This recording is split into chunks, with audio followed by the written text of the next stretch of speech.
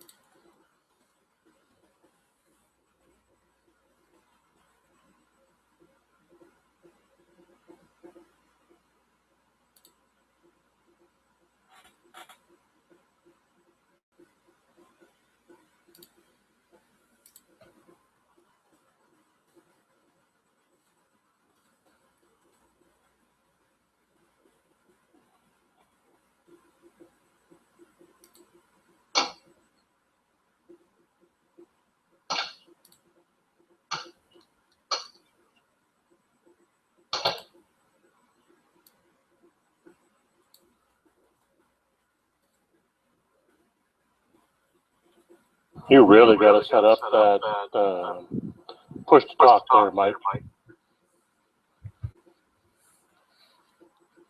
Yeah, we can hear all the bone snapping is what you're doing?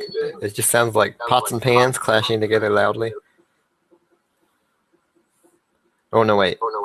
You have a bunch of Kit Kats that you're snapping in half. Mmm, Kit Kat. Oh yeah, I could go for a Kit Kat.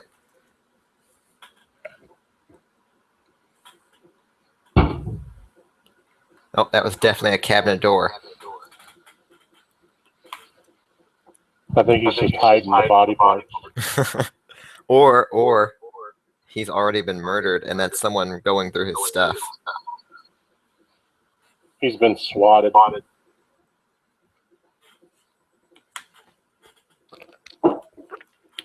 Should go get a headset. I think you can get a nice cheap one for like 15 bucks.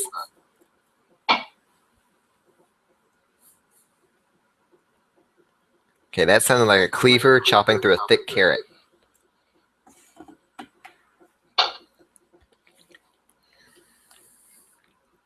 I wonder if the serial killer can hear us.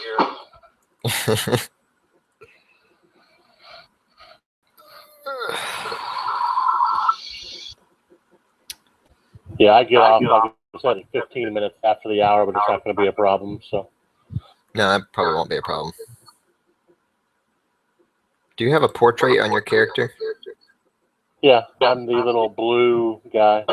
Again, I don't see it. It's so strange. Do you mind if I kick you momentarily and you can just join back in? Okay. That seems to have fixed it last time this occurred. No, I've been booted. Do you see my character? I see Mary Tecker, yes. All right.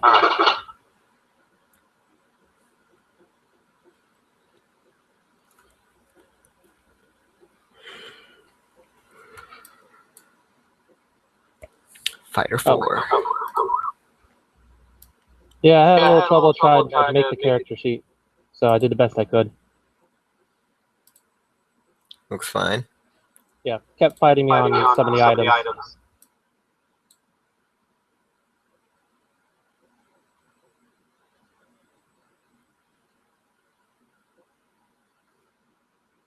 Other than that, there was one thing with the character that she tends to use improvised weapons.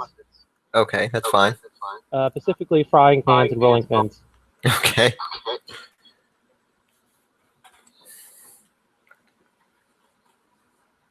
Which, I have the frying pan on the character sheet, which I assumed a normal club would be for the damage. I don't know about that. 1d4, yeah, that's fine. When you can because create otherwise your it own would attacks. What? So you can create your own attacks under the actions. Yeah, he did. Well, yeah, I changed the name of the actions. I'm gonna mute MKZing3 momentarily. Now, if I mute him, does it mute it for you guys too? Hello. Yeah. Okay. Well, nice. I'm hearing some feedback, but I don't know. Do you see a portrait now? I don't. You're still invisible. I see yours. Oh. Okay, now when I open your character sheet, I see it, but it's still not showing up in the... I wonder... Let me see if I can, like, pull it out. Weird. Okay. Well, I'm going to get back to work. Alrighty.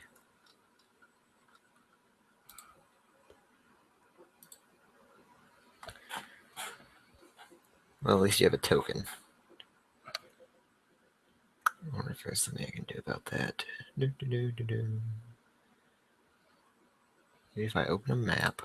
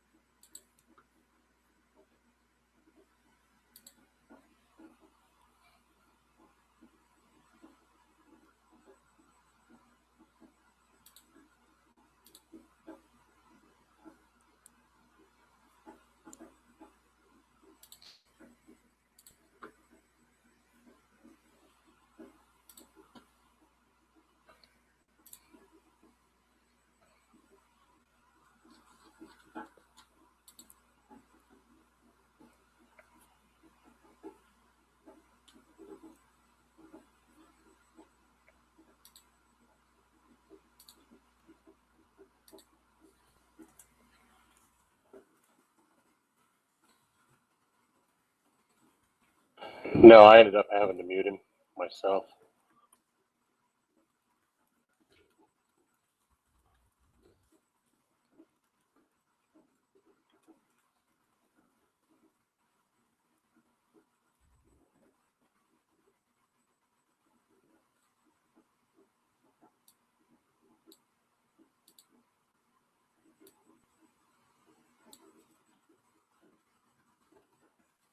User disconnected from your channel. Oh, sounds like trouble with the wife. Wife aggro. It happens. I think you signed up with a 5th level character anyway, but I don't Well, no, it's fourth level. For some reason, the eventually tool did a /1. That's because the way the website's set up is if you don't track your experience through his website, well, if you do track your experience through his website, it automatically does your level for you. If you type in your character thing, Wizard 4, then you're saying your class is something called Wizard 4, while the system recognizes your level as being 1 until you say that you've played some games on it. Yeah, it still doesn't recognize this character correctly for whatever reason. It still lists me as current level 1, but I have my sheet on there. Yeah, this is technically the first online game for this character.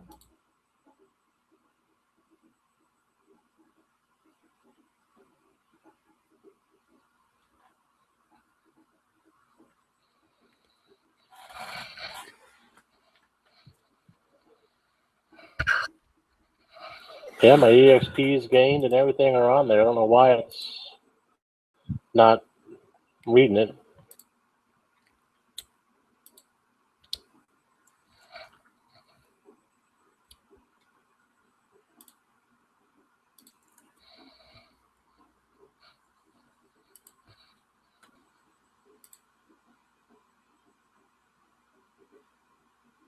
Yeah, he'll just give me a bit to fill in all that information.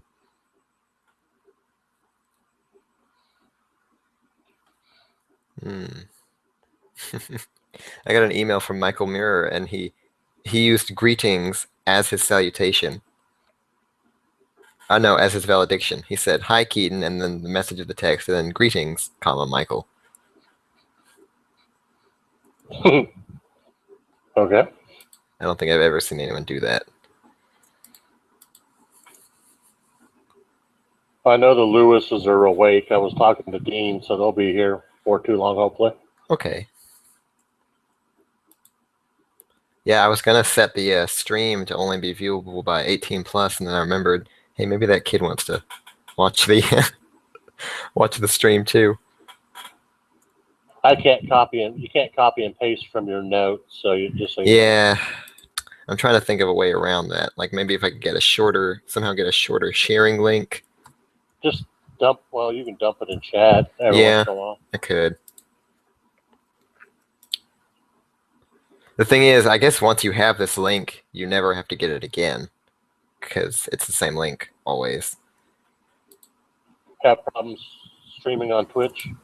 Yeah, for some reason my broadcasting software kept disconnecting. You use an OBS or XSplit? I was using OBS. Yeah, I use. Do you have a? Are you using the 64-bit OBS with a 64-bit operating system, or were you using the 32-bit with a 64-bit operating system? You know, I have a 64-bit operating system, and I think I saw something about it being 32-bit. Let me double check that. No, it's 64-bit. Yeah, I don't stream very often, but yeah, I do. When I do stream, I use OBS as well. I've never had any problems with it, but I only stream World of Tanks. I'd actually stream this, but I pull my screen over from my main screen over to my secondary screen, and I put the combat tracker and the my character on that screen. And I leave the main screen open for just the map, and I think people would like to see my character and stuff when I'm using it, and it wouldn't really work that well if I did that. Mm-hmm. Actually, I don't know. If I did screen capture or game capture for Fantasy Grounds, I wonder if it would show the whole thing. It would just look like some big, funky, long thing on the stream. I might have to try that at some point. Yeah, if you go look at my stream, that's what I'm doing. It's just one long window.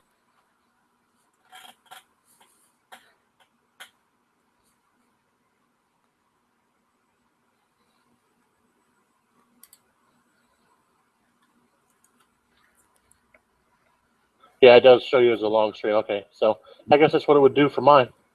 I may have to try that at some point.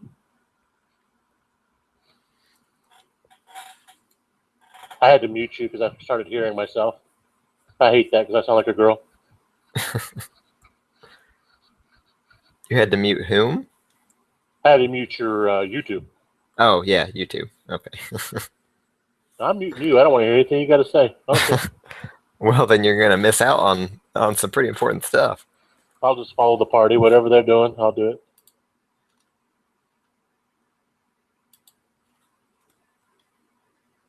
Well, it doesn't want me to change your resolution to 720p. Yeah, don't mess with that. Well, mine's running on 720. Oh, there it went. Okay, it was just doing the update circle the whole time.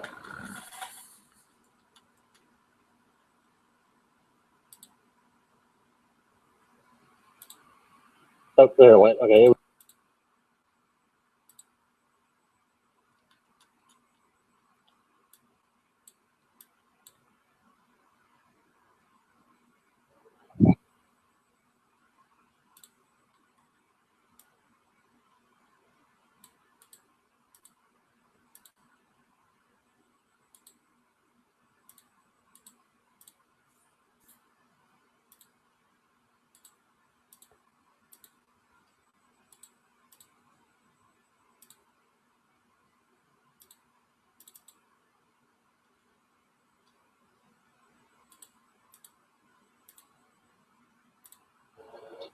Hey, there we go. I can just stick it in a read aloud text box.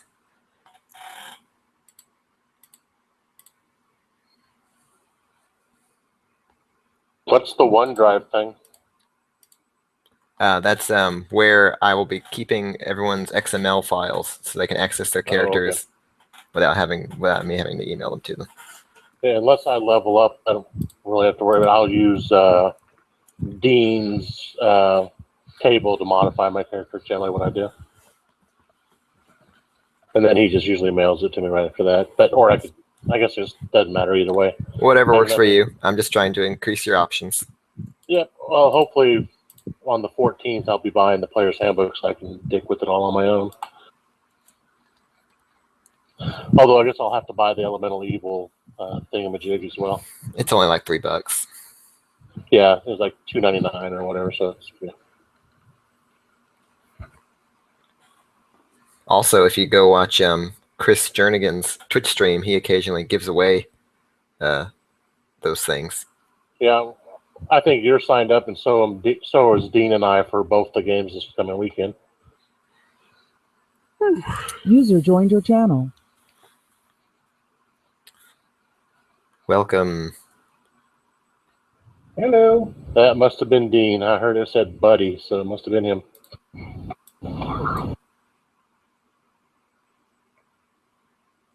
Did anyone else just hear like a creepy whisper in the static? Yeah, I hadn't moved my mic. I didn't want to talk about that. It scared me. Bard 2, Barb Fighter, and Fighter 4. Interesting. And the Ranger from yesterday will be a level 3 Ranger when he logs into the table. Ooh, goody. Yeah, he's logging in now.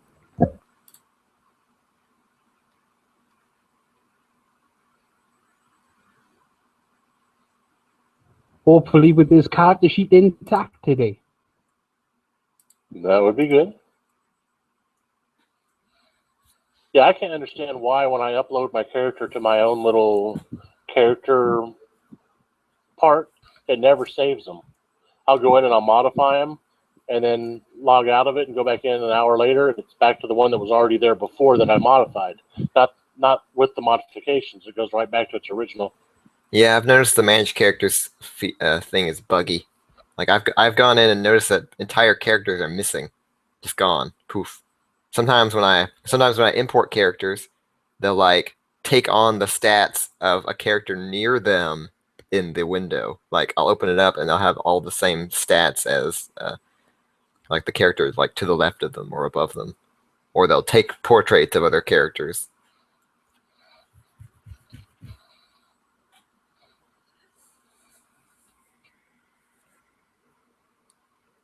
All right, I updated my online stuff so it's proper now.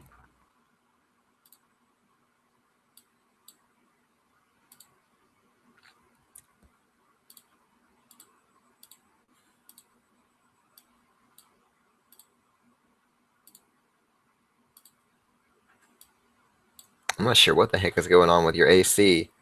It has 10, minus 9, plus nothing else. The thing was, I tried moving the split mail information over to the AC, and then it bugged out. Uh-huh. So I couldn't adjust the AC normally, so I had to put a modifier to change it to the standard. Uh-huh. So the AC is proper as long as I'm wielding 2 weapons. Interesting. Yeah, just click on the little magnifying glass and put in whatever the bonus for the armor is, like 6 or whatever, 7, and it automatically calculates from there. Well, when I was making it originally, it wouldn't let me. Of course, you need to remove that modifier now. Yeah, see, there's the fact that it thinks I have a plus 10 for some reason. Well, you do have a base of 10, and then the split mill adds 7. Yeah, but I just adjusted it, and it's telling me 34. Like I was saying, that's why I had the minus on there. Yeah, because you need to remove that modifier you put on it. Well, I don't see when how you to put, do that. You know when you put your AC in, if like what it says with leather armor, your AC is 11, and what I found was I just done it by accident. I went in, I put my AC in, I put the AC for the armor in 11, and then it came out my AC was like something stupidly high, and I thought, hang on a minute, and you take off the base, so you basically lose the first 10. So if something gives you 18 AC, you just put in 8 in under the armor. Yeah, don't ever touch the 10 part. No, I did. I did drag the armor from the equipment onto the AC. Oh yeah, that's not how that works. And then it permanently changed. It turned it into a 17. Yeah, I don't know how to remove that. Armor value. I've never seen that before. Remove the armor from his character maybe, and then re-add it. Well, what happened is it has the little AC shield, and then to the top right of it, there's a little bubble that says plus 17, and I don't see any option to remove that. Yeah, I barely found the one glitch in this game.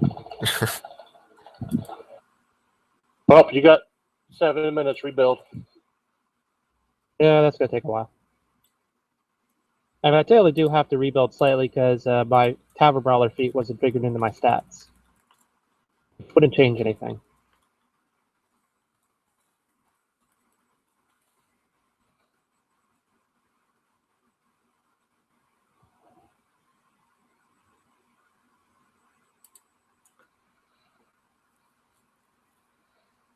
Oh god, I hate late emails.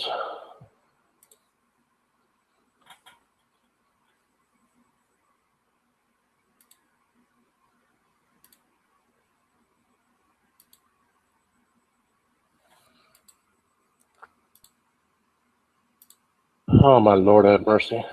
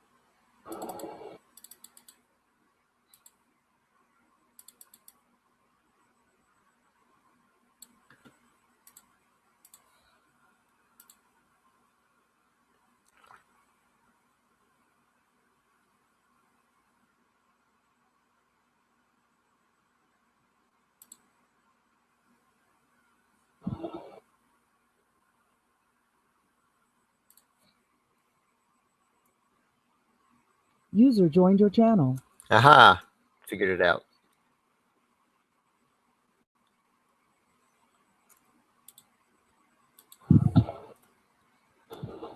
Alright. And then you get a +1 for dual wielder, so I'm going to put that in miscellaneous. Ta-da! Oh, so how do you remove the thing? You hit Control and use the mouse wheel.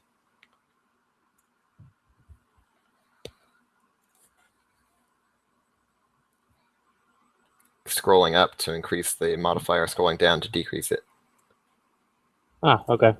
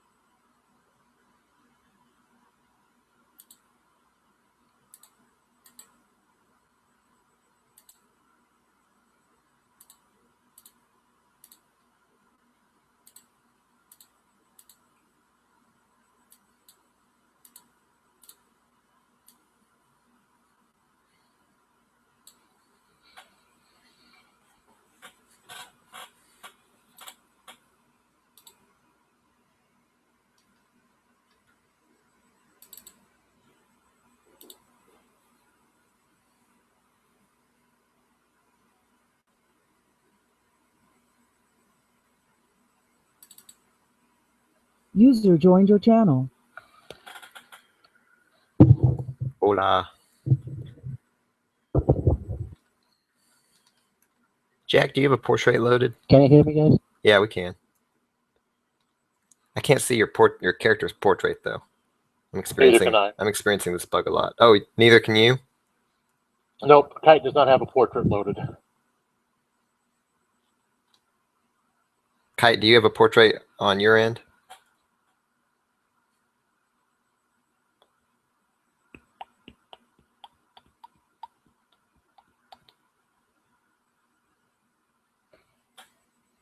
He may have baby aggro.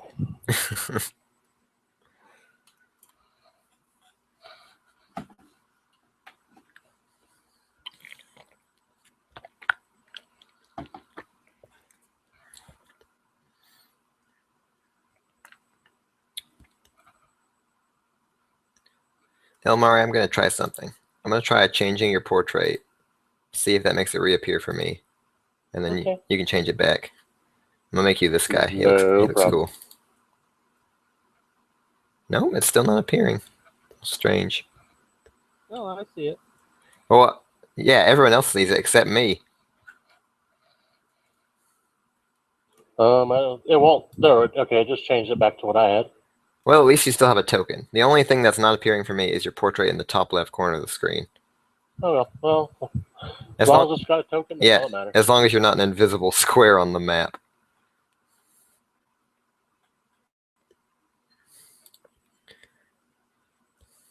All right, it is 11.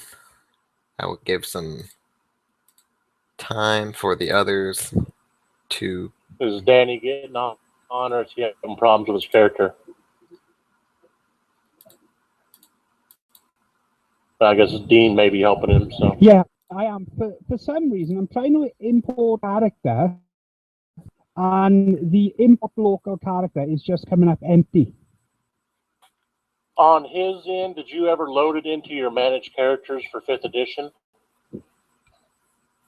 on the close out, have him close Keaton's thing, go back into it, and go to manage characters, and in the top portion, it shows you all the different games that can be played on the table. There's one that says 5th edition. Double click on that.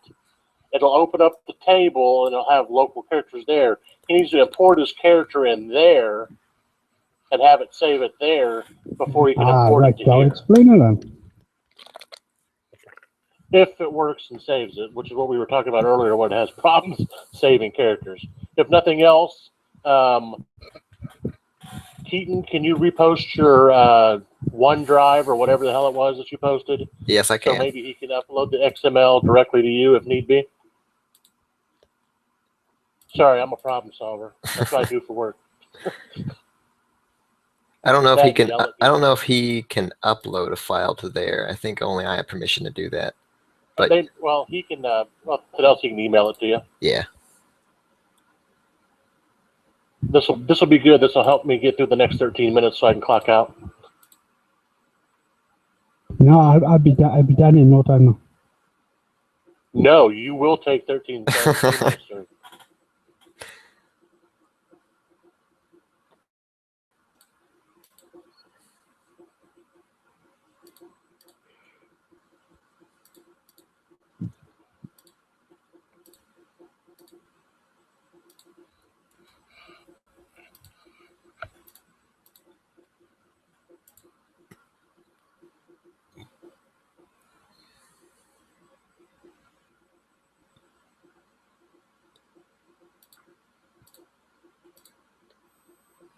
Yeah, at least disconnecting from this VPN doesn't kick me off of stuff.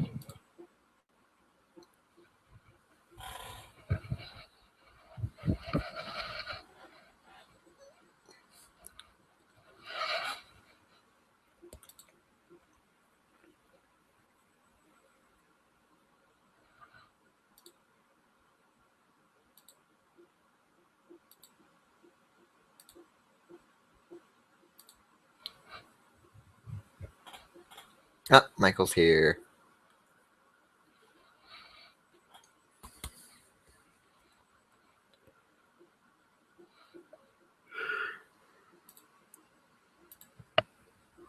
I guess I better turn some music on. I'm watching a friend play some warships, but I think I'd rather listen to music than guns firing.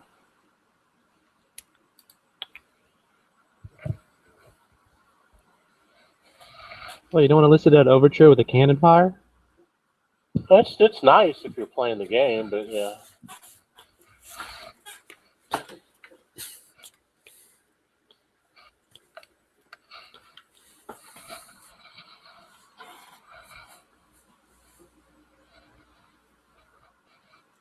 Welcome, Theron. Yay, the Ranger is here.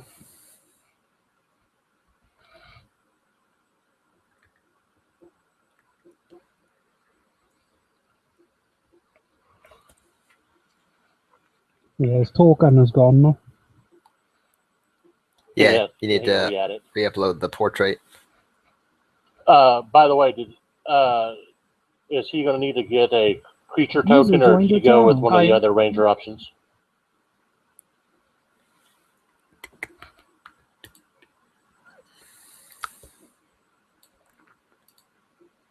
Looks like he went with Beastmaster. Yep, that's what I was asking, if he was going to need a token or something.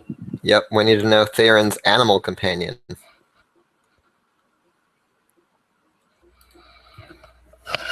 Panther. Panther, classic. Our 20-second meat shield, yes. I'm a fan of the giant frog or the giant snake. Ribbit. Hey, it can restrain its targets when it bites. Is it a 1/4 or is it a 1/8 creature? It's a 1/4.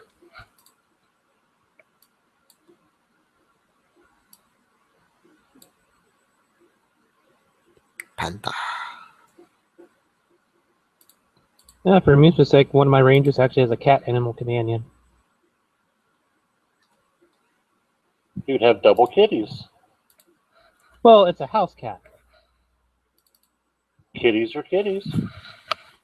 Sad thing is, that cat's killed more than most of my eventually people. If I put this in the chat window, can you guys open that? Yeah. Okay, good. That's the Panthers character sheet. Only thing is it adds his Proficiency bonus to his armor class and then attack, right? and damage. Attack and damage. Yep. So attack, damage, and armor class. And technically, if also its skills it's proficient in. Yeah. Technically, if it had And saves, luckily, it it would has too. more hit points currently than what it would get if it didn't have more hit points. Dang. You guys need to implement this as an effect. That's a lot of stuff to change. If you just put all those things into an effect and then drag it onto the Panther, it'll all work out. Oh, and its hit points is right now its maximum hit die. It gets maximum hit points. It gets whatever hit points the stat block has, or it gets 4 times the level of the ranger in hit points. Well, its hit point maximum equals its normal maximum, or 4 times the ranger level. Yeah, normal maximum is what its stat block has, not the actual just max the dice to the max. I'm gonna have to read up on that. I've never seen anyone play a Beastmaster. Classes. It's interesting, but you got to manage it.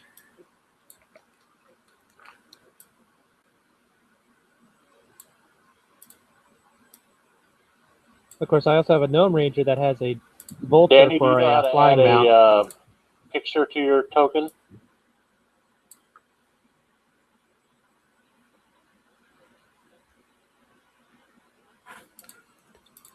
Okay, I will adjust the Panther stats properly. I opened up the window and it looks like it's doable. Oh yeah, since we're not fighting a panther in the sewers. Let's see. It gets +2 to armor Jeremy, class, let's see what Jeremy is. +2 to attack rolls.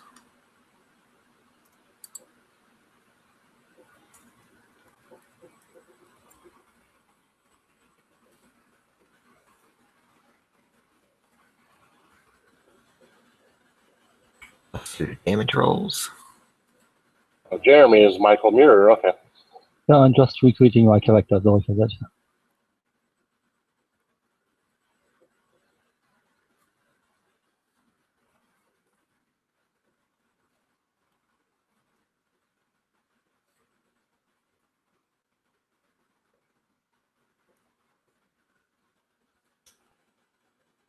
As well as any saving throws and skills in which I'll it is assume proficient. that Dean is helping Danny right now. That's why he didn't respond. What's that? Oh, I was wondering does Danny know how to add a portrait to his token?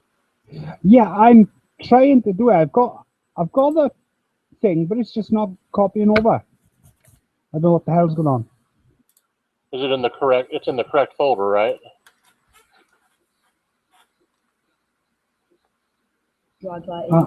It's Yeah, your C drive, let me program files. Alright,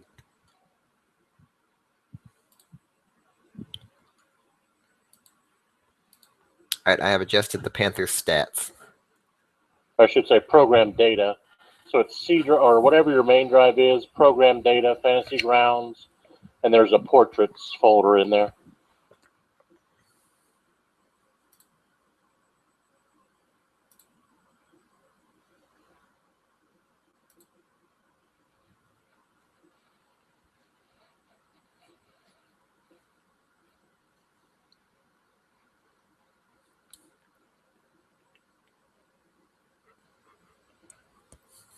Yeah, one of the things I have fun with Beastmasters take magic initiate so you can get mage armor on the beast.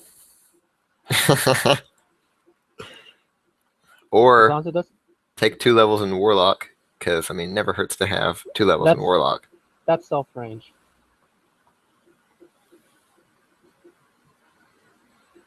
Or go with Druid and put bark skin on it.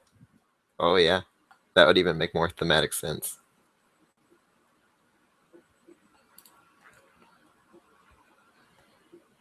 Is Mage Armor normally a touch spell? I just assumed it was self because I've only ever. It was stealth in old editions, Oh, okay. There's Theron's token. but it has a range of touch. Oh, nice. See, So when you said Mage Armor on your beast, I assumed it was something like the Paladin's Mount, where they can cast. If they cast a spell with a range of self, it also affects their mount. They get that at later levels. So we're actually only missing Eddie Owen. I'll give him 4 minutes. Resend your email just in case, please. Dean and I kind of know who this individual is. Okay.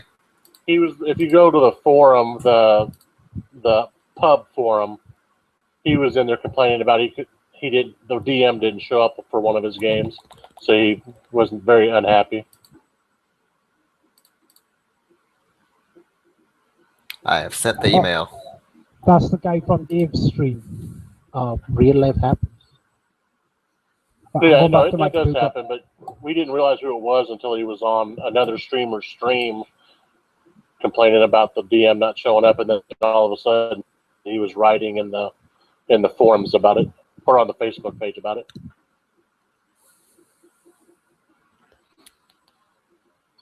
I don't know. Is everybody in TeamSpeak? Think so. 1, 2, 3, 4, 5, 6. Yes. Okay. Jack playing kite is. Oh, also on that bark skin, that takes at least 3 levels, so that's 12 hit points the beast doesn't have. Who needs hit points? And it's a concentration spell.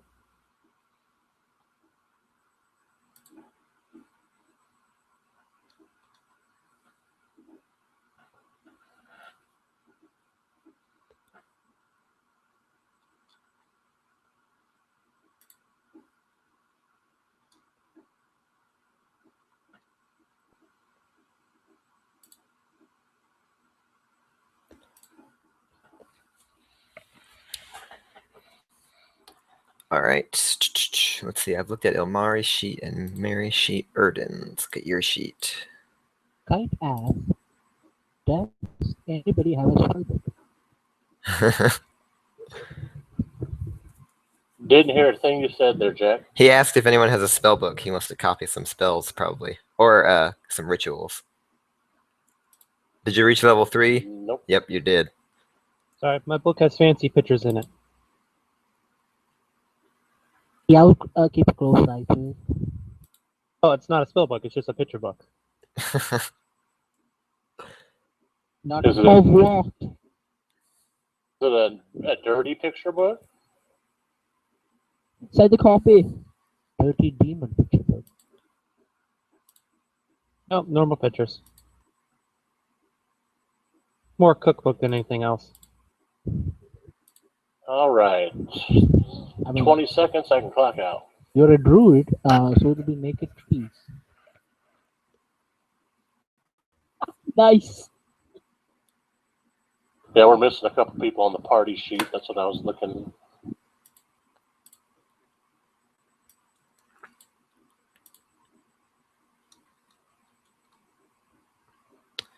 Jeremy, what is your faction? Harpers. Harpers.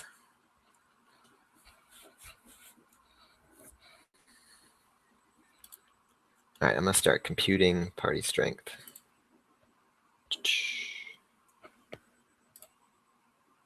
Yeah, I was going to do that, but a couple people weren't on the thing, so I couldn't tell our levels.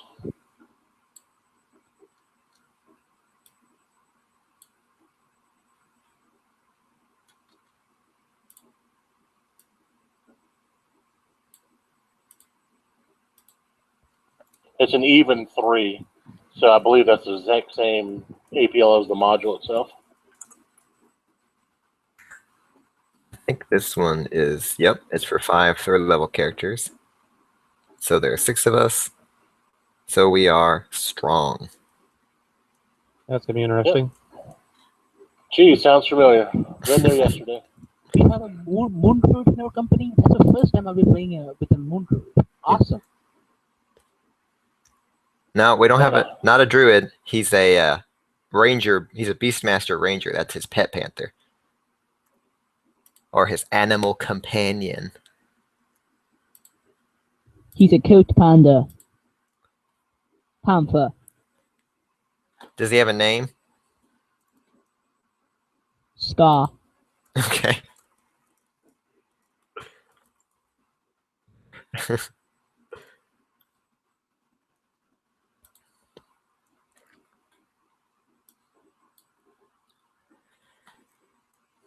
Alrighty. Let's get started. Everyone's in the TeamSpeak. I will be streaming the game to YouTube because Twitch wasn't working for me this morning. YouTube has less delay than Twitch, so it'd be easier for us to look at the DM stream. Here is the module information. This is DDEX2-8. Foulness beneath Mulmaster. I am Keaton Stamps. There is my DCI number. After the game, .xml files of your characters will be accessible at this location, so you don't have to rebuild your character each time.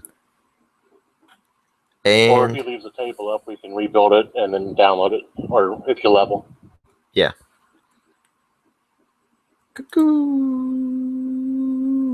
Let's get started. Da-da, da-da. Da-da-da-da. So, in recent times in Mulmaster, abnormal weather has been plaguing the city. Mulmaster is normally cold, wet, and windy, but the city is currently in the grips of a sweltering heat wave that would be unusual even in Eliasis this summer month, with temperatures soaring into the 90s by mid-morning. In addition, this heat is punctuated by torrential downpours that batter the city regularly. The combination of heat and rain has transformed the streets into a stinking morass and increases the already oppressive humidity.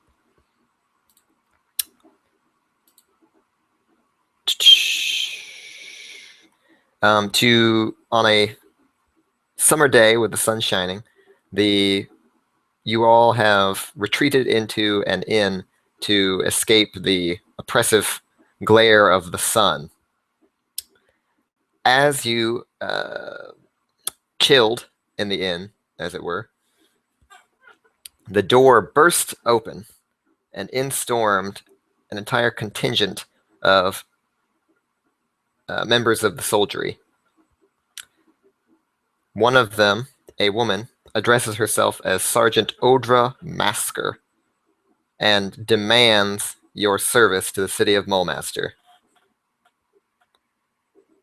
Let's go something along the lines of I am Sergeant Odra Masker, and Mulmaster has need of capable hands. She kind of looks at you. Well, I suppose you will do. All of you, come with me. And as she says that, the soldiers start to encircle you. How do you respond?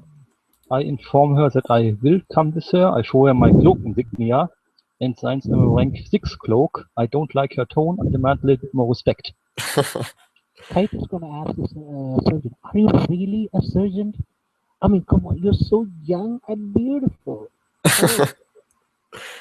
Well, it would be nice to have a cloak coming along with us, and flattery will get you nowhere, except where I want you to go. All right, cloak. Yeah, so nicely. Dead. You were saying something? No objections? All right, come with me. And she will start leading you away. It looks like we've been conscripted, Jeff. Indeed, you have. As she starts leading you down the streets with the soldiers surrounding you, she starts to give you some exposition. This morning, some children discovered the corpse of a strange creature lodged in the mouth of a sewage pipe. We are unable to identify it, and we've asked the cloaks for assistance. And she kind of looks at Jeremy. Here I am. Unfortunately, while I do not believe the corpse represents a threat, panic has been spreading like wildfire through the harbor districts, and I need my men to maintain order. Thus, in the name of Highblade Drakehorn, or Darkhorn, I request that you venture into the sewers to ensure that no other creatures lurk there. Of course, it needs to be done immediately.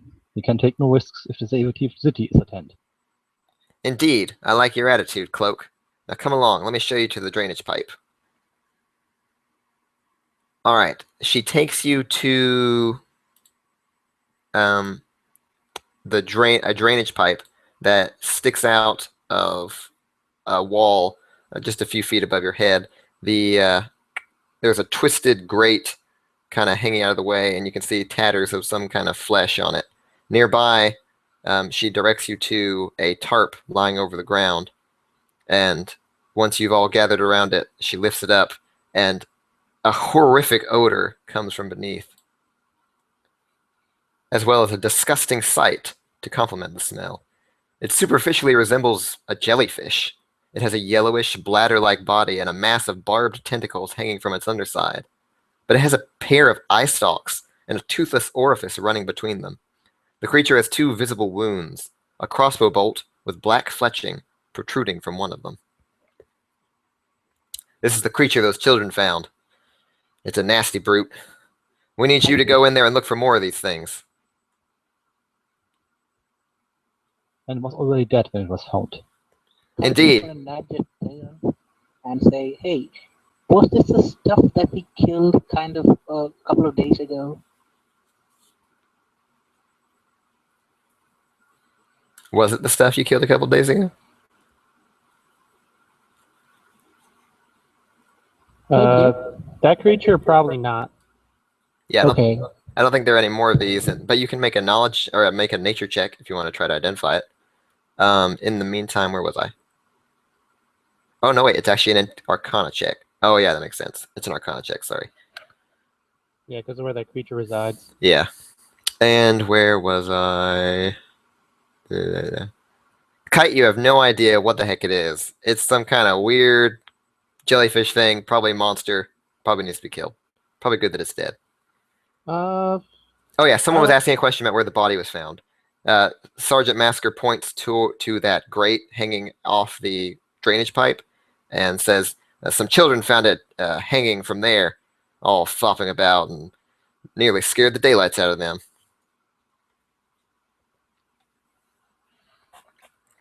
Well, you're more worried about another creature like this instead of what actually put a black-fletched arrow into it? Well, of course. This here is a proper monster. I don't fear anything that can shoot a crossbow, because anything that can shoot a crossbow has thumbs. Anything that has thumbs is probably a human or humanoid. And we know how to kill humanoids. And at that, the guards kind of nod solemnly. Since my character's dealt with some of the elemental cults before, well, can I see if that fletchling arrow is a marking of any particular group? Do you have the book Moonsea Cults? No, I do not. Have you... what elemental cults have you faced before? Only one I have not fought is the fire cult. Okay, you can make a history check. No, I do not. Yeah, the fletching doesn't seem familiar to you. It's not particularly distinctive. I mean, it doesn't just scream any kind of element. It's just black fletching. Did either of the other 2 Arcana checks reveal anything? No. You guys are still scratching your heads.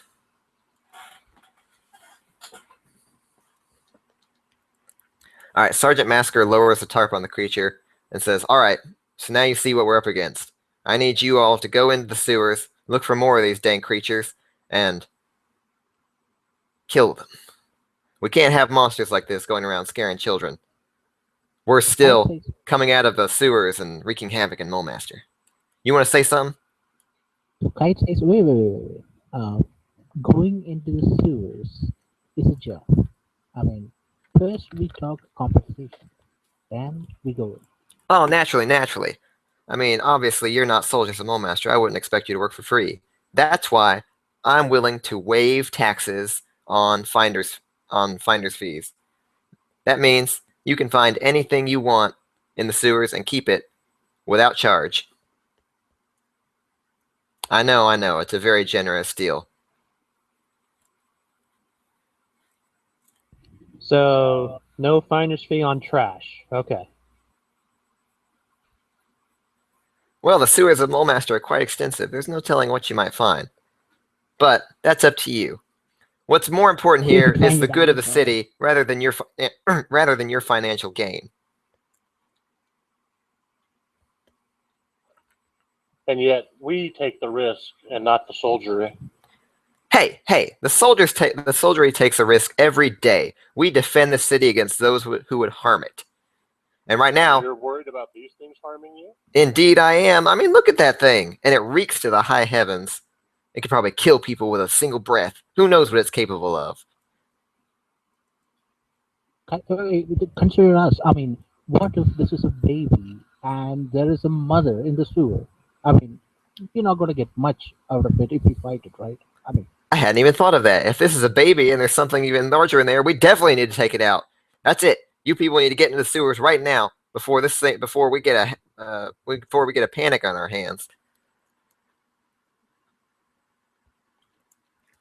She starts leading you toward a service entrance to the sewers, and the guards kind of unlock it and gesture in. It's a little 5-foot room with a tunnel descending straight down with a ladder on its side.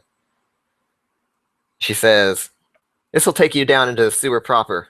Just wander about until you find these things. And when you do, kill them. Oh, and keep your eye out. We sent 2 other parties in there before you who haven't returned. So, meh." who did you send in? I mean, tell us the how many people. Let's see. There were some 4 adventurers, 2 humans, an elf, and a dwarf fresh off the boat from Sembia. We also found a gang of Zentish sellswords who we shoved down there where they belong. You are in deep trouble now. So what are their names? Oh, she doesn't. When she says Zent, she means from Zental Keep. She doesn't mean Zentarim. Oh, okay. So what are their names? Why would I know their names? I didn't ask your names, did I? Alrighty. Another rescue ops. This isn't a rescue ops. This is an extermination ops. If you can't find any of these creatures, don't come back. If you find any of the other people down there, still don't come back. You're not there to find them. You're there to find these monsters. Alrighty. Calm I down. trip her up and watch her land on her butt. Okay, make an athletics check.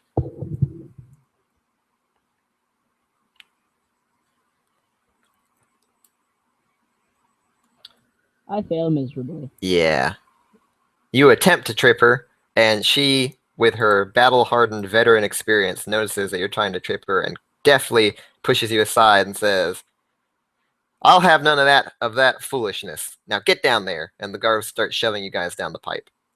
They're in first. Hey.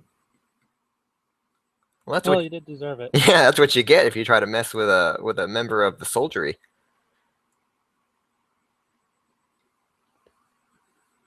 Kai, I never even said she was pretty. Why'd you assume she was pretty? Nice Kate. Well, she has just that intimidating presence that Kite likes. Oh yeah, I guess so. Kite is a weirdo. All right, let's see. Down into the sewers. Do.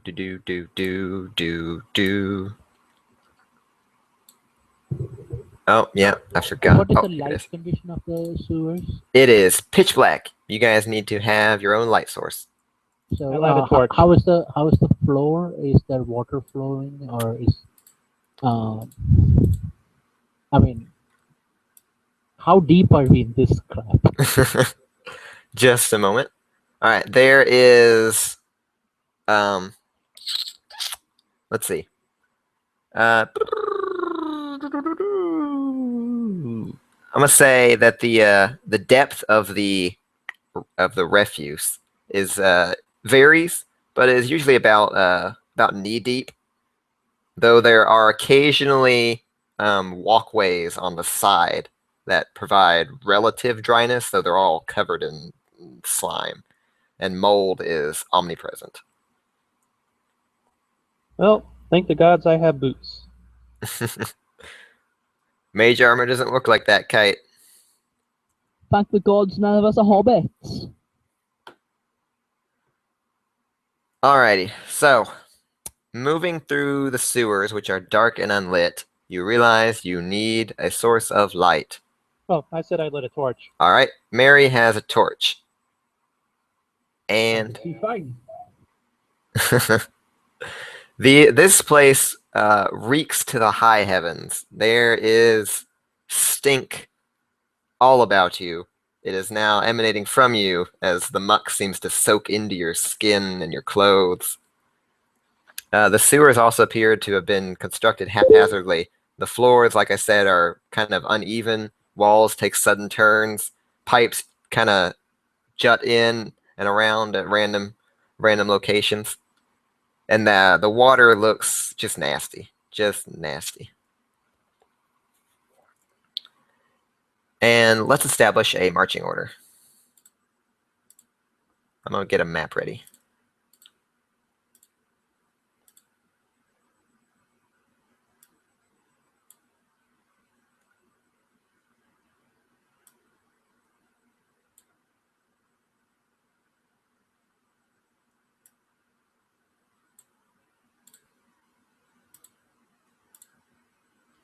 Alright, so I've shared a map with you. There is a revealed portion near the bottom, middle, where you guys can start arranging yourselves. You are moving from left to right.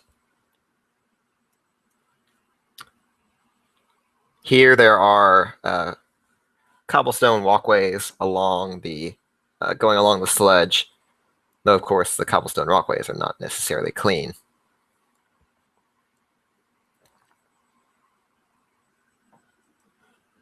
Oh, sorry, I need to put your tokens out first. I keep forgetting that.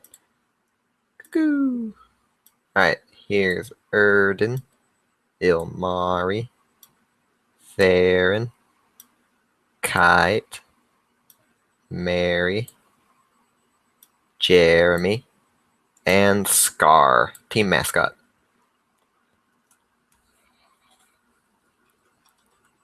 So yeah, is the ranger going to be taking the lead? So which direction are we moving here? Left to right. So we're heading to basically the east.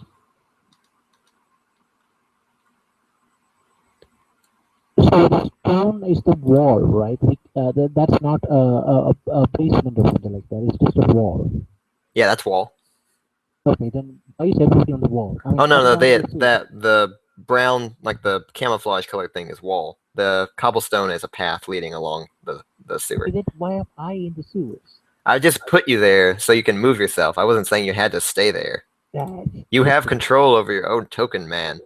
Take control of your life. Ferren, send Scar forward.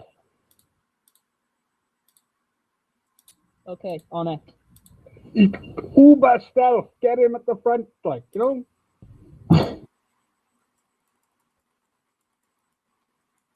He's my cat. I want to keep him near.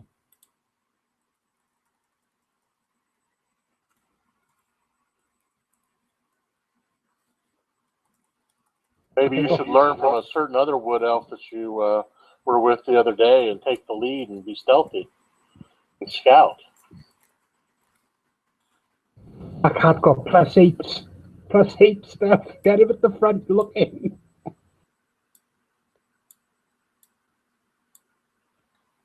Did you say we're going to left to right? Left to right. Left to Okay, right. So now the cat is at the back rather than the front. Yeah. He's keeping he's covering your tail. All right. After entering the sewers and traveling through them for about 30 minutes, picking your way through the slime around the rats and dodging the stinging insects, you notice a light flickering from a tunnel up ahead. Theron, as you approach, you can see a group of people coming around the corner. A human male addresses you in common. We mean you no harm. Please help us. Who are you? We are adventurers. We were sent down here by the city watch. One of our friends is hurt. Please, can you help us? You see that a tall Tarami warrior dressed in splint armor and carrying a torch and a long sword is the man who addressed you, followed by a limping and bandaged moon elf, supported by a human woman dressed in leather armor. Can I make an insight check to see if they're trying to pull something fast? Yes, you can. That woman appears genuinely hurt, wounded, and the warrior seems to have concern evident in his voice. Erden, you feel the same way. Kite works too. You run to If I sent Scar over to them, would they be able to put the injured elf on Scar, then they can bring him over here? It's a panther, not a fucking donkey. Yeah, Kite, that is a wall that you're on right now. The brown-colored stuff is wall. The gray-colored stuff is stone walkway, and the green stuff is sewage. Camo equals wall. Weird stuff equals sewage. Normal equals floor. Yeah. So how long have you been down here since the sergeant sent you here? We've been down here. I don't know. It must have been likely a few hours, so it feels much longer, as we've been wandering around and fighting monsters down here. Though nothing like that monster Sergeant Masker showed us. And you hear you hear the woman holding the injured woman kind of grumble something about were-rats. Were-rats? As in, like, werewolves? No, I don't think they were were-rats, the human male tells you. They were just giant rats. But they hurt us nonetheless. Please, can you help our friend? We lost our cleric when he was swept away by a strong current. Where did this happen? We have a cleric in the group. Some distance ahead, and he kind of points the way you guys were going. Over that way, around a corner. I'll walk up to the injured woman and attempt a medicine check to see if there is anything to stabilize her. Okay. At least stop any bleeding. She is not unconscious, I think, just badly injured. Not if you get before Kite. How far back to the grate so we can help them get out? It took you guys 30 minutes to get here.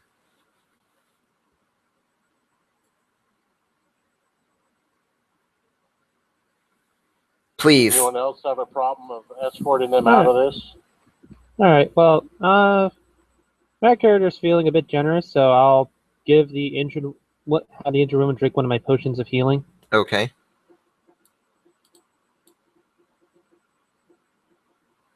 She feels a lot better, and the human male says, "Thank you. Thank you very much. My name is Florio, and this is Kira and Nualian. We thank you for your assistance, and we'd like to get out of here if we can. Does the way behind you lead to the entrance?" About 30 minutes down. Oh, okay, thank you. We kind of lost our bearings in this place, especially when at one point we ran away in fright when we heard a disembodied voice pleading for help. I'm fairly sure that in addition to the monsters Sergeant Masker suggested were down here, there are also ghosts. Be on your guard. And with that, he and his party kind of start limping toward the entrance to get out of here. I call over to them and say, if we find the rest of your party, we'll tell them to head to the exit. Thank you. We're missing a dwarf named Rorik Ironheart, though I fear he is lost. He must be the cleric then. Yeah. Kite is gonna ask, what disembodied voices? Tell me more. Some about over there, some distance down that way, and take a right there, and then a left there. There's an intersection where we heard a voice. It was pleading for help. We weren't in any condition to fight a ghost though, so we ran away. However, the voice followed us some distance before fading away. Male or female? I don't know. We didn't listen particularly hard. It was the voice of a ghost. Does it matter? Yeah, it does matter to me. What? Why would that matter? I mean, if it's neither male or female, the fighter will be interested. I urge you, regardless, I urge you to stay away.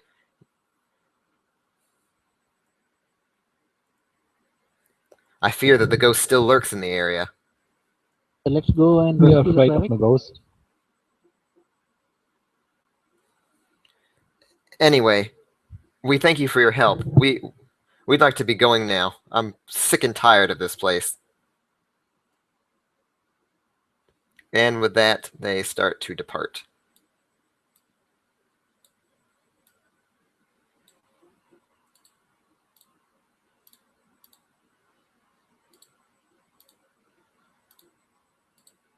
Theron, do you think you could get your companion to scout ahead for us? On it. And Kite is also on it. Kite signals to his owl to follow the panther Okay. at a distance. How far ahead do you want your animals to go? Until they find a corner. Okay, they find a corner that far. Right. Okay. And there does not appear to be anything around the corner, just another intersection. Following Florio's directions, you believe you should turn north here. Right. Okay.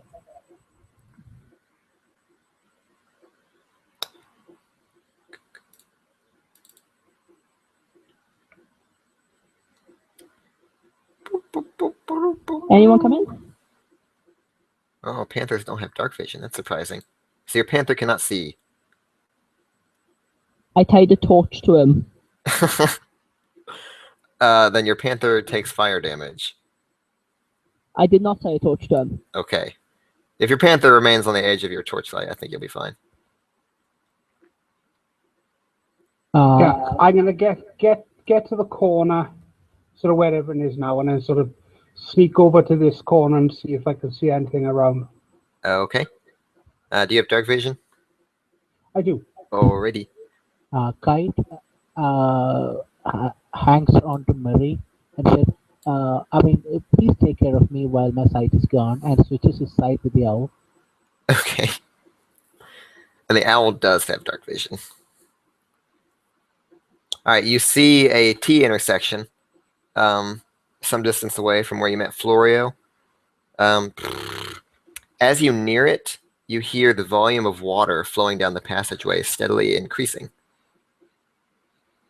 The passage appears to widen here into a cellar of sorts, though it is flooded. You do not see anything.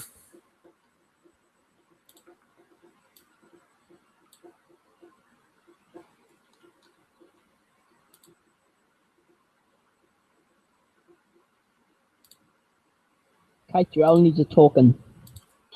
What's the cat's perception? Maybe it should be sniffing around. I'll check that out.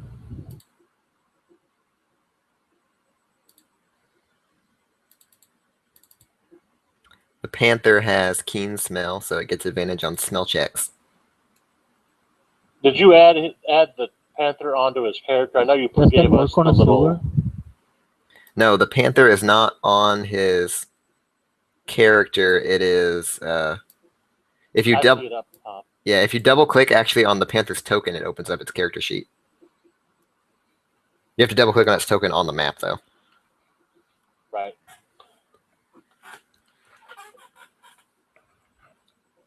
All right, so it's the panther going to make a smell check.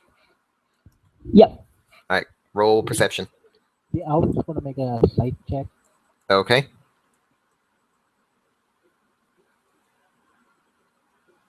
Yeah, and since it's smell, the cat Scar has advantage on it. Yep.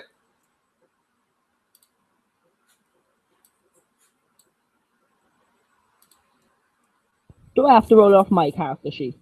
Because I can't. No, at the bottom. Oh, no. At the bottom of the screen, put 6 down where it says adjusting or whatever. I guess. No, I found it by I just clicked on the word perception +6. Yeah, you do. All right, roll it again for advantage. All right, your panther smells sewage. It stinks really bad. Does that give him like a nose debuff or something? Not at the moment. We haven't found the stinking Okay. trash yet.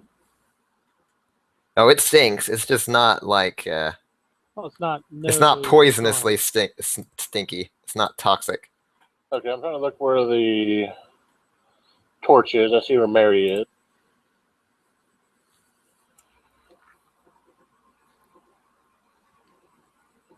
Actually, I guess I can't really see past right in front of me, so. All right, as your panther goes into that room to sniff around, what is the A actually? snack jumps out. Can you communicate telepathically with your panther? Nope. Okay Yes. then. Well, your panther is going to hear something. Okay. Wait, so let me check the ranger thing. Ranger. Yeah, unless That's an awkward he one, isn't casted a spell to do it, he can't communicate telepathically. Okay. Well then, But he could have given the panther instructions to either head back if it sees something, or Theron, did you give any instructions to your panther other than go into the room and smell around? If it sees anything, it makes out it does like a roar that the group can hear. Okay. It sees something. But Roar. yeah. Roll initiative. It sees something and then roars. Well, I guess the Erden. party's out now, so we may as well just run down. No, Theron, you didn't have time to run into the room like that. Let's see, whoever has dark vision and is kind of sitting around there, you see forms leap out of the water toward the panther.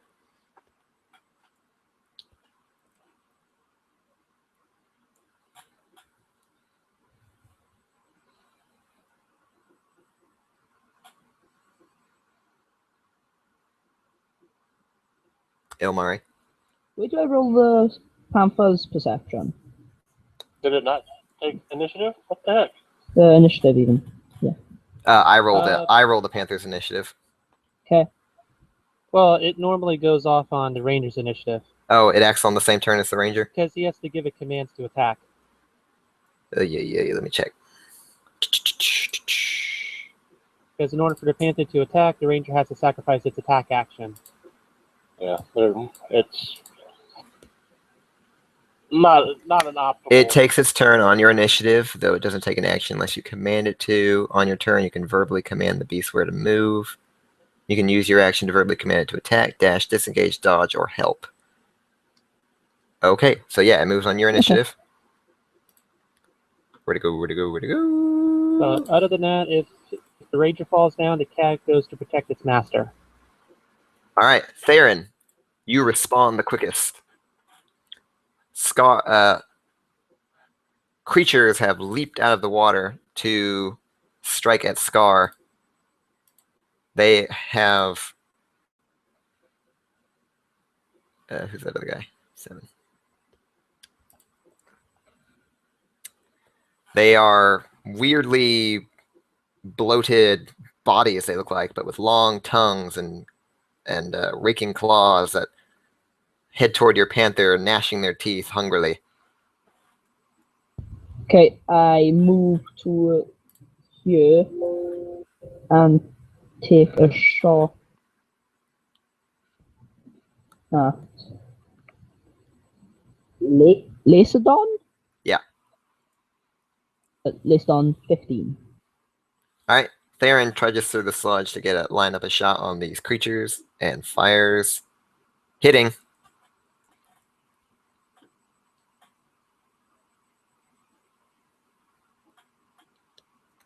And I call my pet back.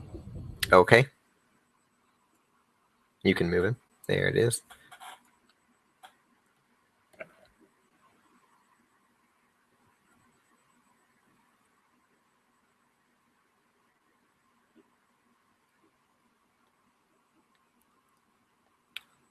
All right. Mary Tecker. All right, my character's going to move up to the first guy Okay. and use my bonus action to use fainting attack on it, Okay. which gives me advantage on the attack. My next attack. Okay. All right, Mary wades into the sludge and makes a quick feint with her frying pan, but then whirls around and smacks it. That's a hit. Oh, well, I gotta add a D8 to that. For 12 bludgeoning.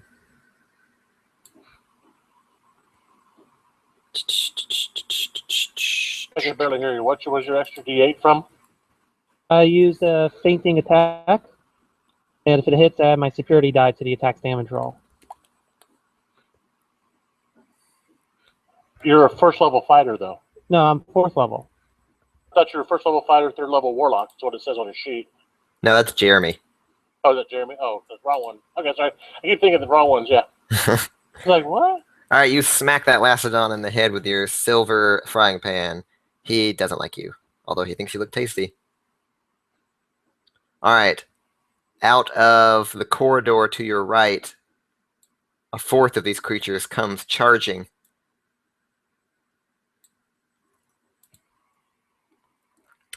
It tries to claw you,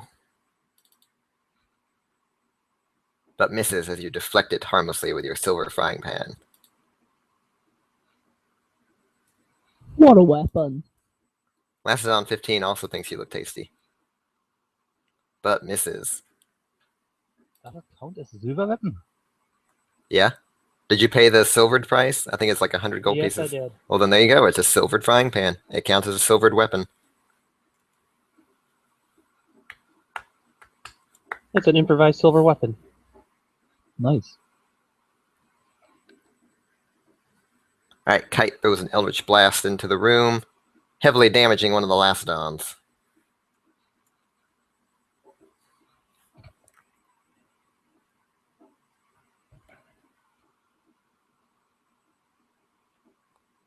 And then hexes one of them.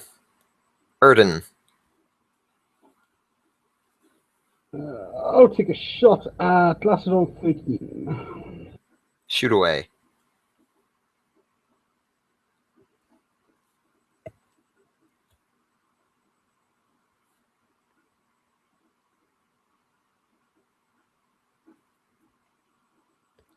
You critically shoot away.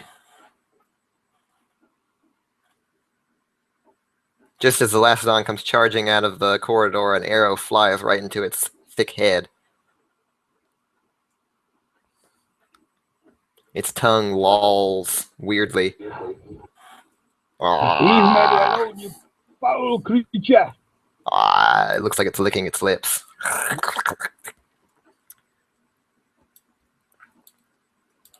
All right, the Lastodons surround Mary and again try to claw her. Missing. Ilmari. That was awfully quick. Okay.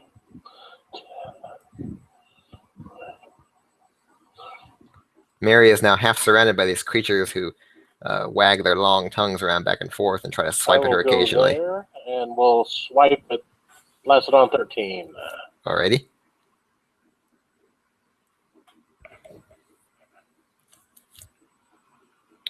Critical swipe. This vessel has no luck. All right. You cut into the gash created by that previous arrow, taking its head off.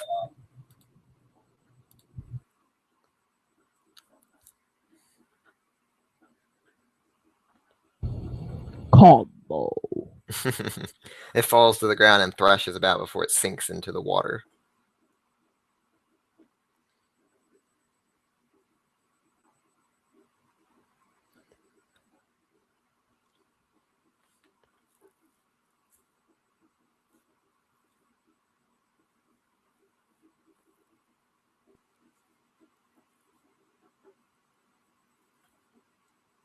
Ah, that's me. Sorry. Lasted on 7. Really want a taste of this Mary. It looks so good. Mmm. Finally, one got around her defenses, slashing her painfully. And I will use my reaction to attempt to parry the blow. okay, And reducing the damage by 8. by 8. Do you add 2 to that for some reason? Oh, you add your proficiency Dexterity bonus? modifier. Oh, dexterity modifier. All right. You completely ward off the blow, knocking the ghoul's claws against your silver frying pan. It hisses at you angrily. Jeremy.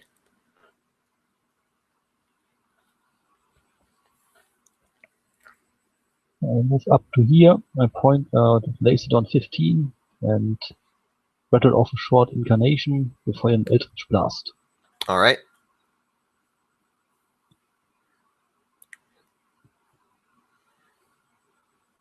You hit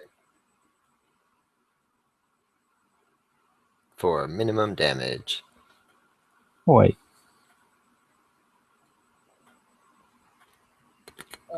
I shoot another arrow at fast on 5. All right, fire away. They're like traffic lights for that. Look. Nice. They are. All right, you missed the traffic light. It's so nice of us to spread out the damage evenly, so no Lacidon feels left out. My cat moves to here, just in front of me. All right, your cat moves protectively in front of you, and then your cat's ears perk up and then moments later, all of your ears perk up as you hear what sounds like rushing water coming toward you. And then suddenly, from behind the Lacidons, water comes surging out of the corridor to the north and starts to wash over you. Everyone make a strength save.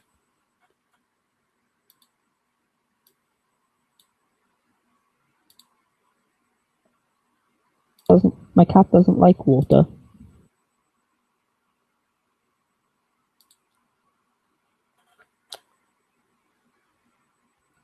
Alrighty. Hold on, I'm still gonna throw mine. Do I have to do one for the cat as well? Yes.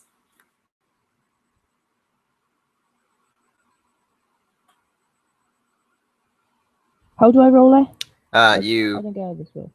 on your cat's character sheet, Yeah. by his ability scores, there's little circles that have C and S in them. Click the S next to strength. Okay. Alrighty. As the water hits you all, Ilmari and Theron, you both stand strong. Oh, Ilmari, Theron, and Mary, you all stand strong against the crushing wave, but the rest of you are swept away, along with the Lacidons.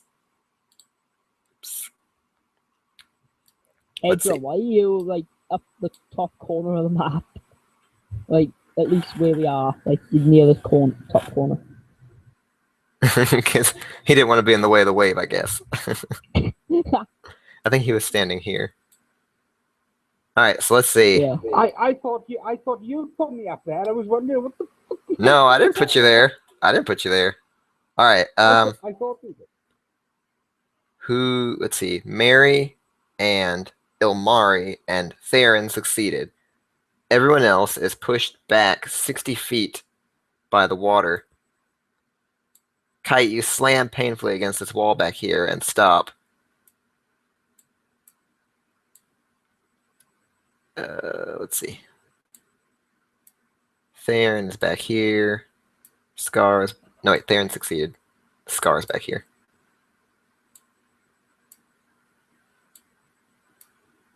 Jesus, he got knocked Jeremy. back a bit far, didn't he? Curse at high time and people's predictable bladders. Erden. Surely because he was by the wall, he should only be knocked back a little bit. Hey, don't I go to by the side of Kite? Means I was in that way. You. Oh yeah. We'll put you there. Is anyone else barely hearing Danny and Dean? Almost like they're not talking into their microphone, or is it just me for some reason? I can hear them quite clearly. Oh, they all go off Okay. away, didn't they? Yeah, they're coming in very, very lightly for me for some reason. You can change their volume locally. If you right-click on them in TeamSpeak, there's the option to change volume. That way it only changes their volume for you. Who's quiet? You. You and your son, Dean and Danny, are very, very light. Actually, everybody except for God, why can't the Warlock fighter comes in really well for me. All right. Lastodon takes 1 additional damage. Everyone who was washed away takes 1 additional damage as you are buffeted into the walkways and the walls.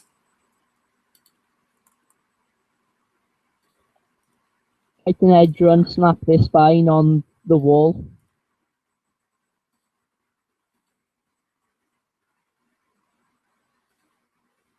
What was that? I said take an edge run, snap their spine on the wall. Oh yeah. For 1 damage, you have tough spines, apparently. Or I have bad D10s. In any case, it is now Mary's turn. Alright. You stood strong against the wave, but now the Lastodons were washed away from you. Alright, I am just going to take the dash action Okay? and move there. Alright, Mary's not going to let these guys escape. They wanted to eat you. Well, they could also go after everyone else. Yeah, but you're why the would one they that do got that the when case you're right next to them? Because the rest of them were all squishy. Nope. That's a hit. I will use my reaction to parry. Someone put an effect. Yeah, someone put Hex on my Lastodon. Alright, parry Type away. Hex one, didn't you? I think Jack hexed it earlier. Oh, so Alright. that's Yeah. 9 damage. You have Parry. completely parried the attack. And nothing happens. Hey, it's a good frying pan. It is a good frying pan. Wielded by a good frying pan fighter, apparently. Kite! It's stainless steel. Your back hurts after slamming into the wall like that, but you think you can continue the fight. No, you don't put the hex on the Lastodon like that. Who's hexing the Lastodon? Kite. You gotta kill. Let me set it up right. Ba-doo, ba-doo. Alright, now it should work. Target the Lastodon and then click the hex button.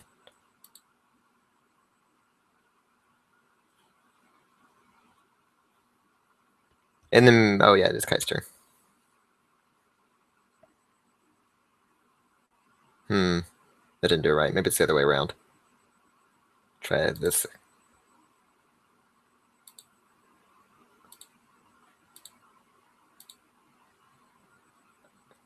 Alright, and let's try this. Alright, go for it.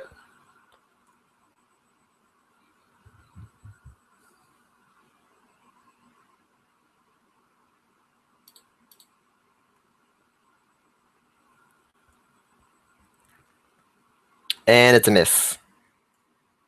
Erden. Okay.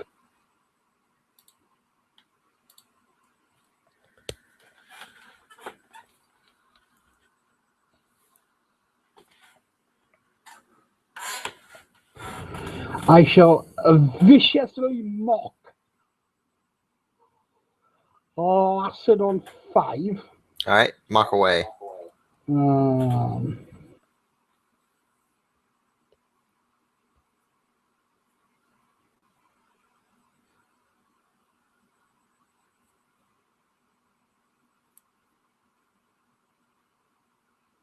Some stuff on combat tracker. All right, the Lacedon falls victim to your mockery. He just can't take the verbal abuse. Yeah. He gets disadvantage on his next tackle and 1d4 psychic damage. All right. 2 psychic damage.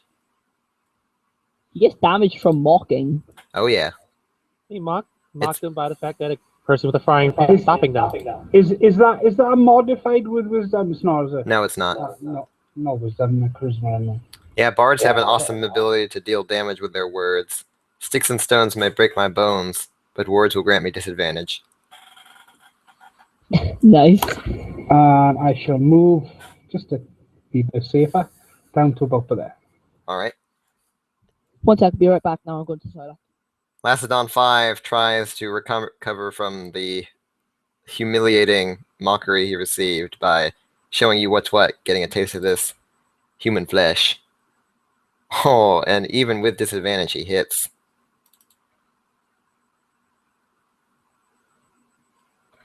You gonna parry that? Can't. I use my reaction. Oh yeah, that's right. Well then, as his claws dig into you, you feel an insidious enchantment, or poison or whatever. But you ward it off because Mary Tecker is too tough. Ilmari. I'm going to hold on to my scimitar and with my shield hand, and I'm going to throw a dagger at Lacedon. Actually, yeah. I'm gonna step on the cat. Sorry. And I'll throw a dagger directly at the Lacedon 15 in front of me. All right, you step on the cat, who kind of growls at you. Well, yeah, I'll walk past. Splash Well, water Scar's on him. down a corridor. Oh yeah, Scar's down the corridor. You're not anywhere near the cat. Oh, well, that was the elf. Never mind. Yeah. The cat doesn't know how to swim, so fitting. All right, your dagger hits.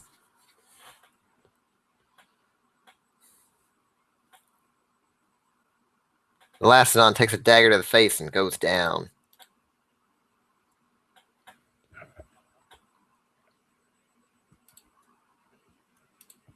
All right, and scrambles up after getting washed away and tries to get at Mary again. Hitting.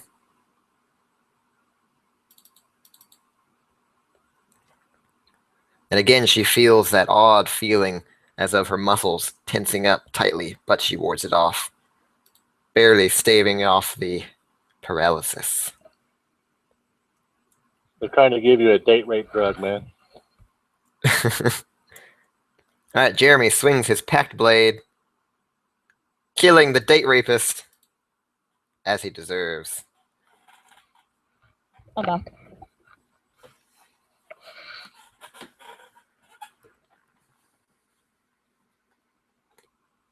Just in time, too. Indeed. But one Lacedon remains. I let Scar a bit of the fun and let him attack fast on. All right. Scar comes charging up the corridor to strike at the ghoul. Right, now how do I do this now?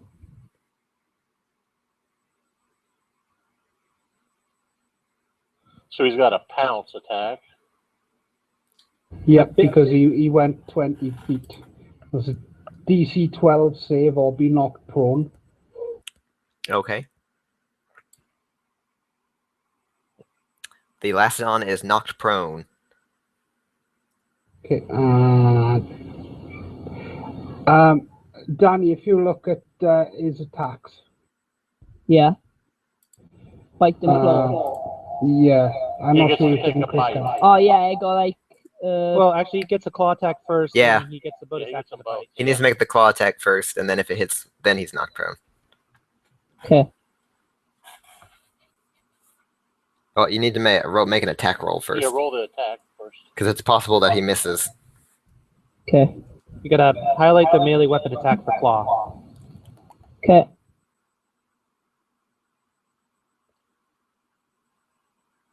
Why'd you have advantage? Because you already marked I don't him know. prone. No, I didn't. Oh yeah, he was prone. We'll say it hit, and he's prone. And the damage has already been applied. Now, as your panther takes the Lacedon down in a heap, he gets a bite attack as a bonus action. Okay. You got to make sure you roll the. You got to attack roll first. the hit first, Danny. It's weird. Just put your mouse over where it says melee weapon attack, and it highlights the whole thing, and you just drag it. It hit, though, so your panther got a good bite in on the creature. Okay. Now roll damage. No, you've Yeah, already you applied the already damage. rolled Okay. Good job, Scar. Alright, Mary. There is one ghoul left with a panther on top of it. Alright, I'm going to take a swing at it with the frying pan first. Watch the cat. You critically frying pan it. And its skull crushes under the weight of your silver frying pan. KO'd with the frying pan. Pretty good Anyone, combat. We had 2 anyone crits fried in that up? combat. I think we had 3 crits. anyone up a fried dead thing? It doesn't look particularly appetizing. Oh, no. In fact, like it's still kind of spasming under the panther, but it eventually stops. I don't know. My cat seems to think it's quite tasty.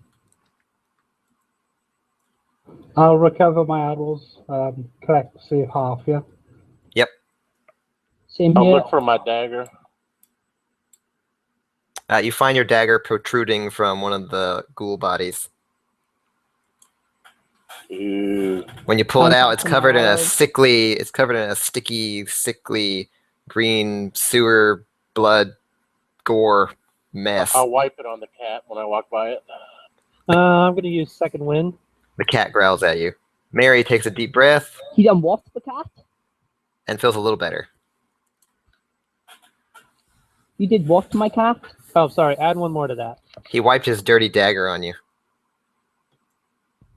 I give my cat an attack. The permission to pounce on him. Okay. Let's try to curb the inter-party combat. Or intra-party combat.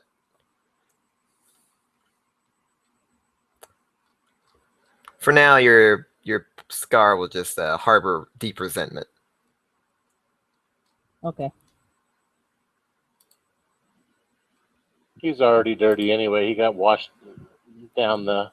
Oh yeah, Hallway. you're all dirty. Even those of you who stood firm, because that just means the wave washed over you and you were not pushed away. You're all covered in grossness. Actually, Jeremy snips his fingers and is clean again. Well, you have to snap your fingers several times because prestidigitation only cleans like what, a cubic foot, I think, or a square foot at a time.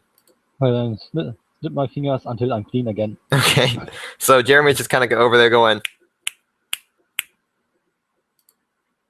Oh, it also has a verbal component, so sing a song while you snap your fingers. Oh, gonna be clean after getting dirty, like that. At the car wash, yeah. At the car wash, yeah. Perfect. All right, what do you guys want to do? Well, I have to follow the light source, but I would like to go down towards where they came from to kind of see if there's what's back down this way. Okay. When you go down that way, you hear.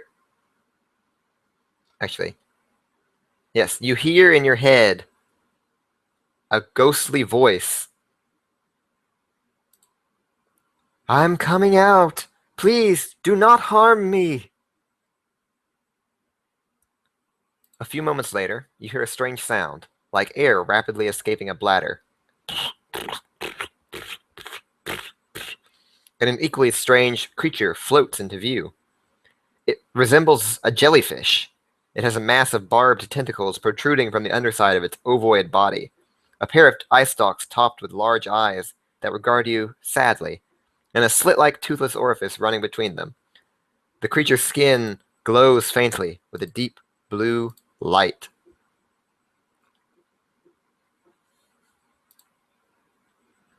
And I think I have a picture. Let me get it.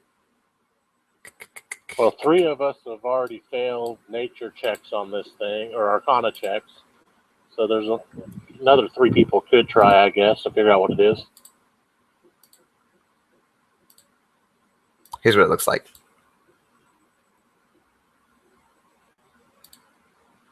That's nasty. Not as nasty as the body you saw above ground. That one was all like rotten and shriveled and stuff. Alright, you guys still have no idea what it is just by looking at it. But it approaches you and says, "Greetings.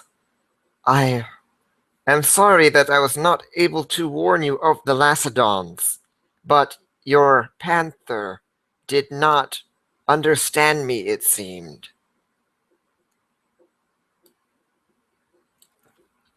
Oh, aren't you an interesting looking Okay. creature? Interesting? How do you mean? Well, don't have any of your kind up on the surface. Indeed. I am a flumph. We reside in the Underdark, normally. But I came here a few days ago with my mate, Shoal. We were tracking a band of troglodytes who fled here.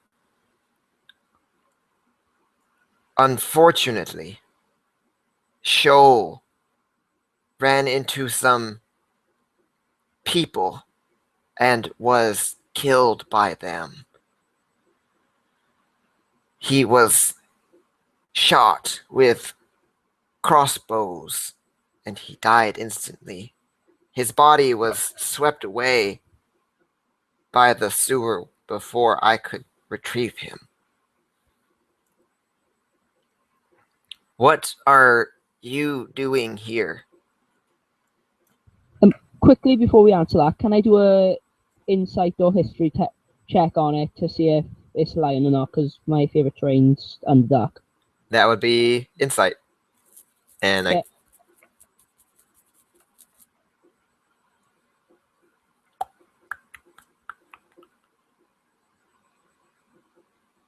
If his favorite terrain, don't he get advantage or something on the roll? I'll say you can roll advantage, Okay. regardless of what the ranger thing says, because if you know that much about the Underdark, you should probably be able to detect based on what she said whether she's lying. All right. Though you don't know what this creature is, you don't see any reason to doubt it.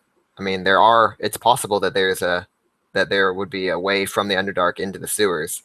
Many underground tunnels are usually connected in some way, even if only by accident. And troglodytes are indeed creatures that live in the Underdark and are evil creatures, which kind of suggests that maybe this thing is not evil if they were following the troglodytes. Now, she had posed the question, what are you doing here? Well, as it turns out, your mate's body ended up washing out of the sewer and was spotted. And the guard were concerned about it since they didn't know what you are and sent us down here to investigate. Oh, so you have found Shoal? Oh. Well, I can tell you that we are flumphs, and there is no reason to fear us. We would not hurt you. Yes, the body we seen, it had it was killed by a crossbow by the look of it. There was a few wounds on the body. If memory serves, it had black fletching on the boat. If that helps you. Yes, Yeah, seems about. those would be the arrows fired by the people. Yes, the people who were fighting the troglodytes. We thought maybe they would help us, but no, they shot us. They shot Shoal. And as she says this, her skin starts to turn from kind of a bluish color to a reddish color Angry Flump. Take a couple of steps back. When she sees you step back, she says, "Oh, I apologize for becoming angry. I did not mean to frighten you. I must try to act as Sho would act. He was a kind Flump. He would not hurt any of you. Indeed, that is why he followed the troglodytes, because they raided a Svirfneblin village, and he wanted to return the Svirfneblin's possessions to them. Oh, Sho, you were such a kind Flump." And at this, her skin kind of turns a deep blue.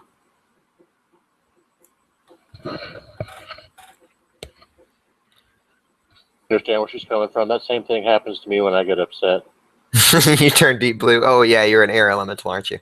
Yeah, I kind of actually turn the color of purple as more red rushes into my body. Yeah. But that is beside the point. You appear capable. Perhaps you can bring the man to justice, the man who killed my Shoal. And her skin kind of turns a reddish-orange color as she's getting a little flustered. And perhaps you can even defeat the troglodytes. I think you can. Yes, I do.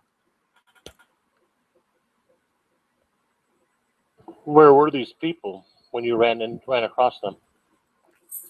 I can guide you to them, but I am too afraid to fight them. So if you will follow me, I will take you to them, but I will have to stay behind when we find them. Are you willing? Can you help? Can you help us? Can you avenge Shoal?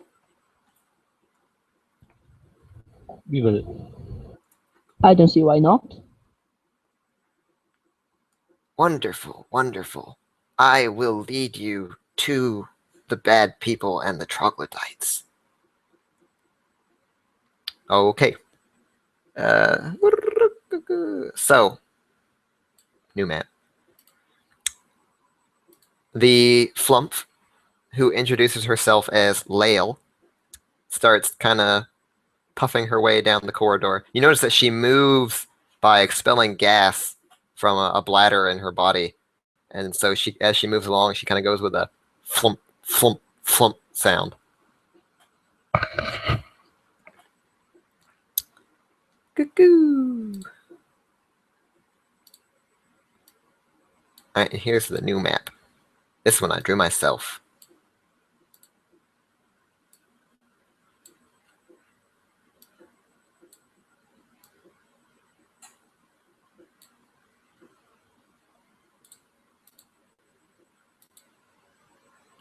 And I'll put you guys on the map, and you can arrange yourselves as you see fit. We are heading here from bottom to top, so from south to north.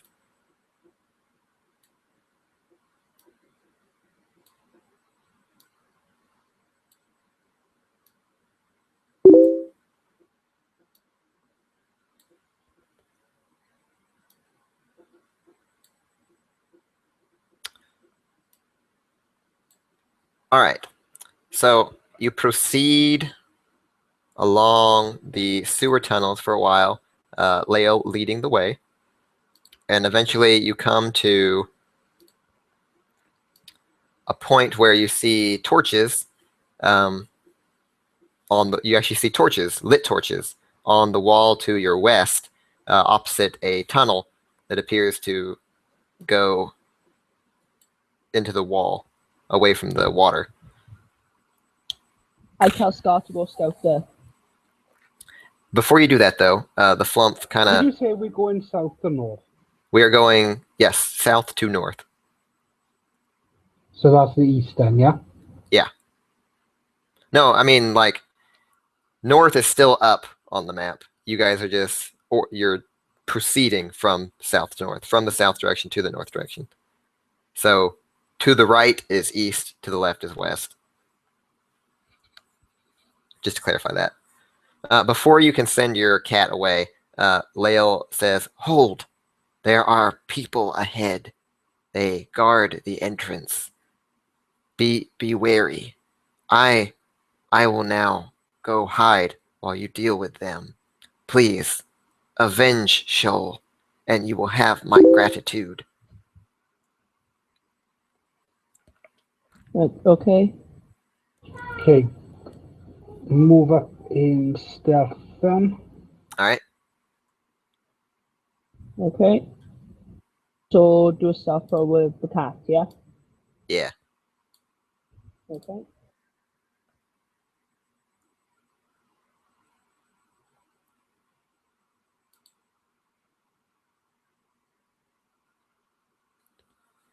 Alright, Douglas? let's see. Alrighty. Theron and Scar goes up to the corner, peeps around the tunnel, and sees something. Is there any way for you to communicate with it?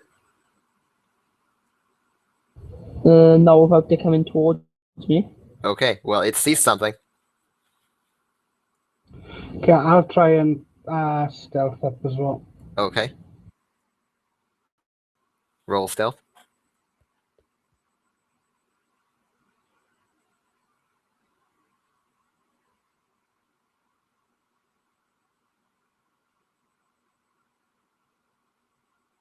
Alright, you start coming up behind the panther, and you see its hackles raised, and it's down on its haunches like it sees something. So I'm going to let you roll stealth with advantage. Because you know to be extra careful.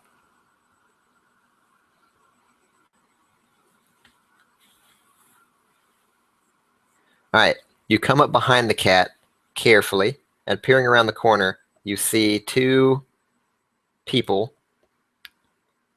kind of scantily clad in blue robes and carrying turtle shell shields and swords adorned with what appear to be teeth of some kind. Not these guys again.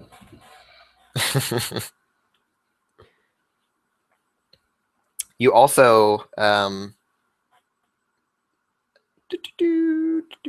no, never mind. Continue. Okay, we haven't got any rogues, have we?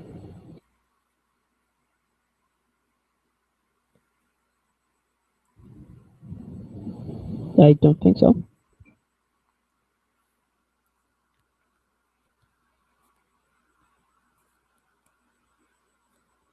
Right, I'll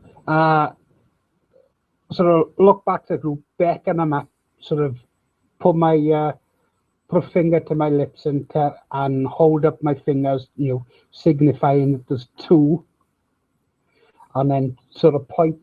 I go like two, and then point to my eyes, and then point down the corridor. So you have 2 eyes. I've got it. Your complex hand signals were lost on the party.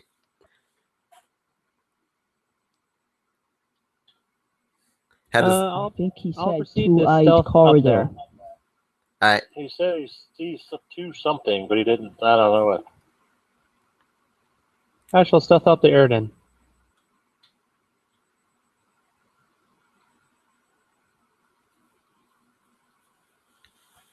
Alright, Mary, as you start coming along, your armor is clinking, unfortunately loudly, and you hear, "Who goes there?" What do you guys do next? Jump out and shoot the Charge. fire. Alright, roll initiative. As you jump out, however, javelins come flying your way. Head ready to actions.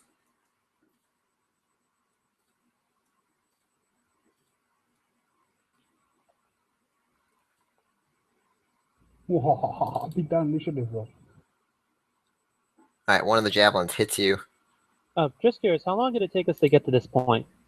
We'll say half an hour. Damn. All right. So we've been in this sewer for just over an hour. Roughly. Alright, the two... Oh, sorry, that second one missed. I'm going to give you 3 more hit points back. All right, 2 javelins come arcing out of the corridor as you step around to shoot, and one of them hits you painfully, and you see those 2 figures charging toward you. It is now your turn, so fire off that arrow.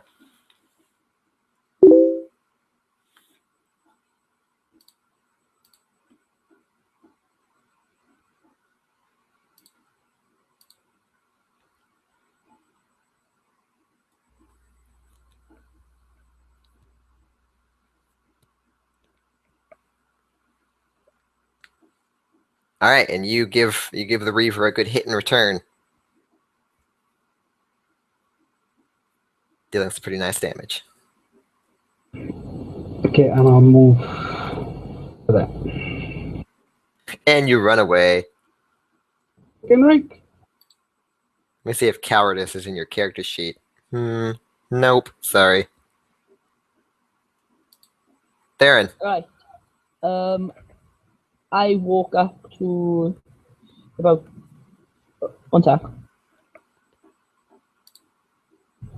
Yeah, I got enough movement to it there. I walk to there, and then I tell Scar to. Can me and Scar both walk? Actually, I wouldn't have had enough movement to go there, would I? Because I had to go 10 up first. So people there. All right, what was your question, Theron? Can me and Scar both move in the same round? Yeah, I believe so. You just have to tell Scar where to go. Right. I tell Scar to go to the other side of the doorway. Okay. Yeah, it's a free action to tell the cat to go somewhere. Yeah. And you guys Okay. move in the same initiative. You can even move simultaneously if you want to. Cool.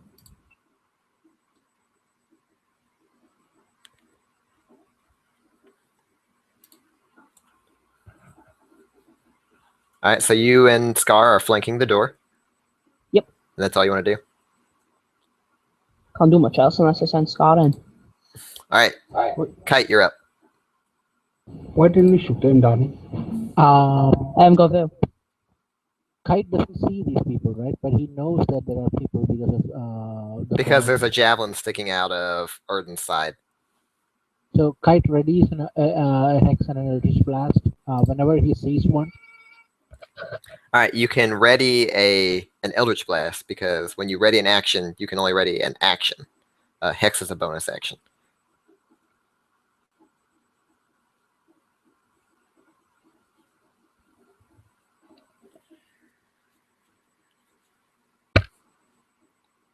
All right, so Kite ready is an Eldritch Blast for when he sees one of these things.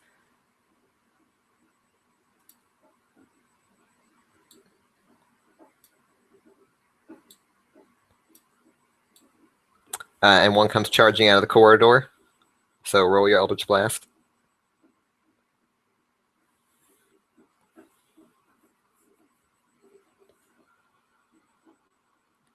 All right, you miss. You see that she is brandishing a longsword, having spent her javelin. The other one's going to come charging out. And sees Scar. Oh, did I move the wrong ones? I did. Let me switch places. Whoop. Whoop. There we go. And slashes at Scar with her sword. Oh. Missing. The cat dodged out of the way nimbly. Mary. Okay, I walk up and I will take a swing at Crushing Wave Weaver 5. Swing away. She kind of laughs when she sees that you're wielding a frying pan, and laughs And I all just the take my harder when swing. you miss. Ha ha ha! Foolish!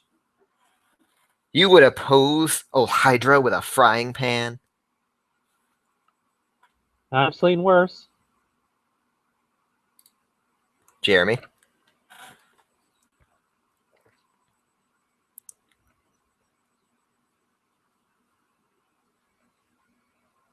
I Eldritch Blast, Crushing Wave Weaver 5. All right.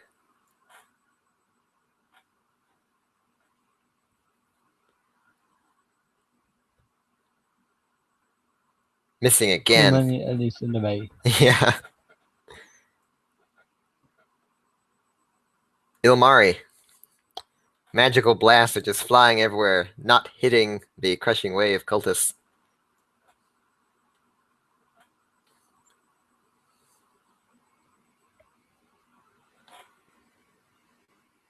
Alright, the water there is only a foot deep, so Ilmari goes charging through the water and stops. Erden.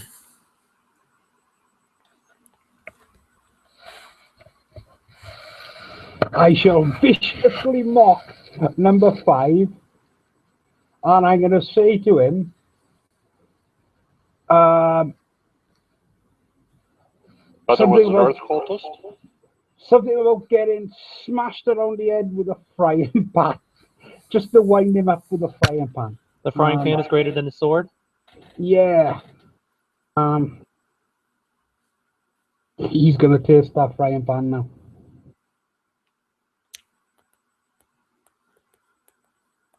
Hopefully.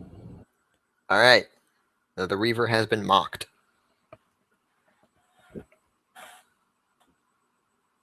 For not a lot of damage, but at least he gets disadvantage. Yep.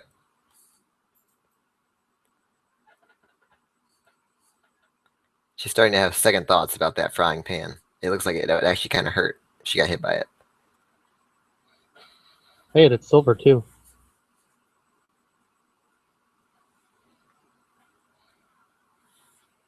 Should have bought a titanium frying pan. Yeah, well, you don't earn much money on venturing. Oh, sorry. Alright, Theron. Right. I move to here and take Alright, a shot at. you can... That's a wall. Yeah, that's a wall. Yeah, in order to actually get there, you have to walk through enemies, which you can't. Alright. I just take a shot at crushing. Alright, you line up a shot. Okay, you go around Ilmari. Okay. And I take a shot at crushing wave either 4. Alright, you take a nearly point-blank shot at Crushing Wave. Let's see if you can hit.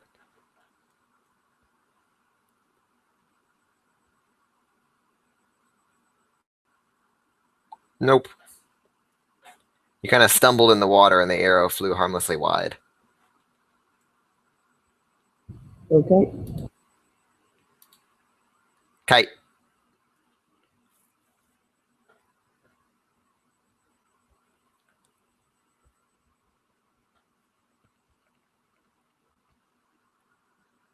Alright, Kite finds an opening between all of his allies and finally gets an Eldritch Blast in.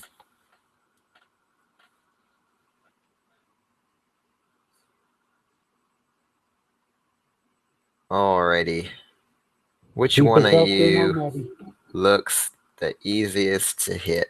Who has the least armor on? Let's see. Mary has a lot of armor on. I have no armor on. Ilmari has no armor on. Ilmari, you are the prime target here. Especially those swords of theirs. Oh yeah. Crushing Wave will devour you! And I am armor class 18, so yeah. But she misses. Alright, the second one cries out, "Help! Help! Intruders!" Before striking at Scar. Hitting. And the teeth of her sword dig into the cat's flesh, killing it. No! Your Scar has been flayed. It's gonna leave a nasty scar. On your heart. Mary. Alright, I take a swing at Reaver 5. Okay. It misses.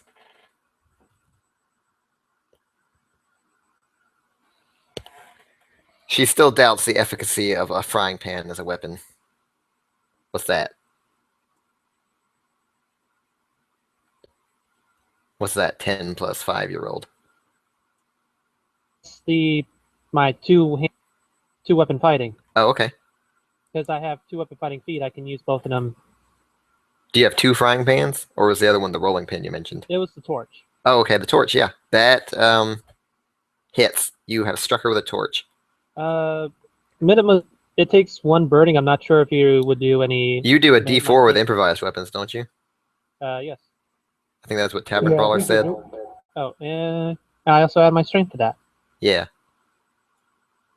Just roll it like it's any other improvised weapon. And she'll take a 1 fire damage extra. Alright. So 6 damage total. Against Reaver 5. I can't tell which is which, because their names are so long. They get cut off. Okay. Alright. Expand the combat tracker. Maybe that'll help. It does. Okay. Yep, it does. You smacked her with a torch, getting some cinders on her exposed skin, and she screams at you. Oh, Hydra will devour you. Jeremy. Miss. Get out of the way! So we went through 1 combat with 3 crits, and we've gone through this one so far with 2 automatic misses. Ilmari, let's make it 3. No, let's not.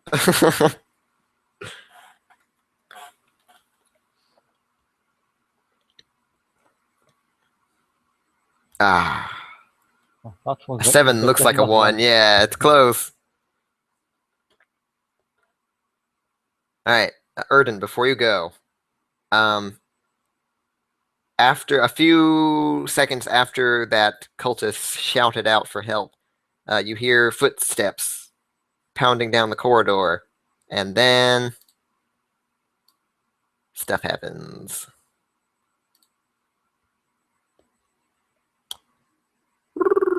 Okay.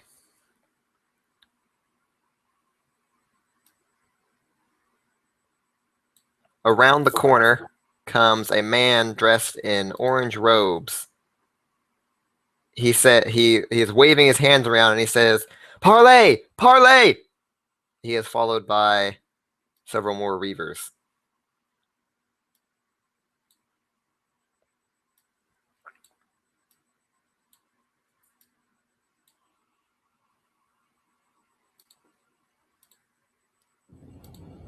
There we go.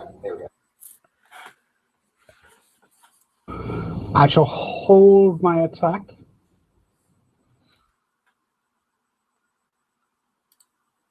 Okay. To see what happens. I will ready my short bow, and if he should appear threatening in any thing, I will loose a shot at him if he is within my sight, and if not, I will shoot one of the Reavers. Okay.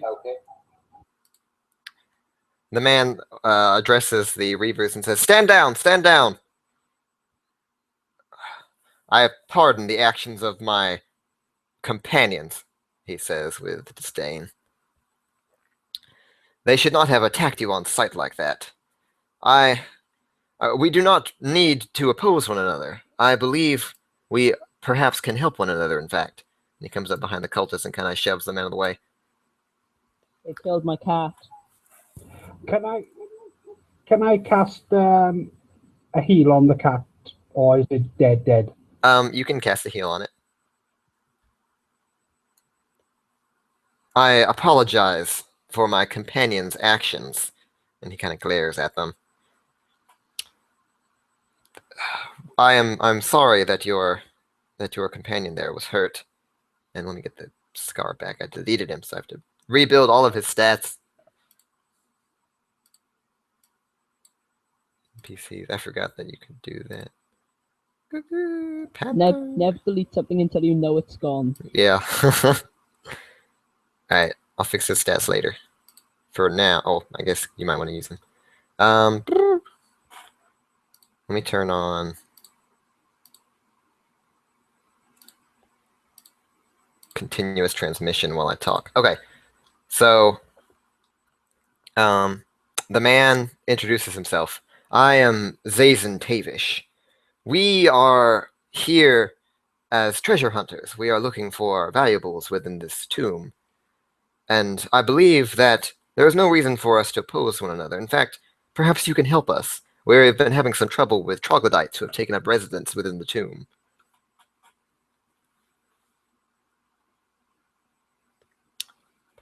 What exactly are you looking for? Well, he pulls out like an old decaying map. According to this map, there is a tomb hidden within these sewers, a tomb dedicated to some inhuman deity, or some deity of a non-human race. We believe that there may be treasures within, and we were hired by a warrior named Virlo Trath to investigate this tomb and recover what treasures we could. However, when we arrived, we found that troglodytes had infested the place, and we have been having trouble with them ever since.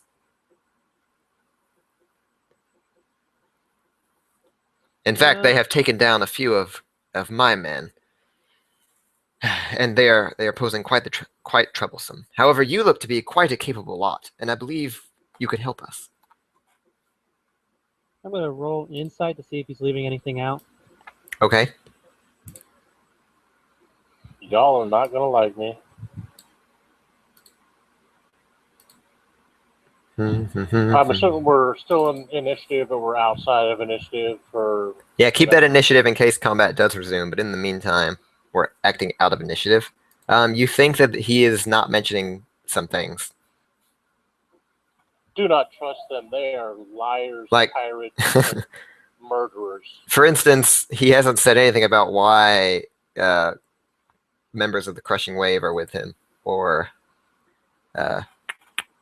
he has avoided saying what is in the tomb, stuff like that. He doesn't seem to be particularly forthcoming. So, where did your bodyguards come from? These peons were provided by my superiors. Just so you know, I'm going to move forward and attack the closest reaver to me when I get the opportunity. Okay, well, you'll have to move forward first, because if you're going to ready an action, you can only ready an action. No, I didn't say anything about readying an action. I just said that's what I was going to do. That's why I asked. Oh, okay. Well, this goes with my background. The reavers were the ones that attacked and murdered the crew of my boat. Oh, okay. Well, you can just. With my background. Oh, okay, gotcha. Oh yeah, I was fixing the panther. I was like, why did I have the token window open? So whatever point in time you want to break out of all this, let everybody do whatever they're going to do, and then I'll go ahead and go at that point in time.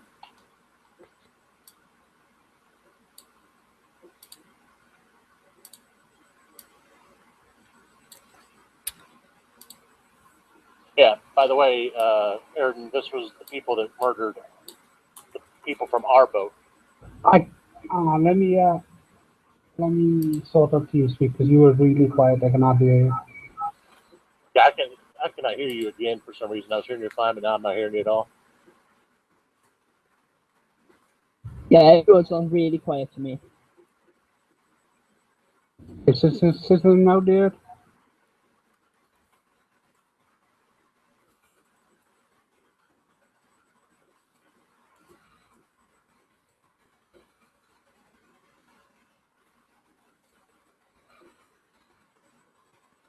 Okay, I've almost finished fixing the cat.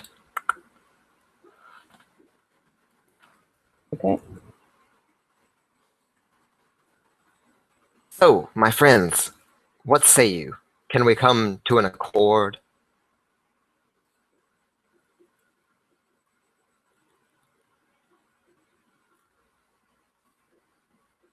I'm gonna gauge Savish and see if he. I mean, he looks like he's not dressed like a Crushing Wave. Yeah, he's wearing orange robes that appear immaculately clean. He has a tidy beard and long hair. He appears to be well kept, whereas those around him are dirty and barely clothed, kind of spit and glare as he talks.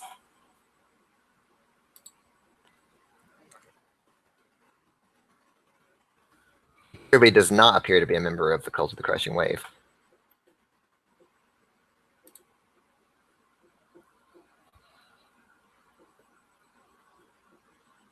Why is it that I cannot hear anybody? I can hear you. Can you hear me? Yeah, I can hear you, but not many others. That's strange. Oh, because no one else is talking at the moment. Yeah, I can barely hear him at all. I'm going to leave the channel and come back. Okay. Yeah, I mean, I hear them very far away. User left your channel. User joined your channel. Somebody's got an open mic. I don't know which one it was. Maybe it might have been you, Keaton. I'm not sure. Yeah, I had my mic set on continuous transmission so I could fix the Panther, but now I put it back to push to talk. Jesus Christ, David just blew my ears. But see, now I can hear you fine, Dean.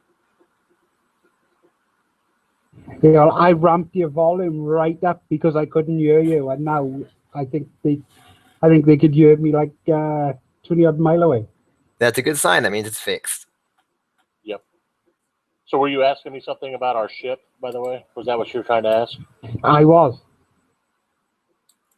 Yes. The Reavers, which are the people with the swords and the shields, the water people, they were the ones that attacked and sank our ship. I thought it was. Which is why the trinket that I have is a shark tooth that was taken from one of their swords. Ooh, nice. I've given Kite and Elmari inspiration, just so you guys know. All right.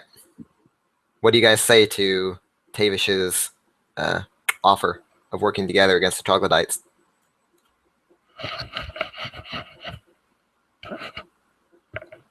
Don't see why not. Splendid, splendid.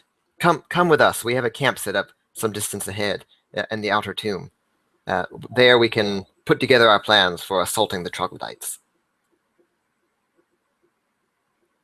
One thing we I'll hold back towards the back and fall in beside Ilmari to have a quiet conversation with him out of the earshot of them. Okay. I'm going to walk back to our flint friend who's in hiding Uh-huh. and ask her, were these the fellows? All right. As you start walking away, Zazen says, come along, come along. You find Lael, and when you find her, she's kind of trembling with red all over her, with her skin tinged a deep red. And she says, that is the man who killed Sho. That is the man who killed Sho. Yeah. Don't worry, he will pay for his crime, but we're going to do it as more surprise when they're not likely to guard him. All right, the red in her skin kind of tones down. Very well, I will trust your judgment. Yes, we're just going to play the part until we have a chance to knock out the guards. All right, so let's see. Or if the troglodytes kill him first. They guide you toward a camp they have.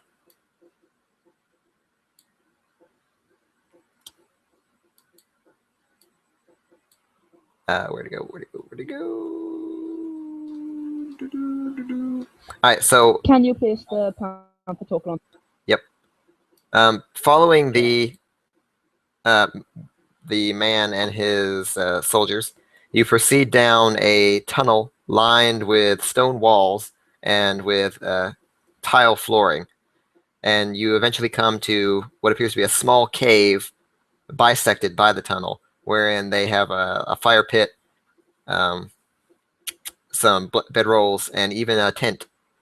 And he says, welcome to our humble abode. We have set up this forward camp as a base of operations in our assault against the troglodytes. Up ahead, we have barricaded the hallway with what rubble we were able to find to keep the troglodytes out. They have proven quite capable, despite their stench. But, however, with your help, I believe we can easily break through.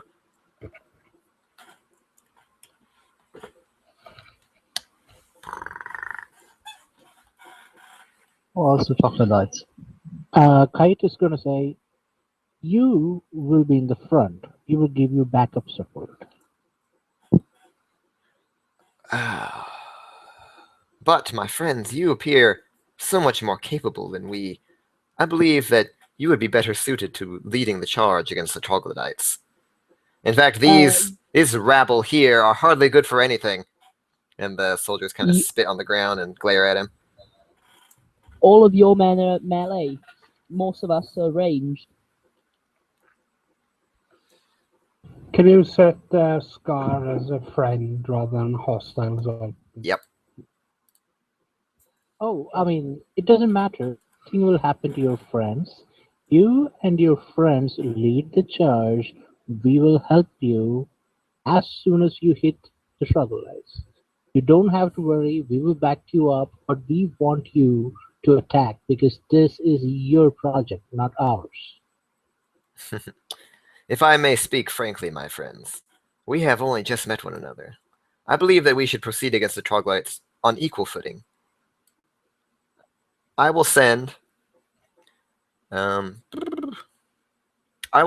men with you.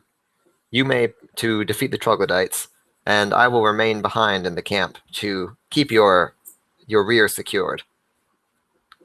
And you may all advance together and defeat the troglodytes together. How does that sound? Sounds acceptable. very fishy. So, Mr. Sasson, we would like you up in the front, or should I send the barbarian?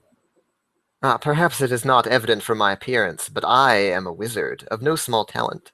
And as I'm sure you understand, those of the arcane art are not suited to leading from the front. I will leave the issue to the fighter and let him make the better judgment. But Kite is keeping an eye on this guy. I'm going to roll insight again to see if he's might be planning something a bit more sinister.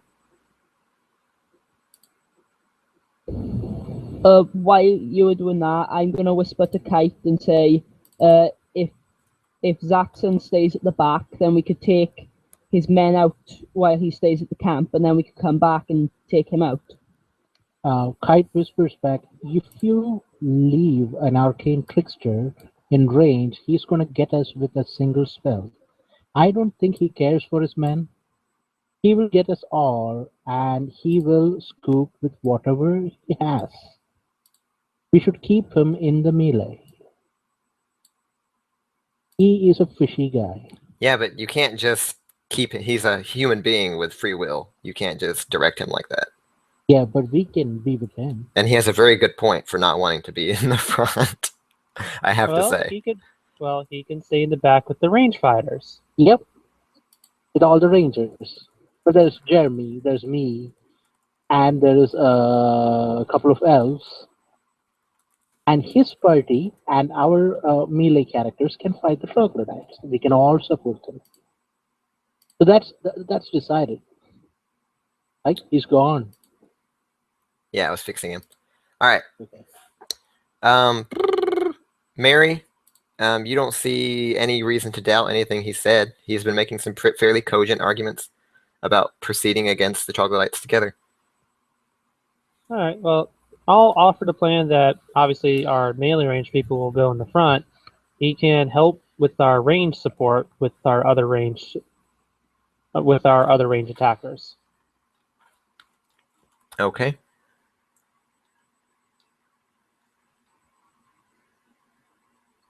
Very well. These terms I find amenable. Let us proceed against the troglodytes then.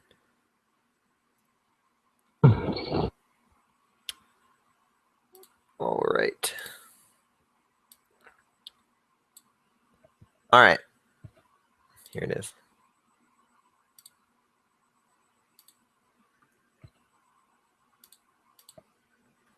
He leads you to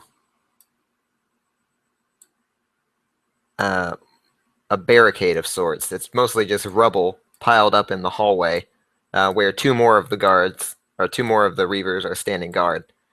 Zazen approaches them and says, "We have found allies in our fight against the troglodytes.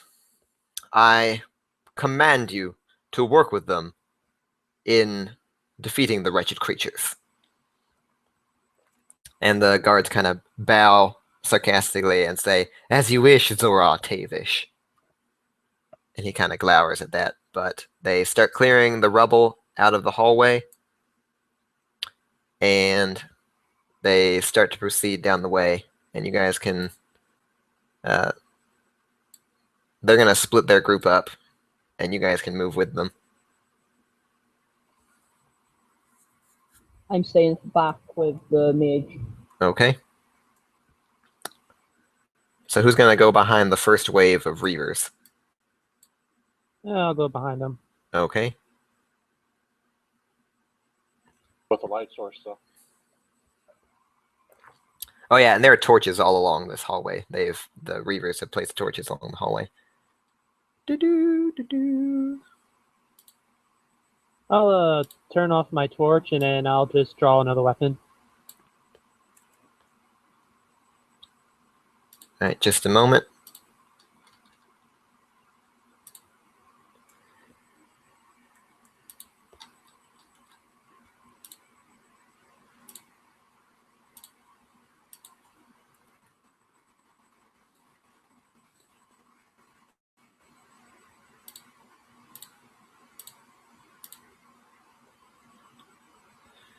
All right, this combat track is about to get big.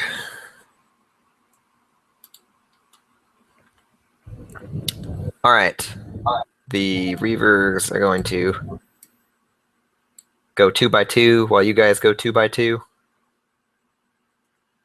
That's fine.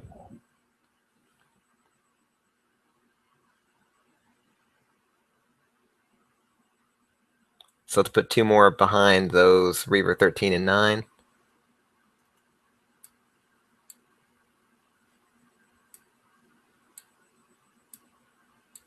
And then Zazen walks alongside Kite, and you guys can proceed down the hallway.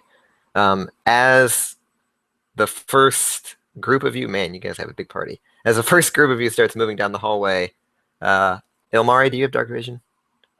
I always forget which Ganazi have dark vision and which don't. All right.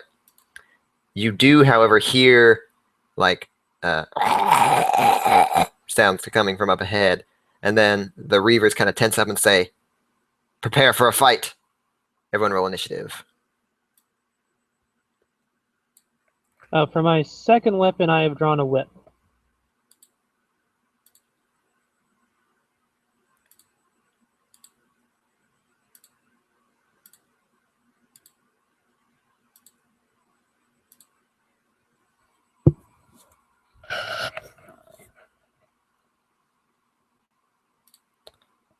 All right. The tunnel, after a few feet, ends in a kind of hemispherical chamber. No, a circular chamber. No, yeah, it has a dome ceiling. So a hemispherical chamber with creatures kind of skittering about on the inside. The torchlight, there are no torches in the room. They end just past the barricade. But the Reavers are... One of each pair of Reavers is carrying a torch, and you can see shadows skittering in and out. And they say, "Those are the troglodytes." Ilmari. Well, I cannot see anything, so There is torchlight going in there because one of each pair of Reavers is holding a torch. right. But I can see right to the square right in front of Troglodyte 15. That'll be the furthest that we can see with the torchlight. Yeah. So can't see it. So actually, I guess I can see in dim light, right? Yes. It's just I get disadvantage. Uh-huh. I guess I will take my bonus action and I will rage. Where is my action? All right, you start to rage. Yep, they put that on me. Okay, good. And I will step forward and I will slash at the Trog. All right, as you advance into the room, a humanoid reptilian creature rises up next to you, and you lash out at it.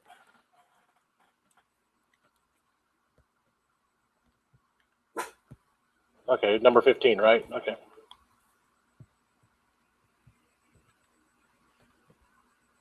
I don't see a 15 on the thing. As a I don't see any of the troglodytes.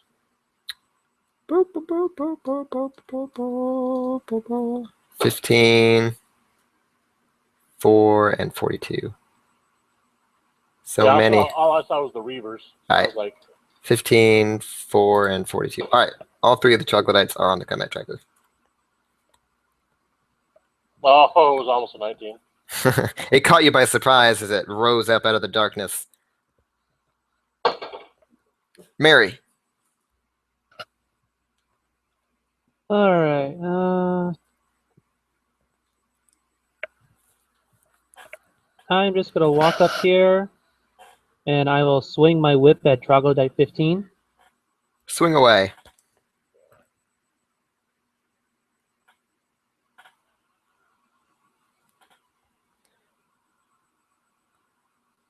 All right.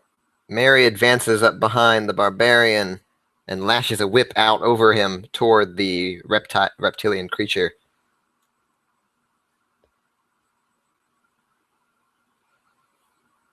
As you smack it, it growls at you, but it almost in some kind of language, though one you don't recognize. Scar one of my is One of my languages are Underdark. Would I be able to understand that, or can I even hear that? Underdark is not a language. Do you mean Undercommon? Yeah, Undercommon. No, they're not speaking Undercommon. Okay. Let's see, Scar's initiative is actually 11. Okay. Now it is actually then Kite's turn. Kite, you can't see what's going on, but you hear a fight going on. You especially heard a loud crack as what sounds like a whip striking something hard.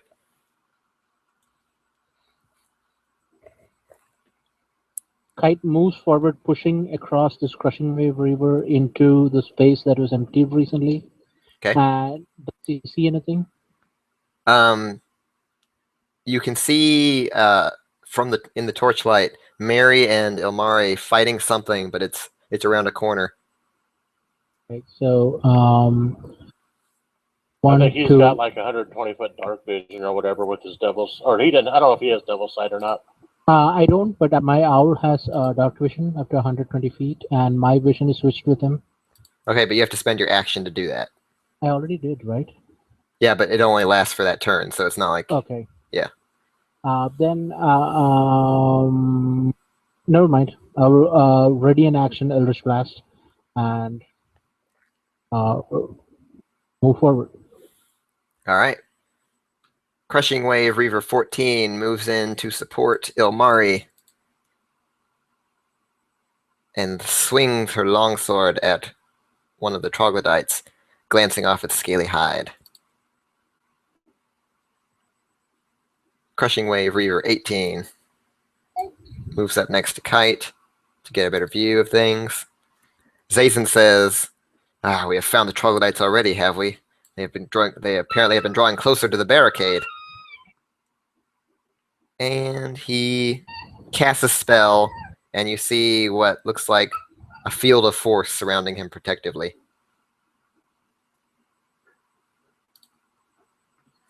Crushing Wave Reaver 6 just moves up behind Zazen. Need to fix his armor class. It's... Okay, I'm going to bio real quick since I've got quite a bit of initiative before it's me again. Alrighty.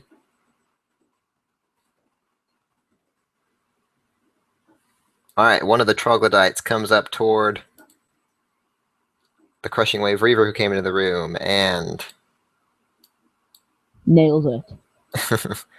and swipes a claw at her, glancing off her turtle shell shield, but then swipes in with his other claw, scoring a gash across her shoulder for a little bit of damage. And then seeing with the scent of blood, he seems to go into a frenzy and tries to take a bite on that shoulder. And he does. She yells in agony as it tears part of her shoulder away.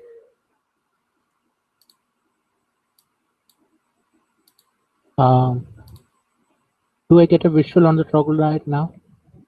Yes. Because there's a... Okay. So can I go with an Eldritch Blast? Uh-huh.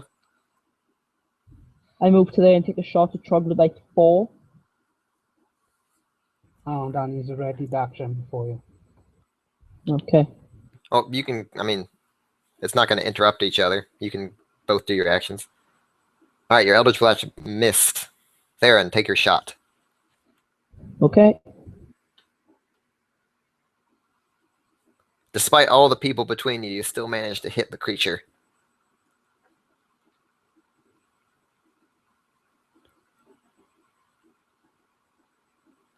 Heavily. It shouts out in some guttural language. "Ah!"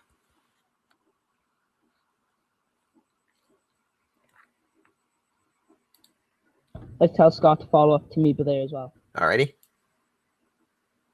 Alright, Crushing Wave, Reaver 5 just comes up against the back of the press. So many people in the hallway. Jeremy. I'm feeling comfortable where I am, and Eldritch Blast Troglodyte 4. Alrighty.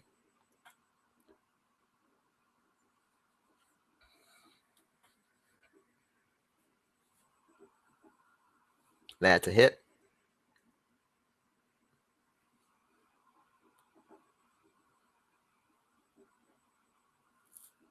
That was wicked.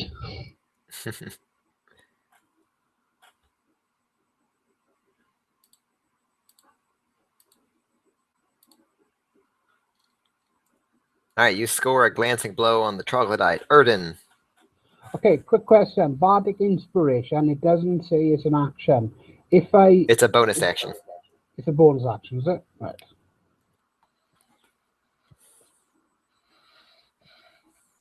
Yeah, I think there's also a misprint in the Fantasy Grounds text. It's supposed to last for 10 minutes, not 1 minute.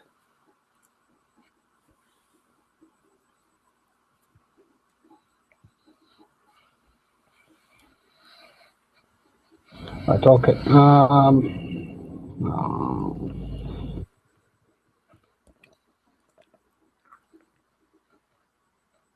Okay, I'll take a shot at Troglodyte 4.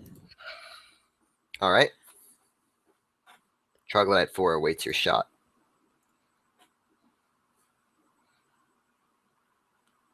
Take half out to find them on the tracker.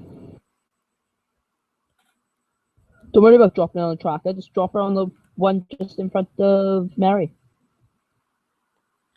Alright, through all the people in front of you, you're able to catch sight of the troglodyte and let fly an arrow which speeds into it, knocking it dead. Okay, and I will give Bardic Inspiration to Ilmari. I think it's only one I can do in it. Yeah, one at a time, because it's a bonus action. Alright, Ilmari has Bardic Inspiration. Your words or song or jokes. What's the nature of your bardistry? 1d6, and you can use it. No, I mean, like, are you singing? Are you telling a joke? Are you telling a story? I'm you playing inspiring a flute. You're a what? I'm playing a flute. Playing a flute. Ilmari, the soothing sounds of Erden's flute make you feel like you could do anything. I've just noticed I haven't used Hunter's Mark once. Are you done, Erden? Oh, yeah, sorry. Alright, Reaver 4 is going to just kind of stay there, because there's a lot of people, too many people in the way. Oh, unless you wanted the dash. Nah, she doesn't want to do that. Yeah, I hit her with the frying pan too hard. Alright, Crushing Wave Reaver 13 moves in.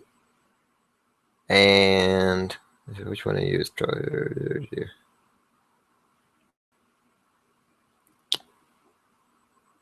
It's the two wounded from the foot in the back of the line were the ones you used. Whoops. Where'd the combat tracker go?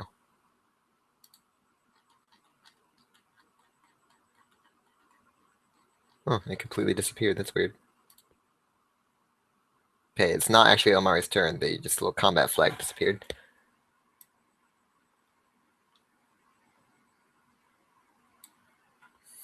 All right, out of the corridor extending from the east.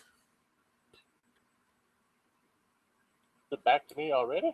No, out of the corridor extending from the east, another troglodyte comes charging.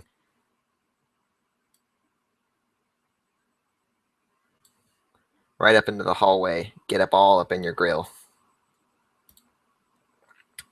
All right, 13 is going to swing against that one who just charged in front of her. Swing. Hit. And the troglodyte's scaly hide deflect the shark tooth accoutrements of her sword. Oh, so the secondary effects of that weapon don't go off?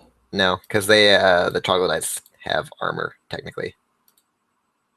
They have natural armor. Does it say... Wait, let me check that. Let me see if it triggers on natural armor. Wearing no armor. I'm going to say natural armor counts as armor because it has armor in its name. Okay. Crushing Wave Reaver 1 pulls out a javelin and throws it at the troglodyte. Hitting. Killing it. Ba-doo.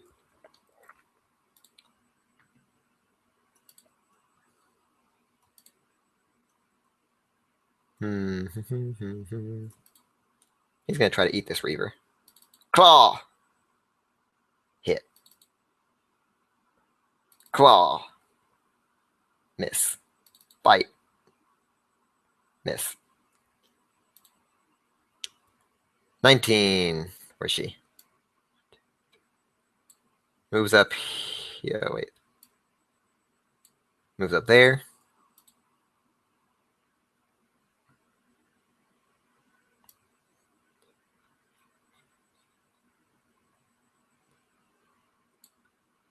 And another troglodyte comes charging out of that room to the east. Then this troglodyte near the back of the room comes in here to fill that gap made by the previous troglodyte. Gangs up on this Reaver. Claw. Miss. Claw. Miss. Bite. Hit. Ilmari, now it's back to you. I was going to say, the initiative tracker has grown a little. Yeah, those reinforcements keep coming. Of course, I was hoping more Crushing Wave would have died by now. It would be nice. They're tough. These are all Reavers. None of them are cultists. So, all right, I will swing at the number 15 Trog again. Swing away.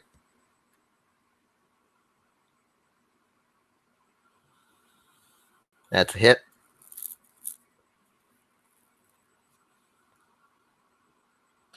All right, he's looking pretty bad. Nope. Okay, take 2 off of that, please. I might have to change my.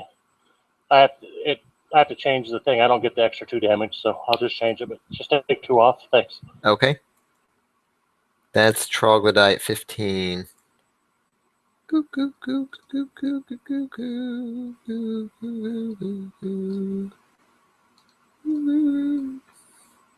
I can't find Troglodyte. Oh, there he is. Found him. Yeah, they're at the bottom of the order. But I would never find him. Yeah, I always forget about that. I thought I had changed that, but I don't know why I did. So, but oh well. All right. Mary. Let's see, I'll swing the fire pan at number 42. All right. That's a hit. Oh, yeah, that's a hit. All right. And then I'm going to whip number 15. Okay. That's a hit. And you can drag the damage onto the Trog the same way you drag the attack. Oh, sorry. I just realized what the combat tracker can do. Yeah, it's a very powerful tool. And you need to make... where'd it go? You need to make a Constitution save as the overwhelming stench of the troglodytes assaults your noses. And I forgot, Ilmari, you need to do this too. I know it's any stenches, I just hold my breath. I don't have a need to breathe at all. Okay. I think I'm good. Yeah, you're fine. You're able to ward it off. It wasn't. It was slightly worse in the sewer, but you think maybe being in the sewer kind of inured you to foul stench like this. Kite. Yeah, I can hold my breath indefinitely as long as I'm not incapacitated. That's nice. You have been rendered immune to the stench of troglodytes. Congratulations. Well, the sad thing is that he can stay underwater forever too. All right, troglodyte 30 failed its save.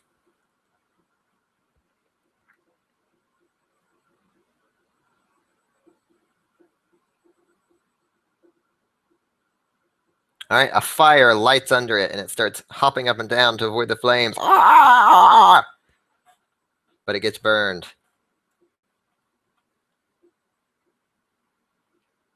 All right, that square is now filled with a bonfire that hurts anyone that moves into it. Crushing Wave, Reaver, 14. He's going to try to finish off this trog. That's a hit. And she kills it, ripping her blade through its scaly skin. And it falls to the ground dead. Crushing Wave Reaver, 18. Moves forward. Zazen moves into the corner and says, "Ah, the battle appears to be proceeding splendidly." And he's going to firebolt this troglodyte.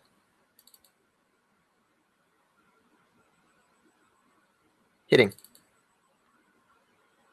for 1 fire damage as his firebolt just barely glances the troglodytes.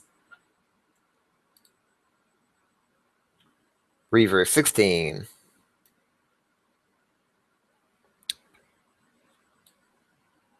Whoops. Moves forward. Theron.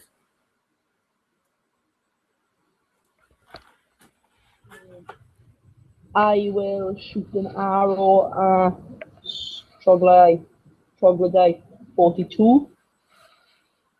All right.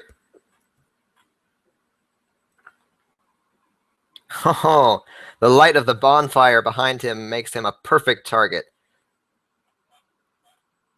He is contrasted starkly against its flames, and you hit him square in the face. Okay. You didn't roll on him, so it didn't do the critical. All right, roll another D8. Okay. No, not more damage. I said another D8. Okay. 13 damage would have killed him anyway. 42. 42. There he is. Okay. 542.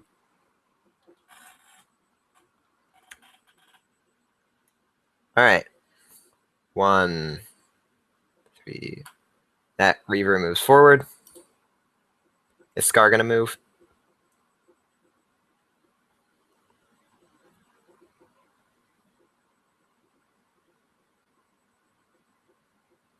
No? Okay. Jeremy. I fire an Eldritch Blast at Troglodyte 30. All right. He's hopping up and down on that bonfire, and you smack him in mid-hop.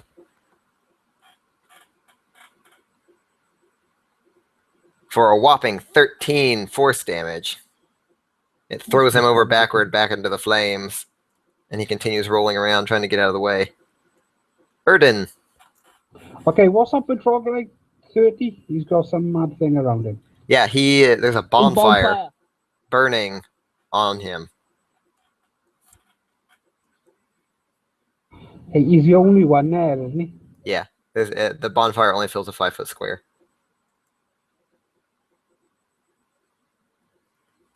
I'll be nice. I'll try and put him out of his misery with a short bow. Let's see if he's grateful.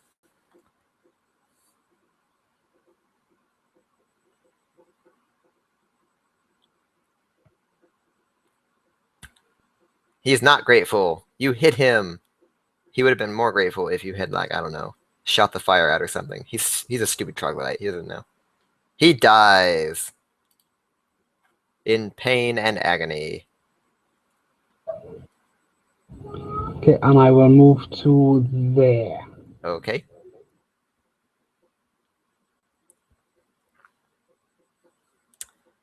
All right, Reaver is going to move up here.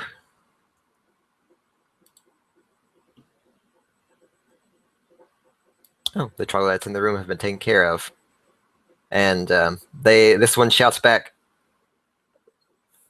"Your Highness, the troglodytes have been dealt with." How many troglodytes did you face? I see 3 bodies, sir. There were more troglodytes. Proceed. Oh, grumble, grumble, grumble, grumble. There were 4. Oh, yeah. Apparently these guys can't count. More We came. killed more than 3. They can't count. They're stupid. More troglodytes came out of that chamber. And 2 more came out of this chamber, I guess. These guys are telling me. I don't know. And proceed that way. This Reaver is going to 1, 2, 3, 4, 5, 6. Start moving forward.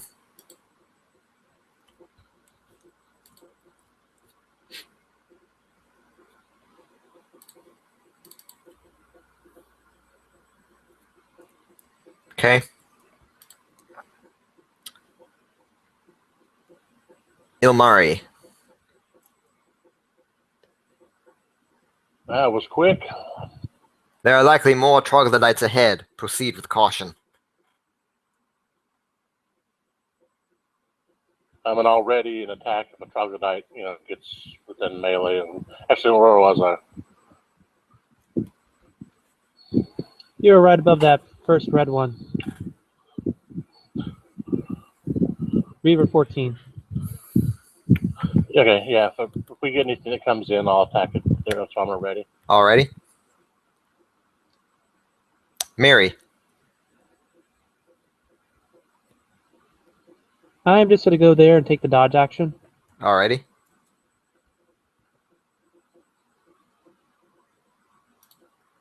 Kite. Kite's gonna move when Jason is gonna move, so he's gonna stick there. Alright.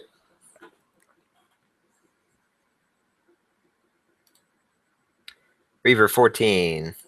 1, 2, 3, 4, 5, 6.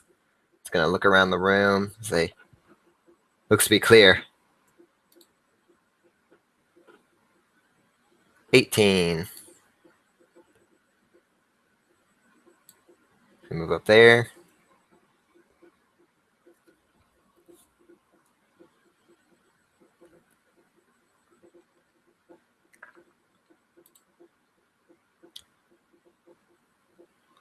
Zazen is going to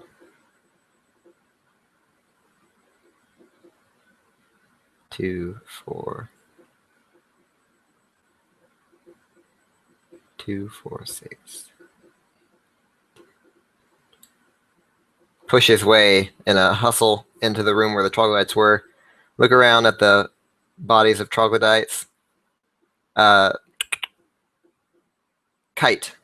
If you ready the dash action, you can only move up to your speed, which means you can move 30 feet. So you can't be right up next to him.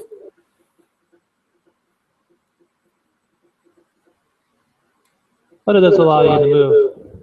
It does allow you to move, but moving through other people's squares is difficult terrain. That's why he had to take the dash action to get through.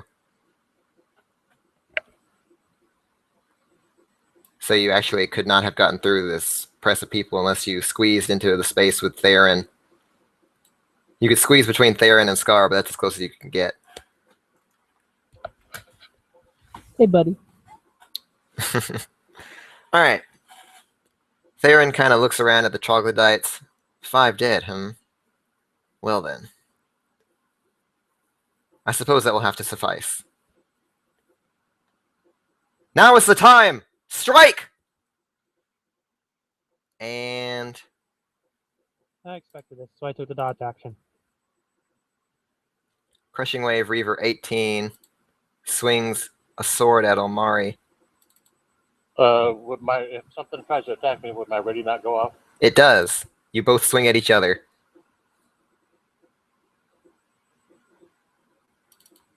Said 18. Uh-huh. Okay. 18. She had a ready action to strike you with her longsword. And I'll miss. 14 had a ready action to strike the dodging Mary, so she attacks with disadvantage.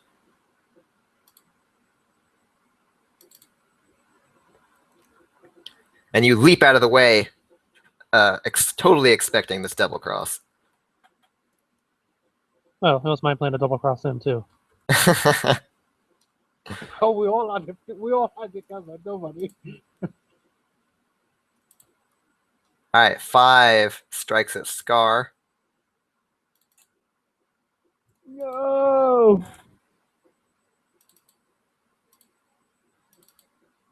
If 5 kills it again, then I'm killing 5. If 5's only killed it last time. That is your prerogative. Missing. I'll still kill it. 6 strikes at Theron. Hitting.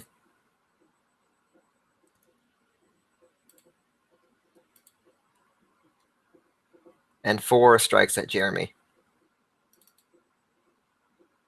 Critically hitting. Jeremy, are you wearing armor? Heavy armor. Okay, that works then. And that was all of the cultists who took ready actions.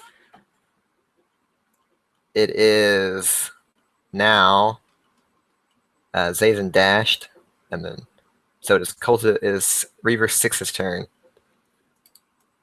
Reaver 6 just used the readied action.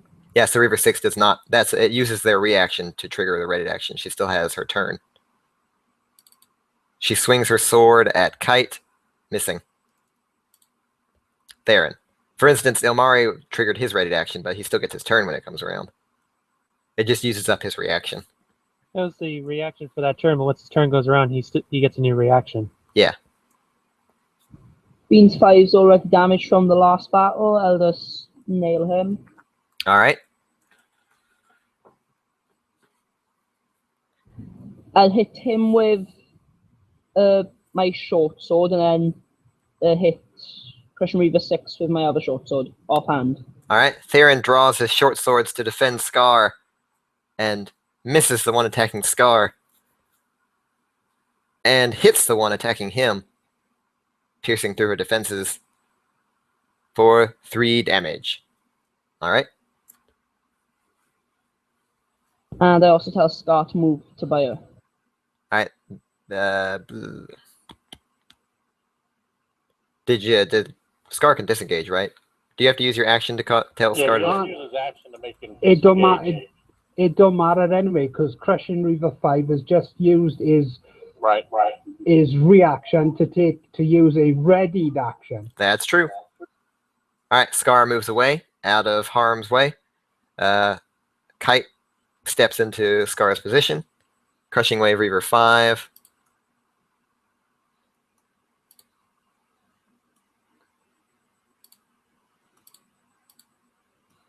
Tries to hit Kite. And misses. Jeremy.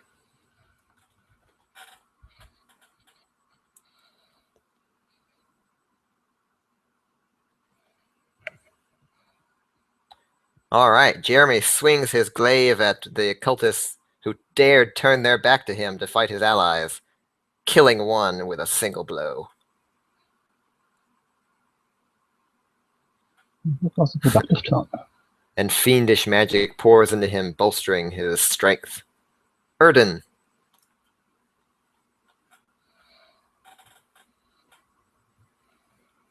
Move to that and put a bolt straight down the middle of fucking Zavin Favish's ass. All right.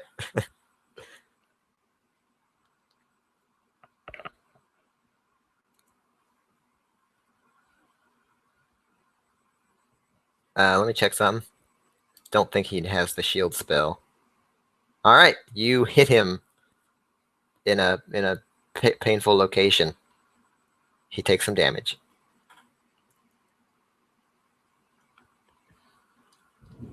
Is he looking towards or away from Airdrun? He's looking toward Ilmari. So it was kind of a long shot, but it was possible.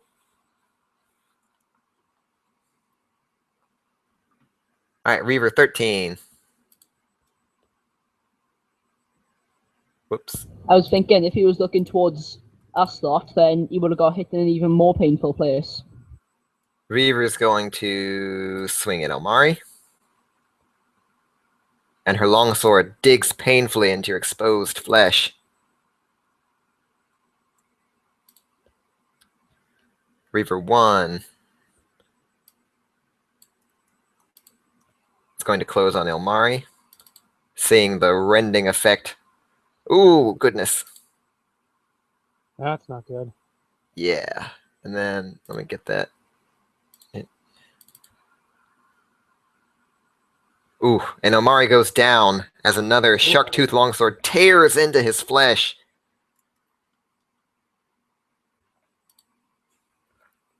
And doesn't he get to use the inspiration dice to resist that saving throw? No, there's no save associated with it. It's extra damage that comes from the fact that he's not wearing armor. Yeah, those shark teeth swords like to cut through flesh. Yeah. Yeah, they do. He doesn't have flesh. He's near elemental.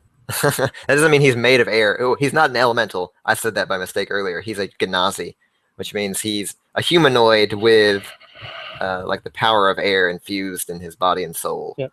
Yeah, I think air elementals have natural armor anyhow. All right, this Rear is going to try to swing at Scar because that cat looks nasty. And is it going to hit? Is it going to miss? Is it going to hit? It's going to hit, unfortunately for Scar, who goes down again. And I will not delete him this time. He'll just start making death saves. Ilmari, make a death save.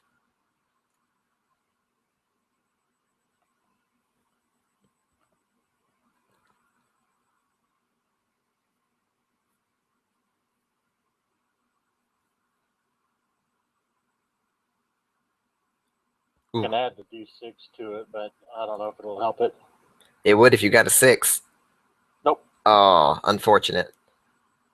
Ilmari, you have inspiration though. You can use inspiration on that too.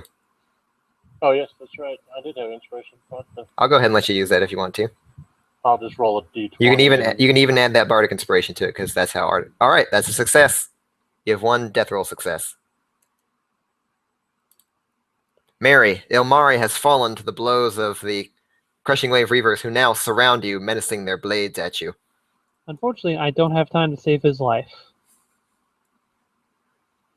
They chuckle and glower at you, thinking that this will be easy prey, especially since they've taken down your barbarian comrade and you merely have a frying pan. That frying pan's taking out a lot of things. Oh, but the frying pan misses. So she swings again with her whip, snapping one on the cheek, cutting a gash in its face that takes her down so flays her face that she's rendered unconscious in pain.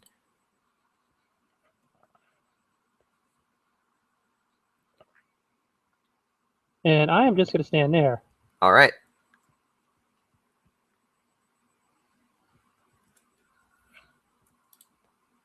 Kite. Kite is going to provoke attacks from both 6, 5, and 9. And 1, 2, 3, 4, 5, and 6. And he's going to go ahead and roll the damage. Alrighty. Are you to roll the hit? Are you wearing armor? Yep. What kind of armor? Scale mail. Okay.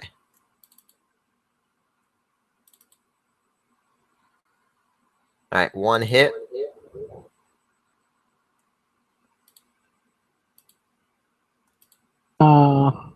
One more. There should be. Yeah, I'm getting it. 5 and Did you have Armor Forget this cast?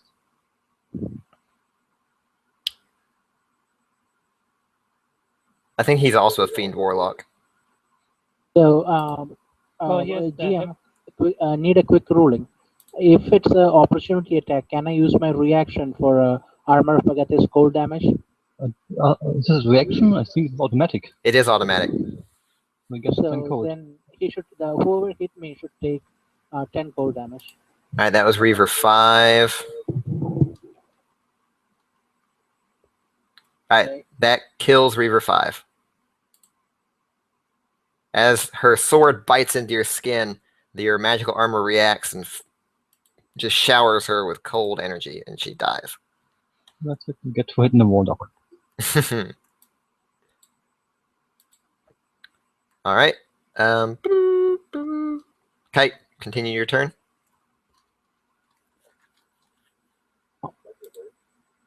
I do have my action, right? 1, 2, 3, 4, 5, 6, 7. I can stay here, You can be here. right? Yeah, you can be right there. Okay, so Actually, he could be. You actually can't stand where the spot he was. He was actually right next to Theron. Yeah. 1, 2, 3, 4. Oh, I miscounted. There you go.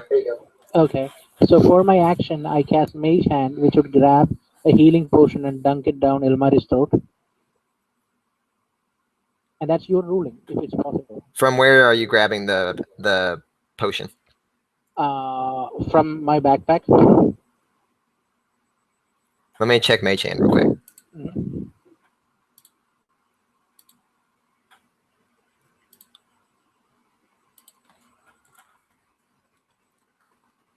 He generates the hand first. Yeah. You have to cast a spell to create the hand, then use your action to control the hand. Okay, then I will cast Mage Hand. All right. Then that'll be the end of my turn. All right. And you can, as part of your movement, pull a potion out of your pack so it's ready for your Mage Hand to grab. Crushing Wave Reaver 18.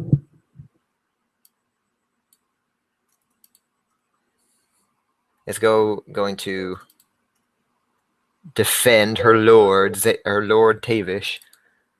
Swing. Hit.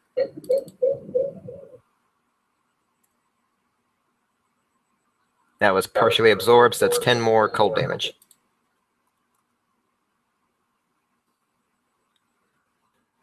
All right, Zazen. Jack, can you mute your mic, please? Fools! You should have known we would betray you. You will suffer for your naivete. And he is going to cast Blur.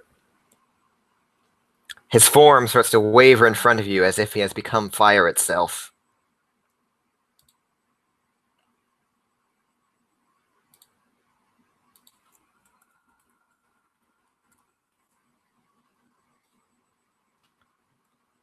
Crushing Wave Reaver 6.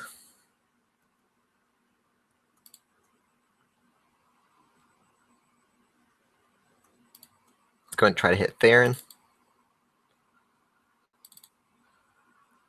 And does hit Theron. Theron! A shark-toothed longsword has just slashed painfully into you. How do you respond?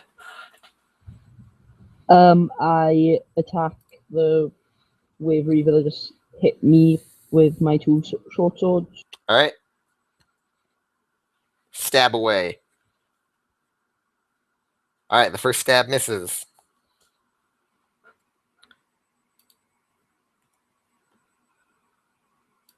Take our damage off them. Done. Pardon? It's done. I understand. Okay. Sometimes when you stab, we get a little overzealous. Like stab, stabby, stab, stab. That hits. Roll for damage. And your offhand stab scores a little blow. Okay. Scar.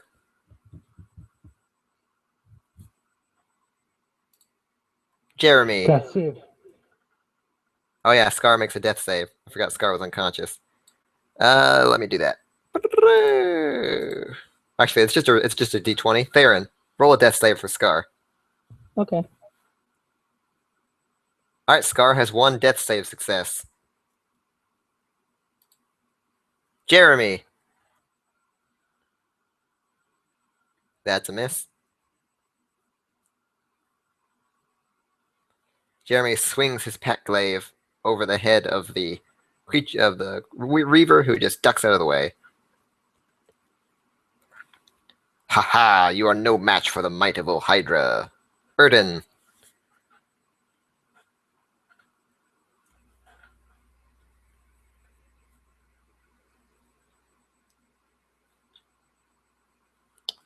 All right, he failed. He failed it? He failed it. Blew your way out of that. All right, you mock Zazen, who, let's see. Let me check.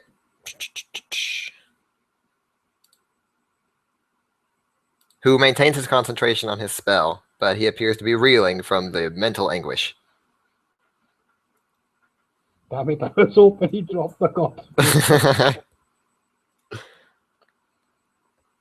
All right. Reaver 13 is going to switch targets from the downed barbarian to the standing crazy lady with a frying pan. Critically hitting. I will use my reaction to parry. Parry away.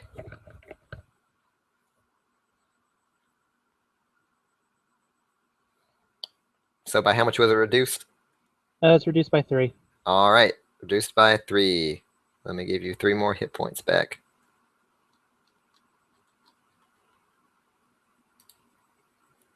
Crushing Wave Weaver went to it. She put a frying pan in front of her head, and it just took 3 less impact because the frying pan nailed her in the face. Yeah. It was the frying pan that hurt you. I like that. Theron, you get inspiration. Don't worry, it's about to get real in a second. Oh. We're quivering in our snakeskin boots. Alright, the Crushing Wave Reaver moves away from the unconscious Ilmari to strike at Kite. Hitting.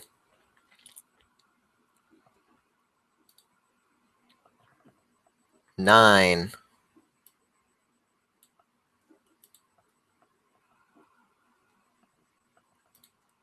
Moves forward to strike Theron. Missing. Ilmari, make a death save.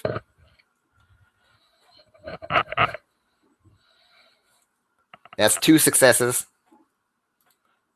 Ilmari will not be beaten. Except the fact that he's already been beaten, kind of. He will not be permanently beaten. Mary. DM, could you please give 10 cold damage to the Reaver who cut Kite? Oh, no, your Armor of Agathis has expired. The damage only applies as long as the temporary hit points last. Alright, you smack your silver frying pan into the face of Reaver 13. And then attempt to whip her, Okay. but And only strike the wall beyond. I'm going to action surge Alright. With renewed vigor, Mary begins swinging again. and miss. Oh my gosh. Automatically missing with the silver frying pan as it clatters harmlessly off the Reaver's shield.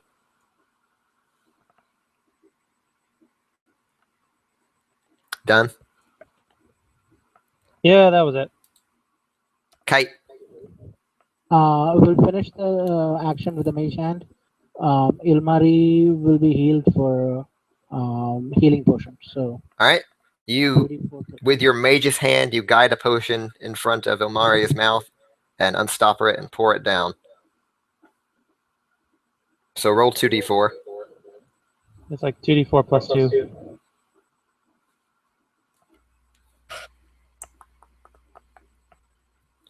Alright, he recovers 6 hit points.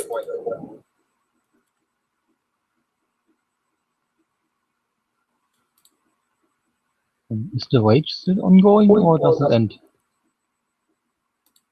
Ilmari, does the rage end when you go unconscious? Yes.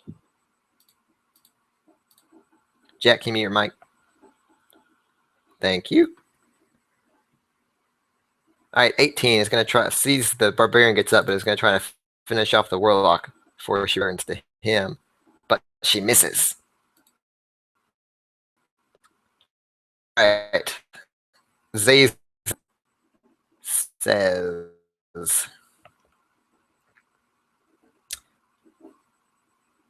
Zazen is going to take a step back. Kite, Attack of opportunity.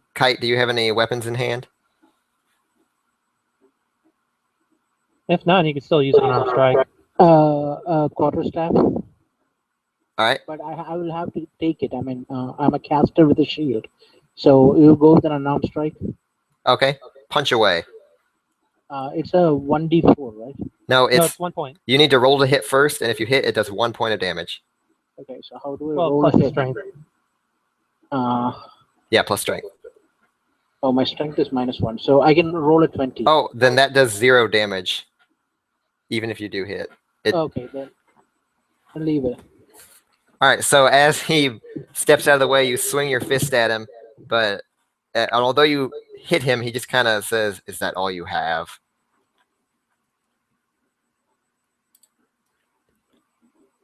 And he casts a spell at you. A ray of fiery energy issues from his hand, missing. So the second one comes arcing toward you, missing. So with a growl, he fires his third one at you. Is that with disadvantage? Shouldn't he have disadvantage on them? For what reason? Vicious He's My mockery. vicious mockery. Ooh, a lot of people talking at once. I think Vicious Mockery is your next weapon attack. Let me double check that. Kite swung for him, and then he put his fist out. There was like a bro fist. And Oh, sorry, it was only for the first attack. All right, Vicious Mockery is the next attack roll. Yeah, and it only would have applied to the first one, which still missed. Alrighty. There's an effect you can set up for Vicious Mockery. Maybe I'll do that when it's your turn. So he just fired a Scorching Ray at Kite. Reaver 6.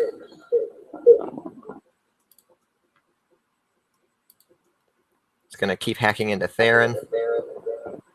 Missing. Theron. if that wave fever hit me once.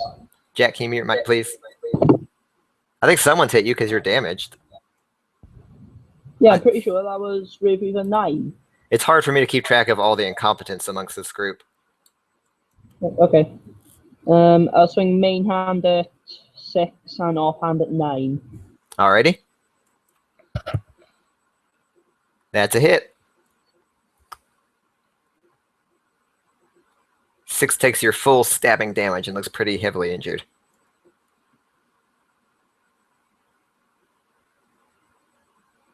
And the other one gets a weak swing from your offhand attack and dodges it easily. We now learn that their armor class is 14. What's that? Jeremy.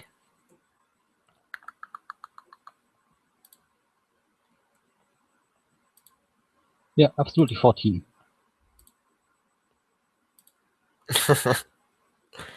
Erden.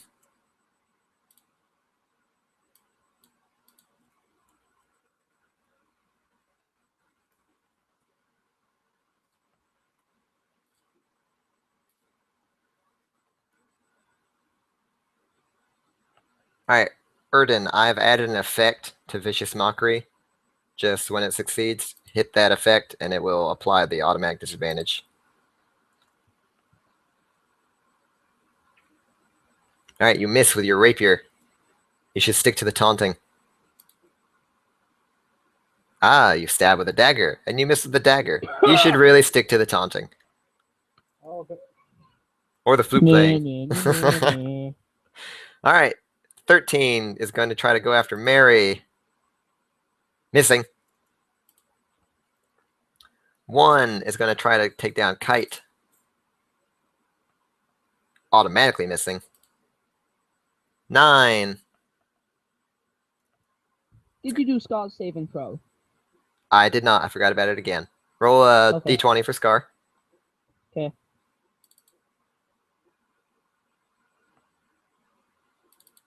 Alright, Scar has 2 death save successes, and the Reaver slashes into Theron again. Ilmari, you are up. awakened. There's a potion bottle just floating in front of your face, emptied. Okay. I'll stand. All right. I will attack 13. It's 13, isn't it? Yeah, Do you still have any rages left? I do. Mary's saying, "Get mad, barbarian! Get mad!" And I will use my last rage. I think it put it on. Yep, it did it. All right, Mary. The barbarian rises up and gets mad again. But you still have a Reaver before you, actively trying to kill you. Oh, man.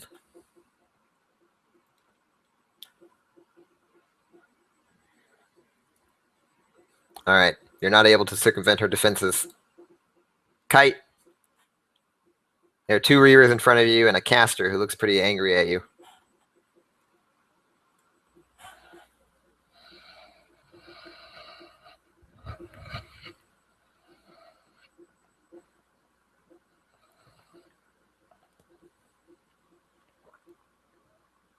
I'm pretty sure if I get hit by that, He provokes the attack from 18. Okay. She misses. Continue. And he's gonna viciously mock. Give me a second. Jason. All right. Saying that he's just a creepy bastard. Drawing upon the power of your Book of Shadows granted you by your patron, you call forth the bardic power to mock this man, but he appears unfazed. And the end of his turn. Alrighty. Whoops, my bad. 18 is not going to let you get away that easily. Or maybe she is. Alright, Zazen's going to get away from you because you're weird. Saying weird things at him. And at least we know he's telling the truth. he will try to Scorching Ray you again. That's a hit. Alright, and as you fall down, the other rays head toward Theron. One misses. I thought you had to say before. No, that's magic missile. Scorching Ray can target several different creatures, and you don't have to specify. Magic missile, I think, is the only spell I'm aware of that specifies that they all go out simultaneously. It's the same way with Eldritch Blast. And that ray takes Theron down. If you're curious, I can show you the tweet from Mike Merles and Jeremy Crawford that clarifies that. No, sir. All right, Crushing Wave Reaver 6. Chuckles as she sees the ranger fall and swings at Jeremy. Missing. Theron, make a death save.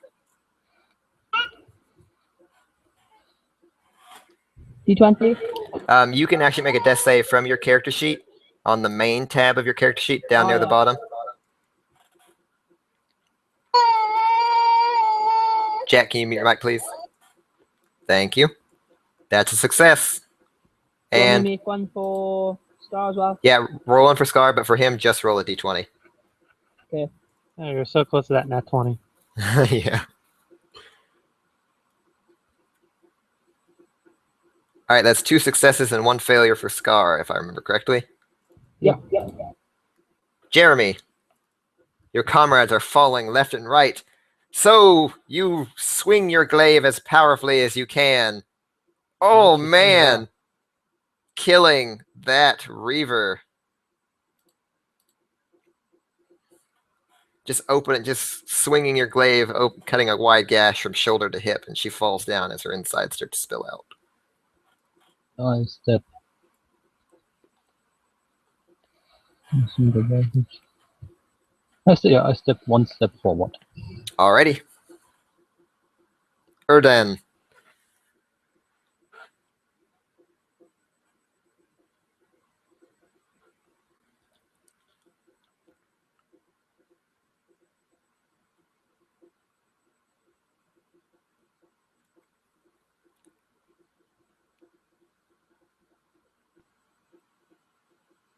All right. Erdan brings his healing powers to bear, reviving Theron.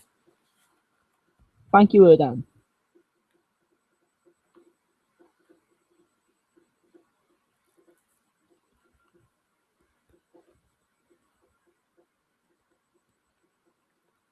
All right, Reaver 13.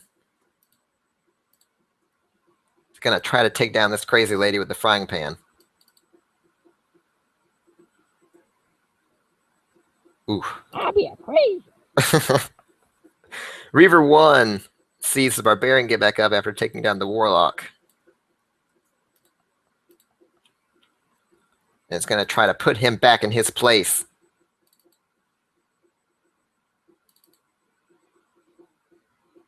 And she does. Reaver 9 sees the ranger get back up and is going to try to put him back in his place.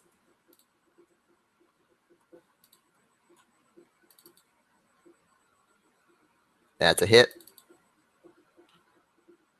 And he put him back in his place. Man, these guys are killing it. Ilmari, make a death save.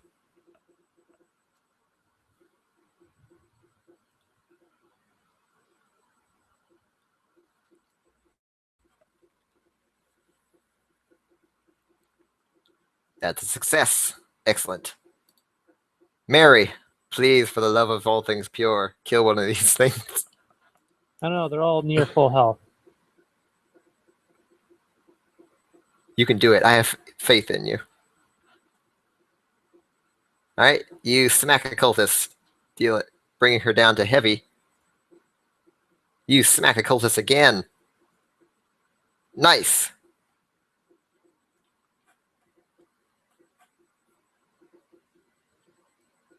Yeah, probably smart.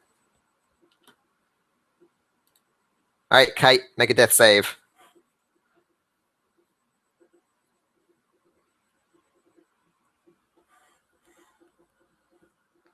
Oh, goodness. All right, that's 2 failures for Kite. Reaver 18. 1, 2, No, 3, Kite, 4, don't 5, die. 6. Comes up here. And does she have a javelin? Yeah. Throws a javelin at Jeremy.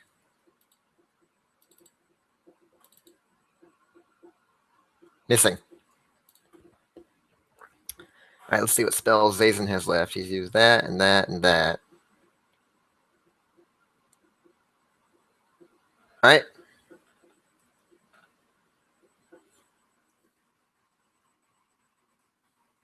Zazen hurls a firebolt at Jeremy. Missing. Theron. Make a death save. Okay. Ooh.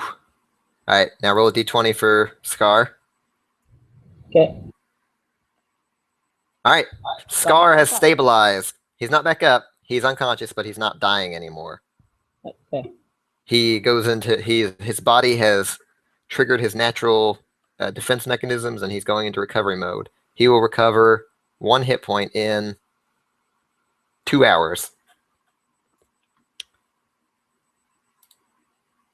Jeremy.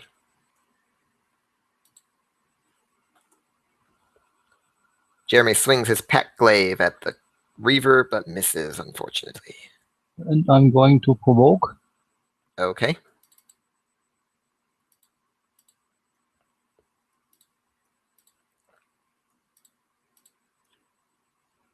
Okay, I think I got you targeted.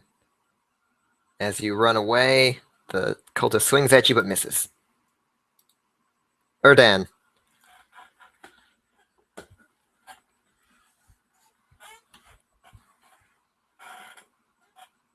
All right, Theron is back up. Thank you. Again. Yep. All right, 13. And I go straight back down. Yeah. Literally be like, though, you use all the spell slots and I'll be dead. 13 doesn't like this guy bringing her kills back up. So she's going to swing at Erden and miss. Reaver 1 is going to move up to Mary. Swinging. And missing. Reaver 9. Wait, didn't I just use Reaver 9? No, you had 13 attack me. Oh, Mine is the one on top. yeah. I think I got my targets mixed up. Boop, boop, boop, ba-doo. Well, all the ones that attacked me missed. Yeah, but I just had Reaver 9 attack No, you Khalid. didn't. I thought I just had Reaver 9 attack Khalid, or I had someone attack Khalid. You declared that he was going to attack, but it wasn't his turn. So who did attack Khalid? No one did. Like it didn't even roll at all? You rolled it, but 13 was targeting me. Oh, interesting. 18 targeted Jeremy, yeah, but All right then, I guess that works out. So Reaver 9 has not attacked. That is correct. All right, now Reaver 9 is going to try to attack the one who keeps bringing the Ranger back up. And miss. I think what was confusing me was I had one of the tokens selected, but not with the black selector instead of the white selector. Ilmari, make a death save. All right, that's another success. Ilmari is unbeatable by death, that is. Totally beatable by Reavers. All right, Mary thwacks her frying pan into this cultist again, killing her. You have pancaked her skull. who wants pancakes? And a critical hit with the whip, cracking deeply into her flesh, tearing a wide gash.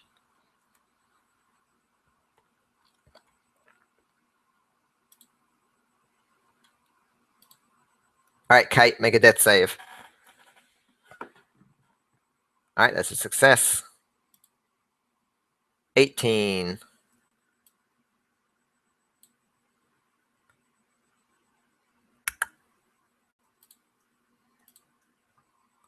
Just going to try to get Theron,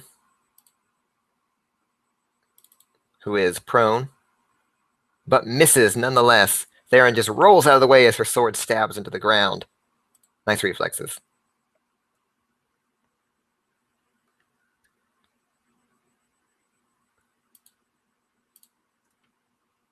All right, Zazen's going to hurl a firebolt at Khalid, hitting for 8 fire damage. No, Edron. Theron, you managed to Right. survive the turn. It costs half your movement to stand back up, but otherwise you can act normally. Yeah, I stand up and I swing my main hand sword into Reaver 9. All right. Let her have it.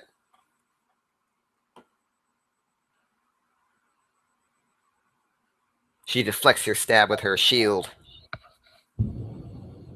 I then swing my offhand into her as well. All right. She used her shield to deflect the first sword and wasn't able to parry the second one, and it stabs into her for 5 damage. All right. Scar is stable but unconscious. Jeremy. Finally, that I have some room to breathe and move. I can call upon the fires of the abyss, and time to cast one of my spells. And I'm also casting Scorching Ray, and let's see how it goes. Ooh. All right. Your scorching ray, your first ray hits for 7 fire damage. It blows into her and dealing some pretty nice burns. Pretty bad burns from her perspective. Second one hits the wall, and the third one just hits the wall as well. However, the smell of charred flesh is still distinctive. Erden, you're up.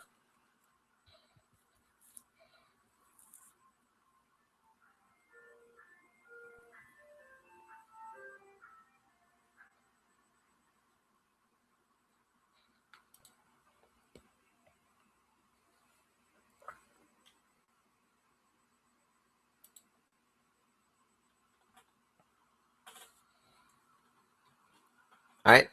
Erden touches himself and he feels better.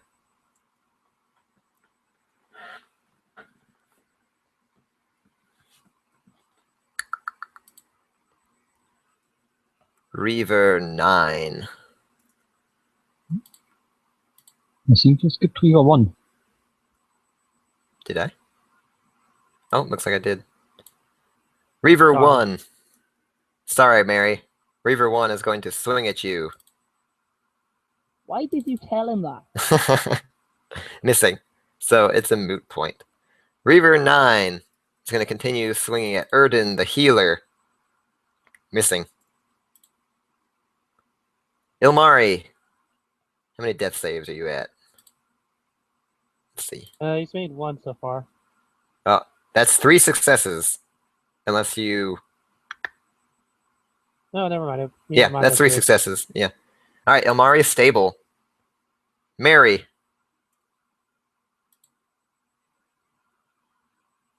Mary, why are you changing your name?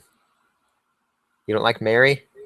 No, it's because one of my keys keeps typing. Okay. Yeah. A quick question. I mean, Uh-huh. When Kite provoked 3 opportunity attacks, one guy died, right?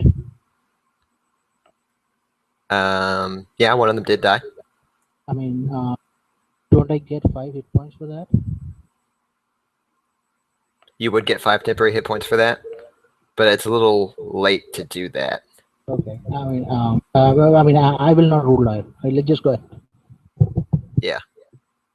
You would have gotten 5 temporary hit points, but you probably still would have been knocked out by those 5, even with those temporary hit points. But remember that if Armor of Agathis does kill something, that still counts as you killing something. All right. Mary smacks this cultist with her whip. Kite, make a death save.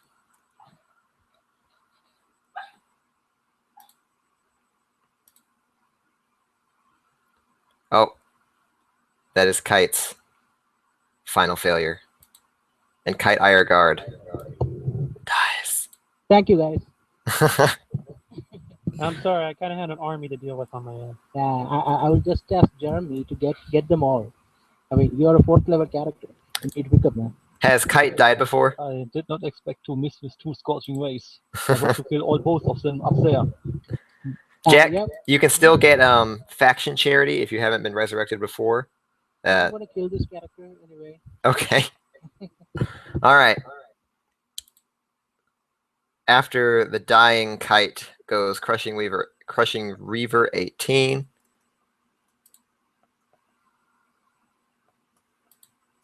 It's going to strike at Theron. Hitting. And Theron goes back down.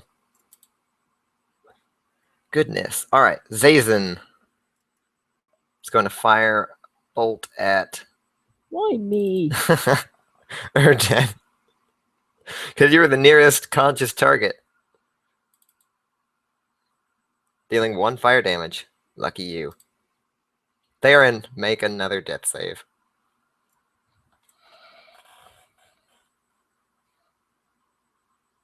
The worst thing is, I've already succeeded at 2 death saves. They're just on different turns. That's another success. Well, if you roll a net 20, you come back. Yeah. Pardon? Jeremy, I didn't if you roll a natural 20 on your death save, you regain 1 hit point, and you can immediately get back in the fight. Okay. All right, Jeremy spends more of his magic. Ooh, nice! Fires a scorching ray right in the face, killing that Reaver. Dead. This one is 1 ashes only.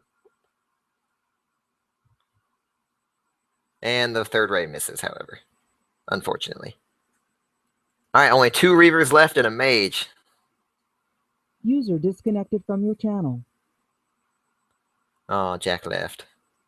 Well, I guess there wasn't much more for him here. Erdan.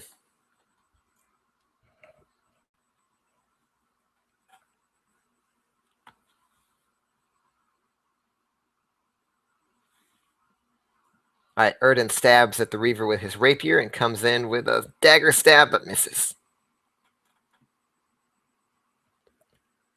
Reaver 1 is going to try to take down Mary. Dang it, frying pan lady, die! Reaver 9 is going to try to take down Erdan. Missing. Ilmari is stable. The crazy frying pan lady apparently made titanium. Mary. She has a frying pan of silver, skin made of titanium, and a heart of gold. Alright, Mary thwacks the cultist with her frying pan, bringing her into pretty bad shape. And the whip finishes it.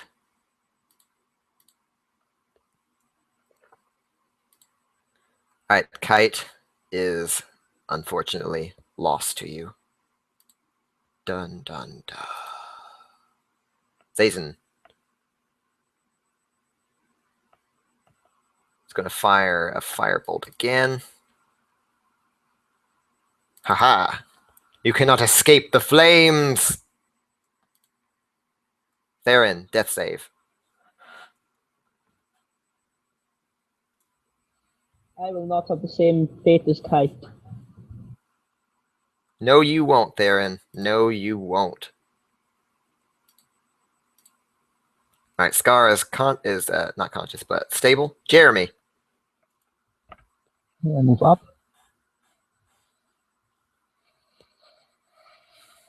Alright, Jeremy swings his glaive over the forms of his unconscious companions, hacking into the Reaver. And then I move back. And then retreats. Erden, roll a death save.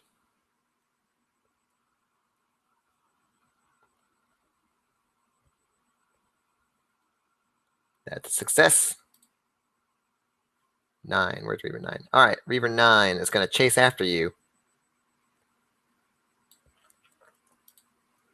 Going to be a lot of reviving after this battle. Yeah, if there's an after this battle for us. No, just a long rest. Yeah, long rest will do it for pretty much all of you. Not Kite. Alright, your fiendish defenses absorb the blow. Ilmari is stable. Mary. I am going to drink a healing potion. Okay. Mary quaffs the healing potion and feels a lot better. 10. Oh yeah. Let me apply that. That should do 10, not 8. I had it on +2, but Alright, I've applied 10 points of healing. You feel like you got the most out of that potion.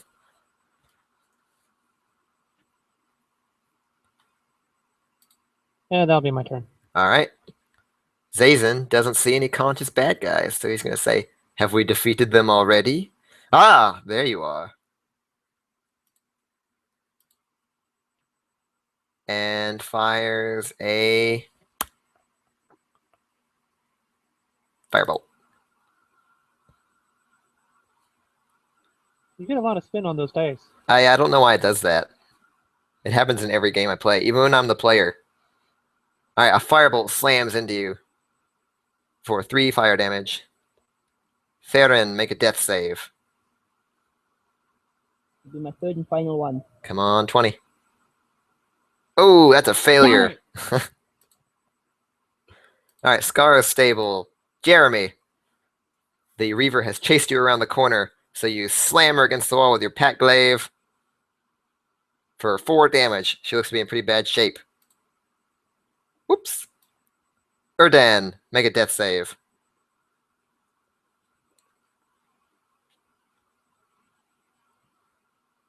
Alright, that's a success.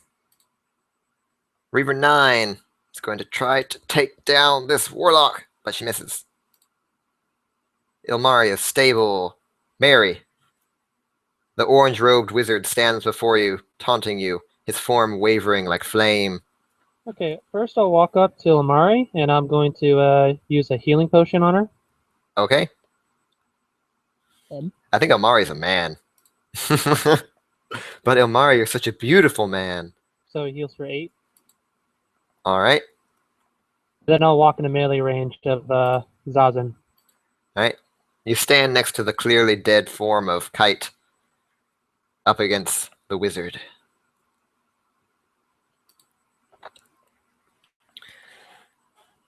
Foolish people. You thought you could defy us.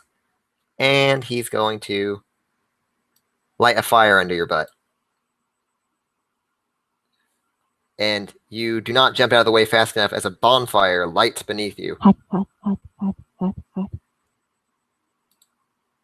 Theron. Make a death save. Come on, 20. No, I think It's a 20! It's a 20! All right. You have regained 1 hit point, and you can now spend half your movement to stand up and act as normal. Okay. I stand up and... Erden, you can't believe your eyes. Actually, Erden's unconscious. Jeremy, you can't believe your eyes or your ears. You hear someone moving in the corridor beyond you. I stand up Rising as and embers. go over to help Jeremy. All right. And then around the corner comes the ranger, miraculously stabbing his swords into the back of the cultist. As I do that, I say, "You do not fight alone, brother." Theron, ooh! Brother! I was about to say you could roll with advantage because she didn't know you were there, but you got a critical hit. Roll for damage.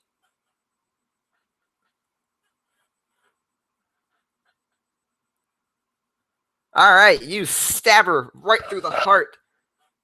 Jeremy, you see a blade just slide out of the chest of the Reaver before you, and as she slumps down dead, a conscious, oops, accidentally deleted Scar.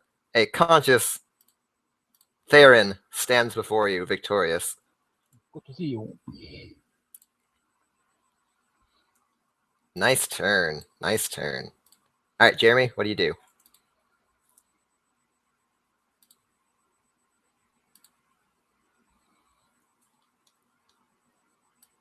I'm assuming a Overkill dash. match?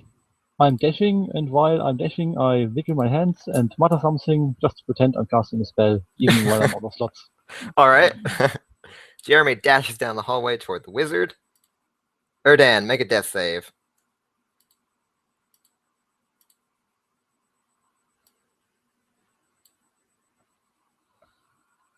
Ooh, all right. It's a failure. We're fixing the panther again. And Ilmari stable. Mary. No, Imari's up. Oh, sorry. Yeah. I forgot. Mary fed a Fed a healing potion to Ilmari, and the strapping man stands back up.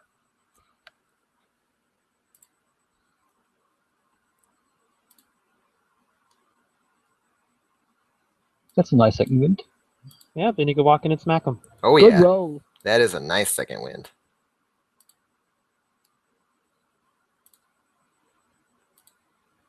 All right, but it misses. It's hard to take aim at this guy as his form wavers and blurs. Okay, well, I'm going to attempt to grapple Zazen. All right, just note, there is a bonfire under you. If you end your turn in the square, you'll take more fire damage. All right, so you hop out of the bonfire, and now you can grapple him. So it's an opposed check. Uh-huh. Cuckoo. All right, he puts up a valiant defense, and despite his wavering, you're able to get a grasp around his form, and you're holding him as he's wriggling around, his form blurring and shifting. Yeah, as long as I survive the next turn. Unless someone else knocks him down.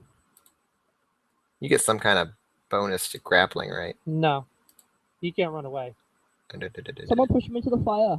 And actually, now he grants Fire on fire. disadvantage. So Actually- cancels his blur Yeah. for us. Actually, You can hit him with a weapon and then use your bonus action to grapple him. Yes, but I have disadvantage. That's true. I see what you're So saying. instead, I'm going to drag him into the fire. Instead, Mary was cautious and starts moving him into the fire. Okay. So you'll have to move Zazen up. All right, you drag him into the fire.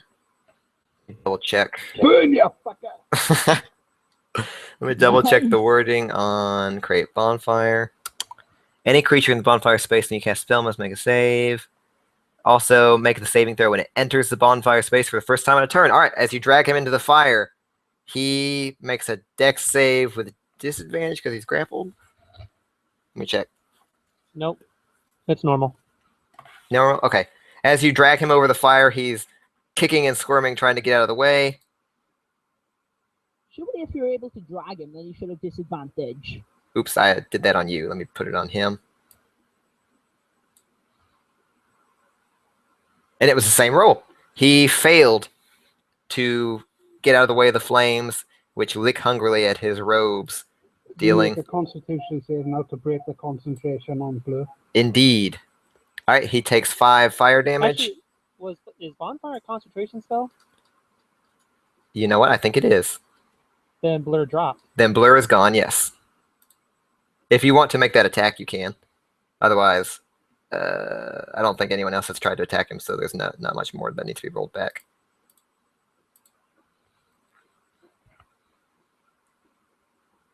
All right, so traveling back in time, you smacked Zazin with your frying pan first, then grabbed him when he was reeling from the blow, dragged him into the flame, and then as you dragged him into the flame, he starts burning, losing... Actually, let's see if he loses concentration. Cuckoo! Losing his concentration on the flame, which then disappears, having done its job. Burning things. All right. Good turn.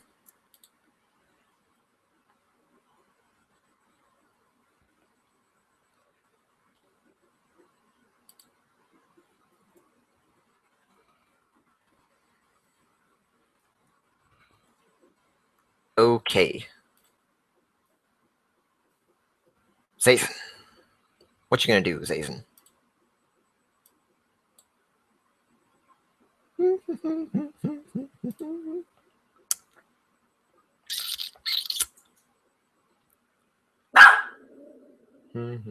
heck was that? That's my dog.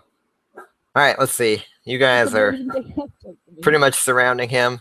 There's not much he can do but try to squirm his way out. Make a grapple check.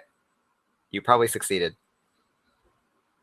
Yeah, you did. Alright, he squirms vigorously, but is still caught in your firm grip. Unhand me, you plebeians! You know not my power. Theron. Right, I pop out to there and shoot an arrow at Zazen. Alright, shoot away. I think you have no advantage if he's grappled. Nope. He has to be restrained for advantage. Yeah. He just has 0 movement. I miss, but I don't have my turn but there. Instead, I grab Adrian and pull him around the corner. So then when he does get up, there's no chance of him getting hit. Alright, you'll pull Erdin back around the corner. I'll say you can do that as part of your movement. Okay. Alright, Scar is stable. Jeremy.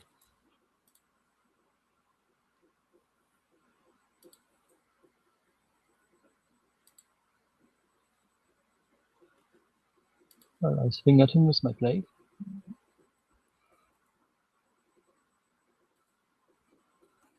Oh, you try to swing at him. Yeah, but I'm careful because I don't want to hit Mary. Very considerate of you. Erdan, make a death save. Ooh, that's 2 failures and 2 successes for Erdan.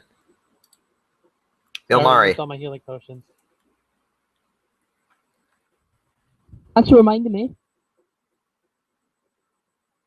What healing potions? Yep, I got one in my bag.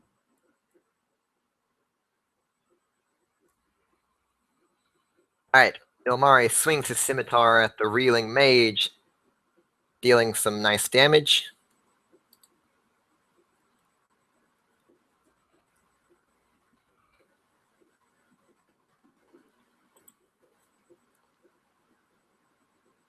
Okay, now I'm going to attempt to knock him prone. Ready. You knock him prone. He can't beat that. He cannot possibly beat that. You let go of him and punched him in the nose and he fell over. Alright. You push him to the ground, holding him there. Unhand me, you fools! You know not my power! How dare you oppose me? Blah, blah, blah, blah, blah, blah, like that. Zazen is prone and grappled, basically in pretty bad position. Yeah, he can't stand up until he breaks the grapple. Completely surrounded by foes. What will he do? What will he do? Can he not break the grapple until he is not prone? He can try to break the grapple, I guess. There's not much more he can do unless he wants to. That'd be good. If he couldn't break prone, if he couldn't get unprone unless he was ungrappled, and he couldn't ungrapple unless he wasn't prone. Oh, man. All right. He got a 20, and you still got a 22. All right. He squirms out vigorously, but you hold him down. Nothing will escape your silvered grip, I guess. I was going to say your iron grip, but your frying pan is silver. Yeah, well, yeah, the frying pan's going to hit him next. That end. Right, to make sure Edge Run doesn't die, I give my healing potion to him, so then he does not fall. All right, roll 2d4. Okay.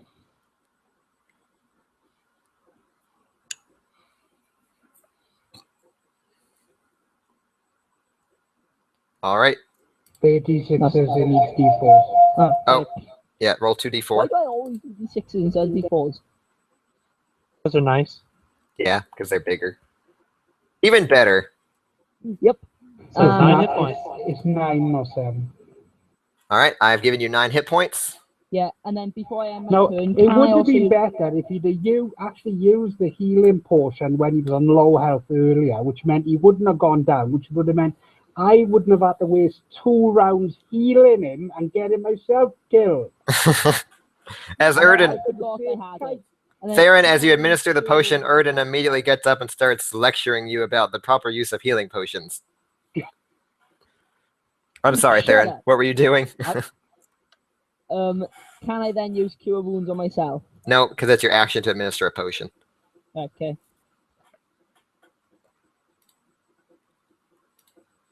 Jeremy.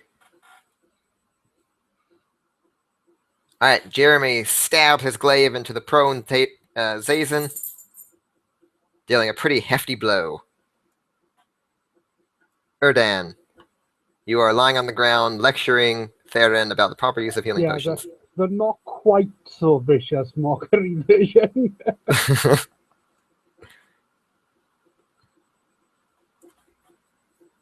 Yeah, please don't mock me. I don't want to die. From words. That's if the lecture takes 1 to 10 minutes. What takes 1 to 10 minutes? No, I said if you lectured him for more than 10 minutes, you may as well just cast Vicious Mockery. Yeah. All right, Erdan cast True Strike? No, I clicked the wrong one. I was looking what it was. And... Okay. Fuck it, I'll viciously mock him. You think you can kill us, fool? Alright, so you're going to move around the corner to taunt Zazen, who succeeds on his save despite his position. I'm not around the corner. He still knows who he is. He will not fall to your harsh words. He will fall, however, likely to a frying pan, or a scimitar, or a glaive. Nice. Yeah, we got 3 melee fighters on a What a prone roll. person. Yep, you stab your scimitar into the prone Zazen, who looks in pretty bad shape with blood pouring from numerous wounds.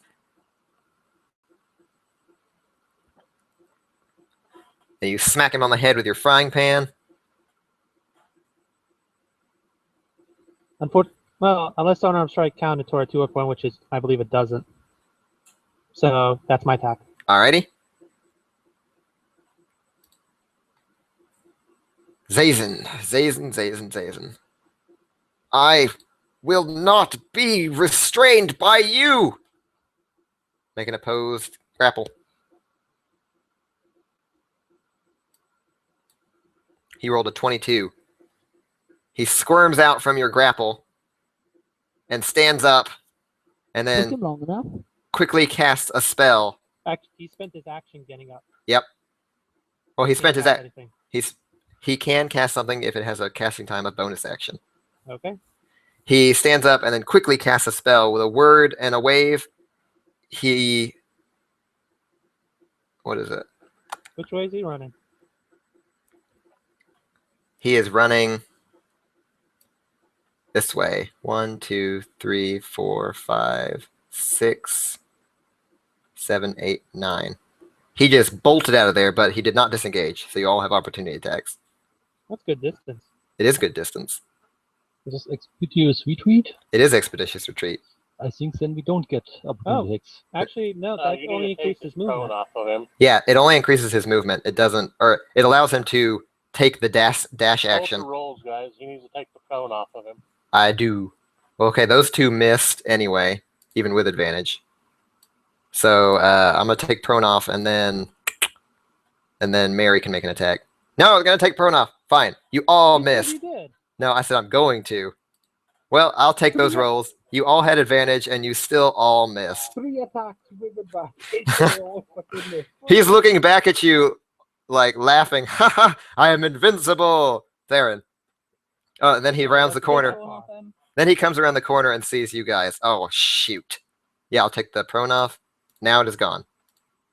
I walk to there, say die fool, and pull out both my short swords. Okay.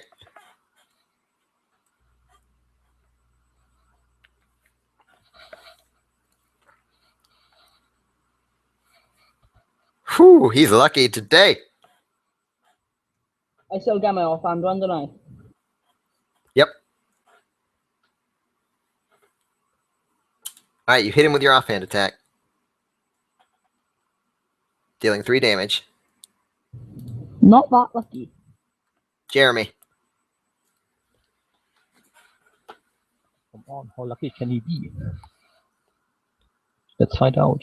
Alright, you move up behind the retreating Zazen and line up the shot, I presume. Indeed. He can be that lucky, apparently. Swords and arrows and magical energy are flying all around him as he's running away.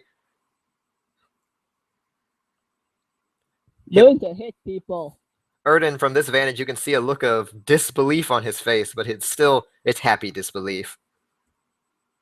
Alright, your rapier misses. Ow! Alright, but your dagger hits him.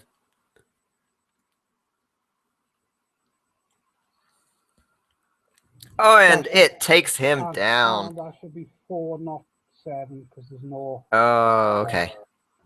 It really thought like they killed him anyway. Yeah, it exceeded his hit points by 4. So take So, yeah, the you have off, one but hit still point left. exceeded it by 1. So he has 1 hit point left. Let's see, where'd he go? 22 rounds. It was the longest combat ever. Right. Now I will grab Theron by his ears and say, "Heal yourself, you fucking idiot!" Oh yeah, that's it down. Let's see if we subtract that 3. I think Well, since this cultist Yeah, since he beat it they're by so 4, friendly. he rolled a 4, so Yeah. he beat it by 1. He's down. That was just enough points to knock him out. Can I use my heal now, or I would suggest, since the cultists were so friendly to leave us a completely hospitable camp, we should take advantage of that and take a long rest there. So we have a tent, we have a fire, we have beds. Rebuild the barricade. That's a good idea. Alright, so you guys stack up the barricade blocks behind you. Oh, and I search Zazen's belongings. Okay, And all the other cultists. okay. Searching through the cultists, stacking up the barricade, grabbing your unconscious Scar, you guys can retreat back to the camp, and I'll get your goodies. Cuckoo. I like how no one said rip to Kite. Of course, we take Kite's body, we wrap him up, then we have to bring him back up later. I'm in the tent. Alright, the cultists had nothing? No, I thought they had something. Well, they had their swords. Yep, the cultists had various denominations of coin, amounting to about 64 by your count. Oh, we can always divide it up later. Yeah, 64 gold pieces. Yeah, I'll divide it up later. I'm just telling you what you got. 64 gold pieces worth of various coins. And Zazen Tavish wore a bronze torque decorated with flame motifs and studded with square-cut red garnets. that looks to be pretty valuable, and you also found on his person a potion of healing.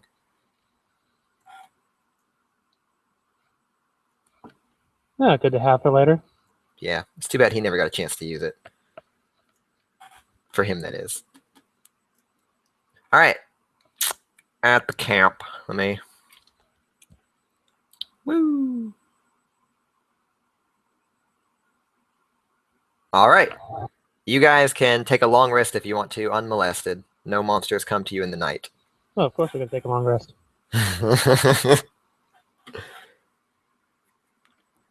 All right. Oh, also we got to... Well, the Flume's there, too. Did anyone give any healing to Scar? No. Well, Okay. I think we're taking a long rest now. Well, Anyway. it takes him 2 hours to... Theron probably would have if you were taking a long rest because he was he haven't used any of his healing yet. So. Theron, do you have any healing spells to give to your panther? Yeah, I have 2 wounds. All right, then. Then he will be conscious when you take a rest. And so you all take a long rest. Let me apply that.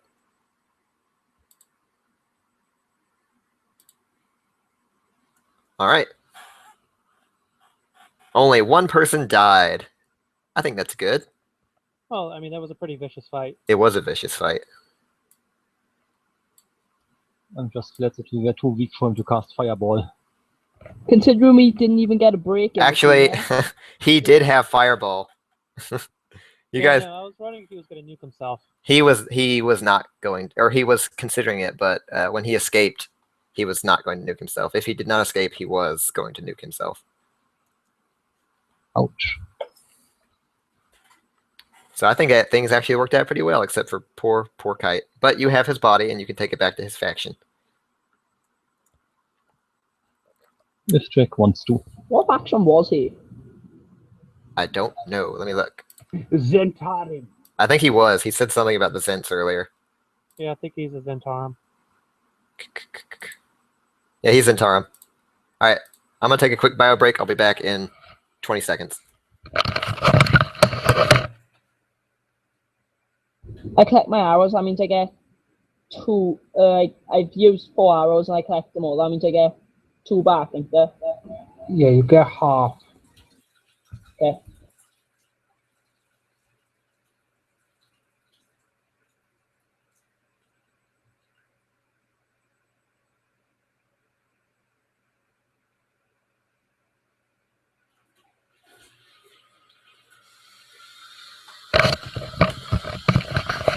All right, I'm back.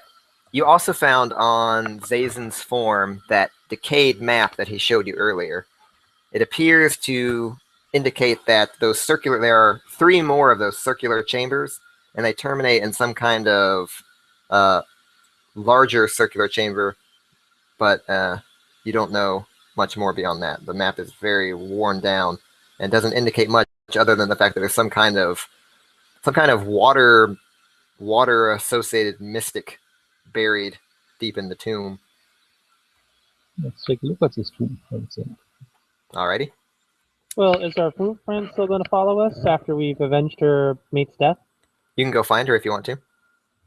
Oh, I think she was waiting at the camp or something.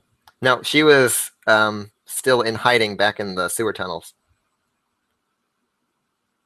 Well, I will go look for her and tell her her mate's death has been avenged. Okay.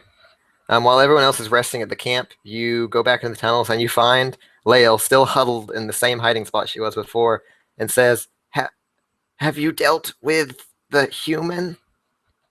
Yes, we've dealt with them, and I believe most of the troglodytes.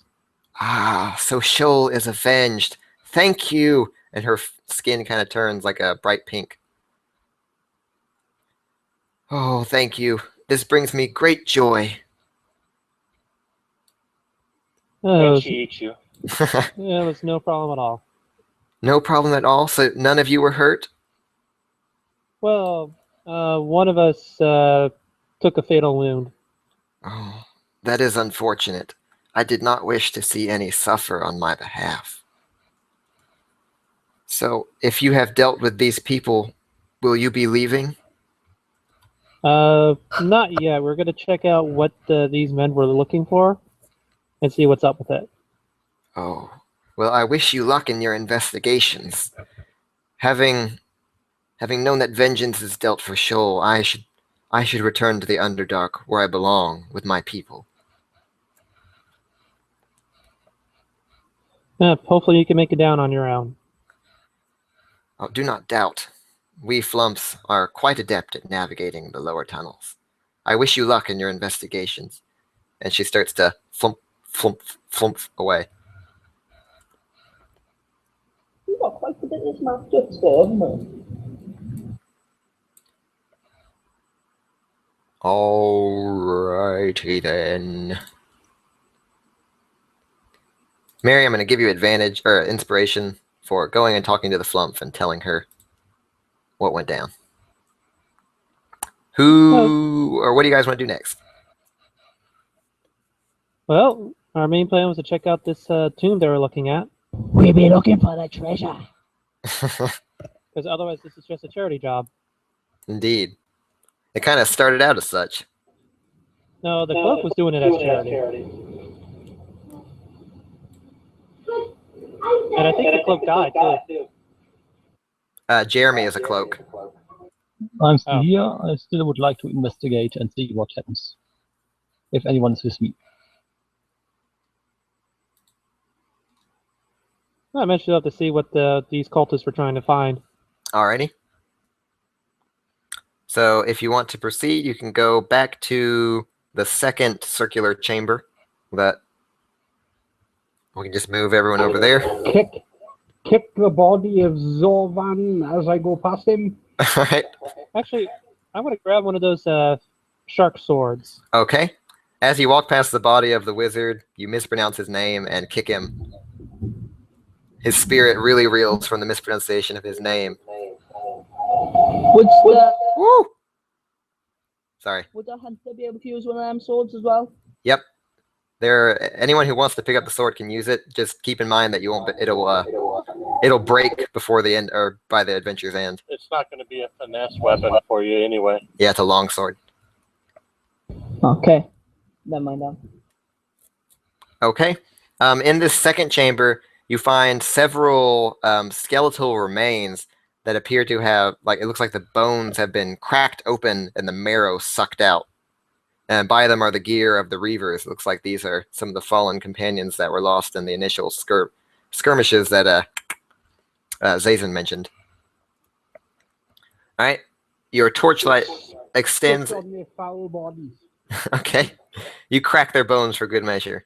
Your torchlight extends into a circular chamber beyond, in which you can see a crude effigy of some kind, an altar constructed of stone and bone, covered in dried blood. And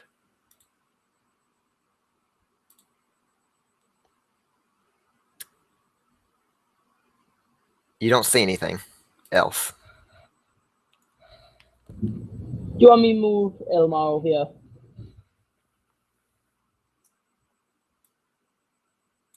I got him. Yeah. I thought someone was missing.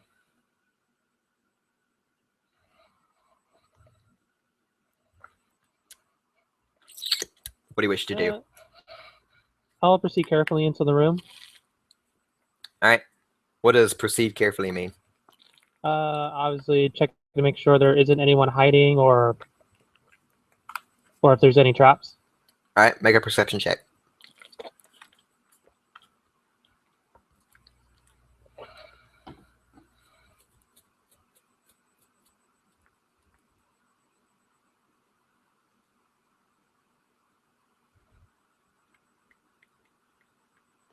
Woohoo! All right. Your keen eyes pick up on something. You see what looks like a reptilian tail, but it's the color of the stone beneath it, kind of peeking out from behind the altar.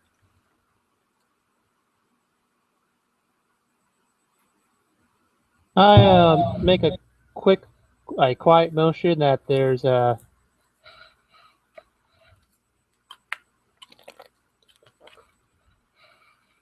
I mean, were the troglodytes kind of like the same color?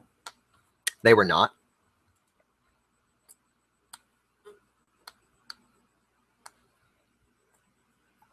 And then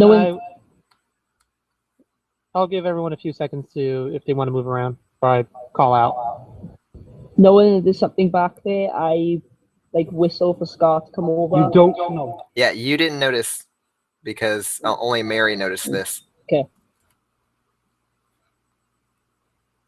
All right, then I point my frying pan towards the shadow, to the statue, and I call out, come out from your hiding spot. As he calls, I will train my bow on it in case it goes nasty. All right. I'll move forward and do the same. Interesting. Nothing happens. I tell Scar to go check it out. If it's something, then Scar will pull it out. Okay.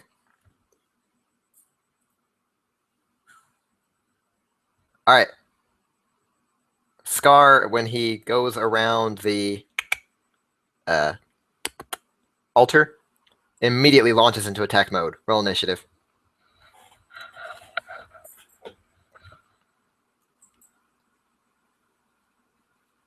That thing goes planned.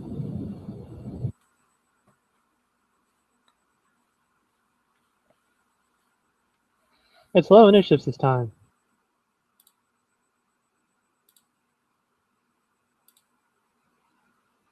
All right, Scar actually gets to go first. That works out perfectly because he's the only one aware of actually what's actually back there. Well, I knew there was something back there. Yeah, but he's actually aware of what is back there. All right, Scar launches behind the altar and starts scrapping with something. You can't quite tell, but you hear that same sound.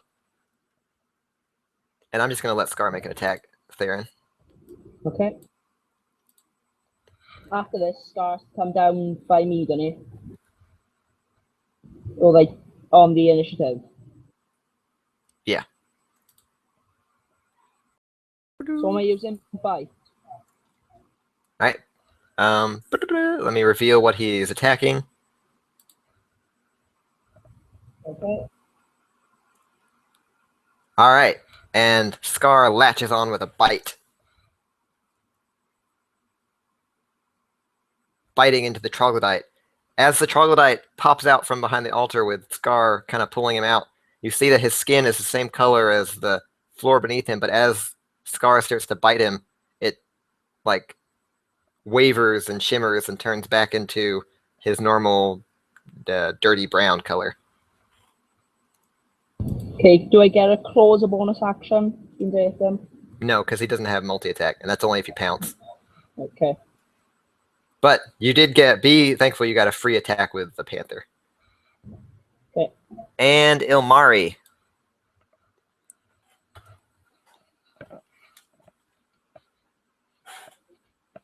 That's rare. That didn't beat. I'm pretty sure I have that setting enabled. Let me double check.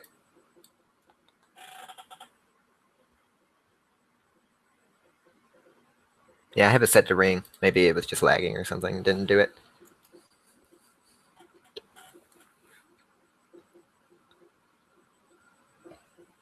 All right, Ilmari. Oh, sorry, Ilmari. As you come around the corner here, you see 2 more of the troglodytes blending in with the stone around them.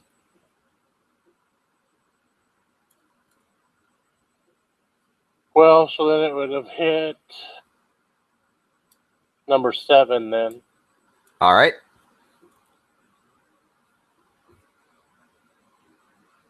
All right, as you round the corner, moving on the troglodyte attacking or engage with Scar, you see 2 more of them, and you slash at one without hesitation.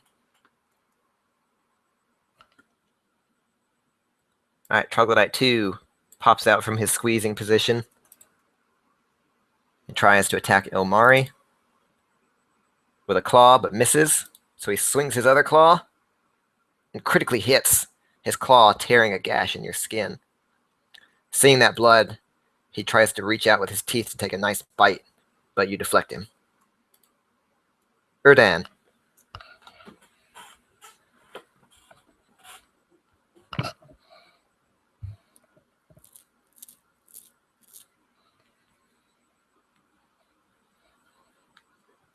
Erdan fires a short bow into the room, dealing a pretty hefty blow to the troglodyte standing on top of the altar. Or engaged with the panther, that is. Yes. All right. With this one, because Scar bit onto him, does that mean is Scar still bit onto him? It's like, yeah, he's in a grapple. No, he doesn't have the doesn't have like a pit bull's jaw. He has panther jaws. This troglodyte is going to try to claw the poor panther. All right, that's a hit. No! Then he goes for another claw. Missing. The panther was able to reel out of the way. And then he tries to bite the panther in return. And he hits. But Scar is still hanging on. Although Scar's name is becoming more and more appropriate as this adventure goes on. It should be Scar. Theron! I tell Scar to come back towards me a bit, and then as he's doing that, I shoot the arrow at Crocodile 9. Okay. Scar's going to get hit with an attack of opportunity then if you're going to fire. Good point. I'll leave him there because I'm probably going to kill him anyway. Alrighty. Why don't you shoot, see if you shoot kill first, it, then then make him move. Having faith in your bow, you fire at the troglodyte, engaging your companion. Hitting. Taking it down. Okay, now I can safely move away. Yep. Okay, and now I pull him away. All right, Troglodyte 7 swings his claws at Omari. Hitting. Goes in for another. Misses. Goes in for a bite. And misses. Just knock him away each time. Mary. Had a little lamb. Mary had a little lamb. Cherry, I'm going to walk up. Then I'll swing my frying pan at number 2. All right. The overwhelming stench of troglodyte wafts toward you, but you've experienced this before and you were ready for it. You smack the troglodyte with the... And then I swing my fancy shark sword. Ooh. And it gets hit. Taking some fancy shark sword damage. Not as fancy as it would have been if these guys didn't have tough scales. That's fine. It's temporarily better damage than most of my weapons. Alrighty.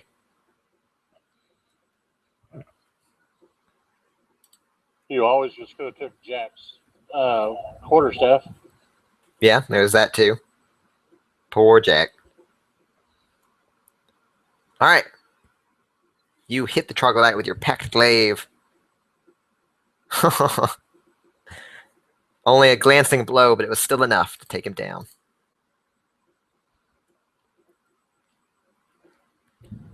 I'm guessing these ones were weaker forms of them. No, these are just as strong. He just had a natural camouflage ability. Yeah, they did. Ilmari. That's a hit. Yeah, if we probably hadn't noticed it, they probably would have jumped us from behind. Alrighty. Your scimitar slashes, taking down the last visible troglodyte. And you second wind. We wiped them out without any wounds, basically. Like, the wounds you Mari would disagree. Well, except for Scar. Poor Scar.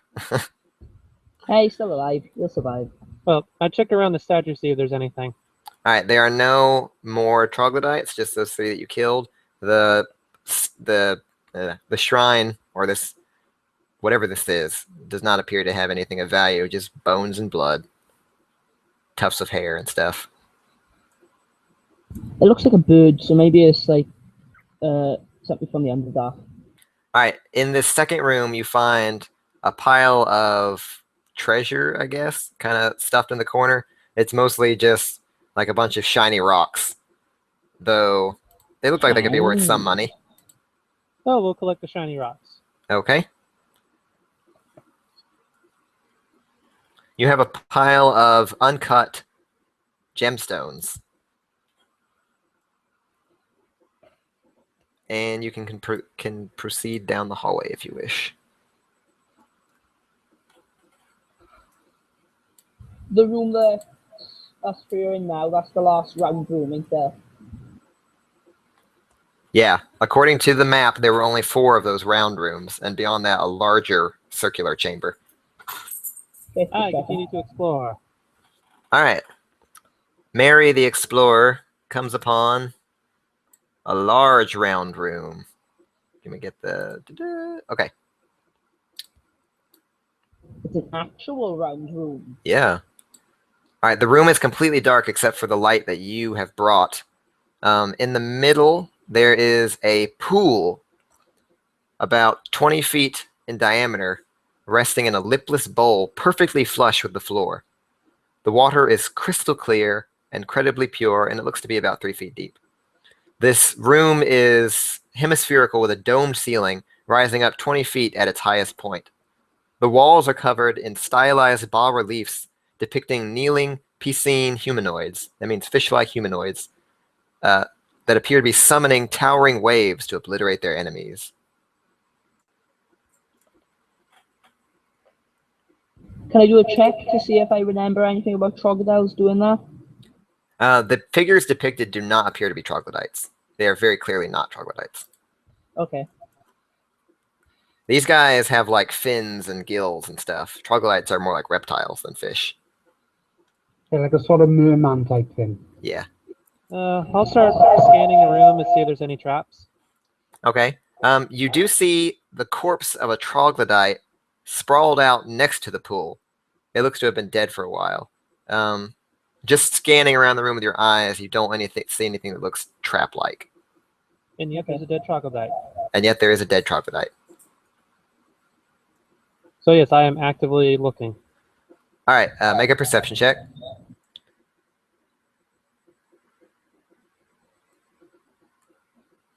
Yeah, all right. Looking around, you do not see anything that looks trap-like. However, you do notice on the northern side of the room an archway of some kind. A massive door made from a single slab of hardened mud blocks this archway. If it weren't for the seams, you would easily mistake it for a wall, but it very clearly looks to be some kind of door. There are 3 fish-like faces with wide circular mouths adorning the arch, one affixed to the keystone and the others to the respective bases. Yeah, I'm lucky if I can find my own feet, let alone anything else. Is there any writing or anything on the door? There is not. But Erden, even with that horrible roll, you look around the arch, just kind of see, and I'll tell you what is obvious just from looking. You peer into the mouths of one of the mouths of one of the heads, and you can see that it's funnel shaped on the inside. It kind of leads away somewhere.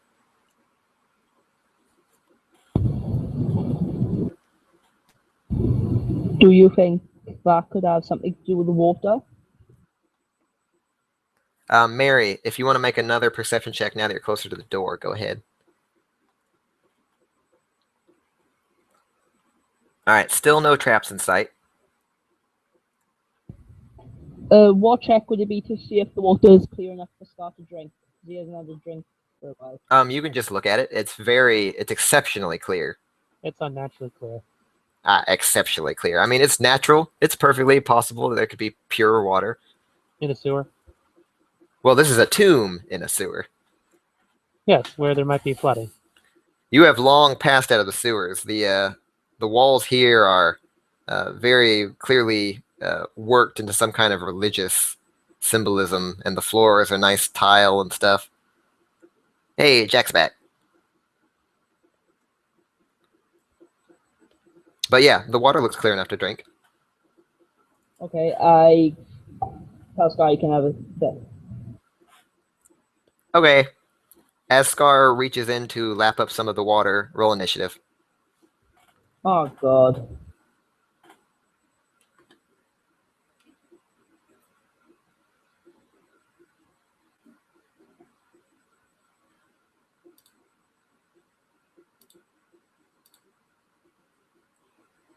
Worst initiative roll ever. All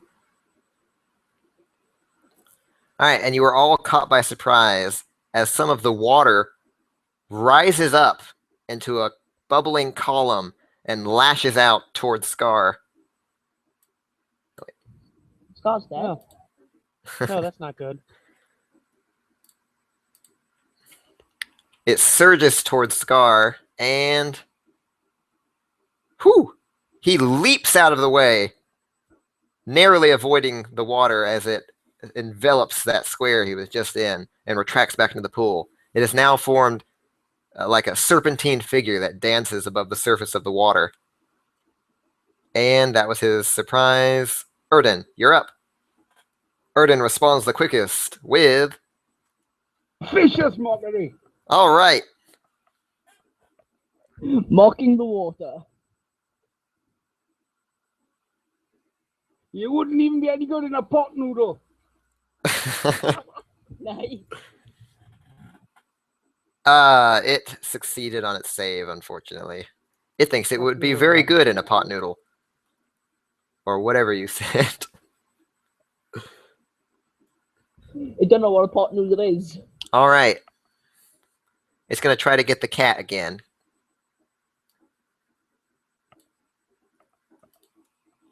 And that time it does.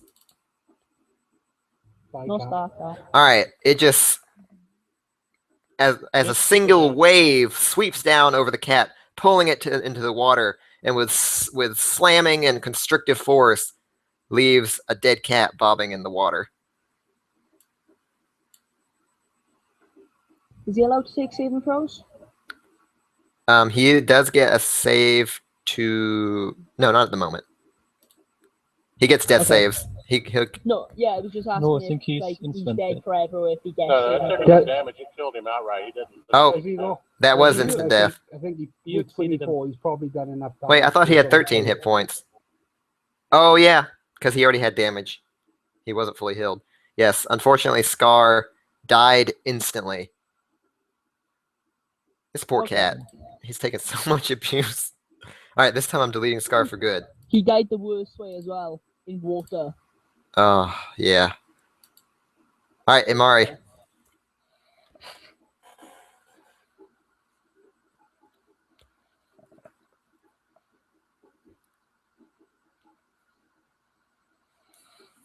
All right, Ilmari becomes indignant at the sight of the dead Scar and rages against water. Is this thing in the middle of the?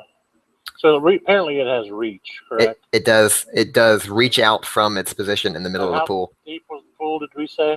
It was 3 feet deep from your estimations. All right, Ilmari leaps into the pool, slashing his scimitar into the watery creature. It passes through its body harmlessly. First off, I'm probably going to make a check to see if I know what this creature is and if my weapons might be effective. Arcana check. No, I know nothing about it. It's some kind of water creature, that's for sure. It's kind of weird. Unless it's like a spell, or maybe it's a trap. I don't know. Light a fire and use your frying pan to boil it. Well, let's test the waters. I'll Yes. grab a hand axe and I'm going to throw it at it. All right, you chuck a hand axe at the creature. It seems to hit it, and the hand axe just kind of passes into its body, dealing not as much damage as a blow like that normally would.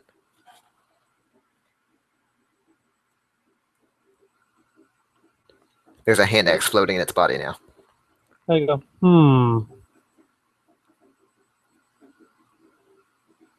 And then I'm just standing there. All right, Jeremy.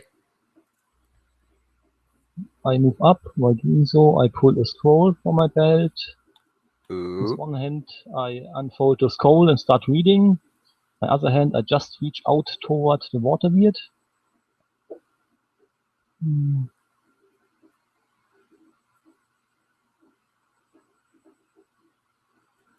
All right, your scroll of Witch Bolt activates, and lightning leaps from your hand onto the water weird. And I'm cackling like the Emperor from Star Wars. And the lightning continues. A continuous stream of lightning passes between Jeremy and the water weird, which thrashes about wildly. Theron. Right. Seeing that melee attacks don't do as much, I'm gonna have to have a look through what I can do. Right. For once, I'm gonna start with Hunter's Mark. All right. For the effect on the creature. No, put it on yourself. Okay. Because it's the damage goes to you, even though the enemy is the one who's marked. Okay. And I'll shoot the arrow at it. All right. You channel the power of the hunter, marking this target as your prey. Fire a longbow, hitting it squarely. Okay. For not as much damage as you would have liked. The arrow just kind of passes into its body and starts to sink into the pool. Okay. Erdan.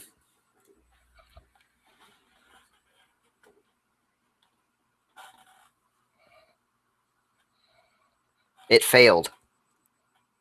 I'm pretty sure almost everyone who said his name has said it differently every time. Ooh. All right. Erdan whispers foul things to the water weird, who... Oh. Does it actually? Is it able to actually leave the pool? It is. The water weird When's its reaction? thrashes about in psychic agony, spends its reaction to move as far away from the pool as it can. It starts... let's see, what's its movement? 60? Okay. Oh, wait. That's a good question. I always just assumed it can... Does the spell say that it moves into dangerous terrain? I'm not sure. Well, it moves... it spends its reaction to move as far away as it can, but I just noticed it has 0 land speed. It only has a swim speed. So it stops at the edge of the pool. Yeah, it does. Man, that's unfortunate. We've killed things before with Dissonant Whispers, but I guess that wasn't possible. All right, it comes up to the edge of the pool. I'm going to say even kind of goes halfway over as much as it can, but it remains... It seems that it can't go beyond the edge of the pool.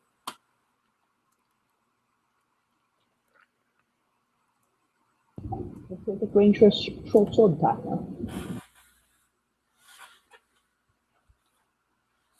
Oh, right. No, sorry. All right. The water weird is going to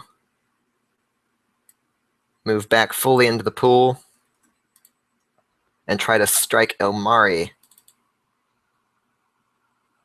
All right, but even submerged in water, Elmari's air elemental blood allows him to avoid the blow with grace and ease. Elmari.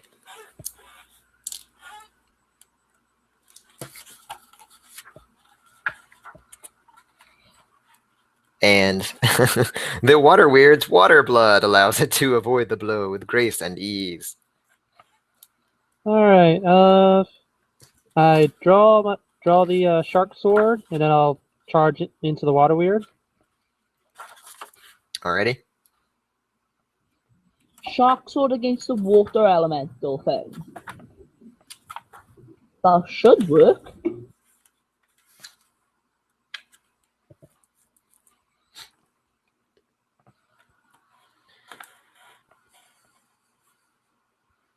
All right, with silver frying pan and shark sword, you hack into the water elemental, who barely appears fazed by your blows.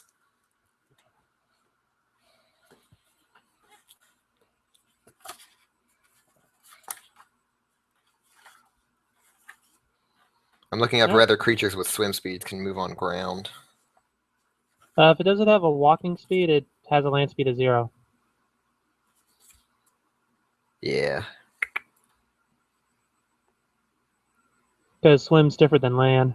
I'm also not sure if Dissonant Whispers also has conditions that it's saying that it does not move where to kill itself. So you can't get targets to leap off a cliff, for example. It would stop at the edge, I think.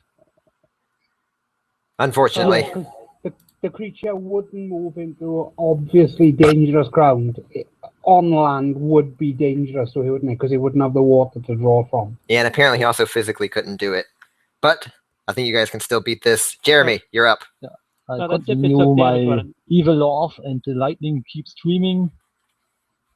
And it gets more lightning damage. All right, Emperor Palpatine over here does more lightning damage to the water weird. Theron. Okay, I'll. If you hit, you need to put your hunter's mark back on it, but because it's expired. Okay. With Hunter's Mark now, does it carry on to short swords as well? Yes. Right, okay. I have to roll my attack before I put Hunter's Mark on it, yeah? Yep. Roll your attack Hunter's first, Mark. then put Hunter's Mark, then roll damage. Okay. All right. If you hit, of course. That misses. Okay. I'll use my other short sword. The water weird recoils fluidly. That missed too. Okay. Erdan. Oh. Sometimes it skips ahead. It failed.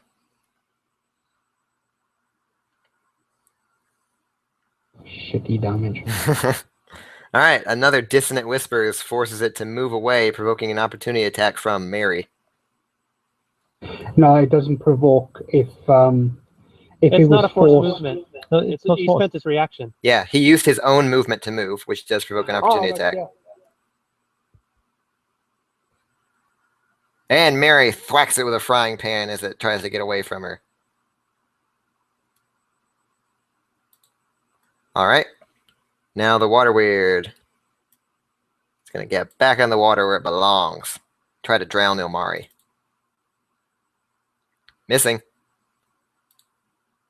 Ilmari.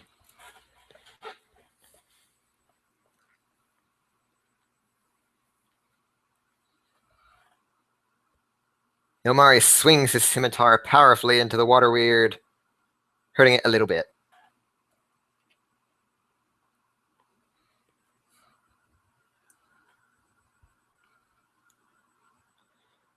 And Mary thwacks it with her frying pan for another good blow, but then misses with her longsword as it dodges out of the way. It's looking pretty ragged though. There's like water spilling out and leaking out of its form. Was water leaking out of it when we Yeah, started? there's water leaking out of it. Like imagine there being a thin membrane around it, and like there's like water just kind of sprouting out the side.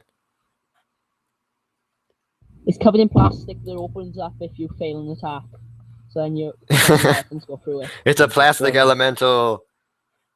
The damage continues. All right, Palpatine, end this.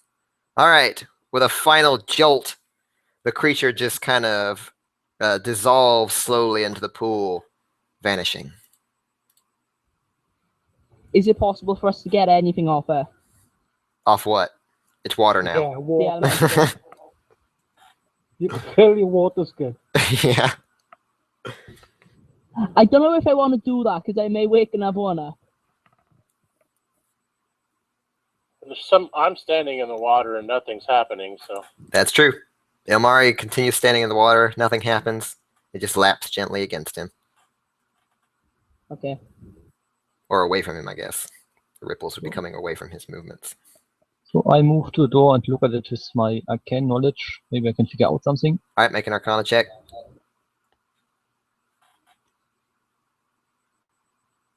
Alrighty. Jeremy, after looking over the archway for a bit, reasons that it's likely that this is some kind of magical doorway that is activated using a special trigger of some kind.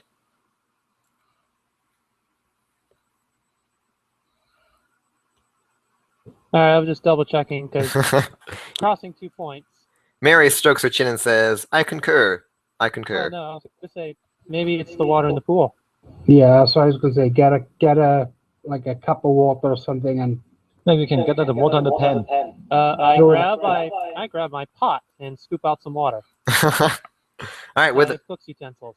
as you scoop up a big old pot full of water, you notice that the water level in the pool rises to the level it was before you pulled the water out. So you scooped out a bunch, lowering the level a bit, and then it just rose right back up. Okay. Then I walk over to one of the fish guys and pour the water in. All right, you pour the water in, and the eyes on the fish head glow. I then repeat my actions until they're all filled. All right. When all three of the fish heads glow, the stone door melts into mud and dissolves away, leaving a tunnel leading into a small room in which, leading into a tunnel that appears to descend.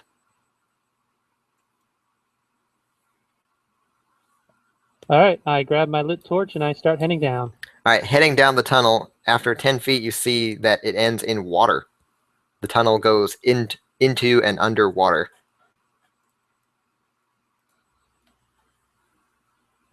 So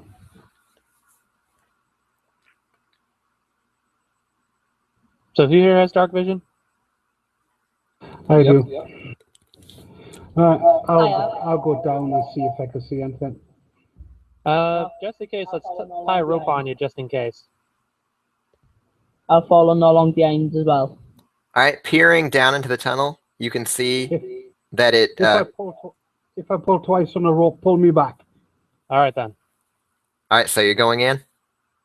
Why not? All right, diving into the water, you follow it along. It appears to follow a roughly U-shaped tunnel that goes down and then back up, and you emerge in another room. Let me get that. Oh, and 3 tugs means go ahead. Okay, I'll just pull the rope once. What does 1 tug mean? We never specified what 1 tug means. Well, they'll have to work it out, won't they? Because 1 tug is just simply you pulling on the rope. That's why we use multiple tugs, just in case you get caught on something. All right, Erdan, you emerge in a large chamber insofar as it extends beyond the range of... No, actually, let me check that. Yeah, it barely extends beyond the range of your dark vision. But it appears to be another hemispherical chamber, this one larger than all the ones you've seen before. You have emerged through a circular kind of pool in the floor of a ledge next to a larger body of water. In the body of water, you can see pillars poking up out of the water that kind of lead to an island some distance on the other side of the chamber.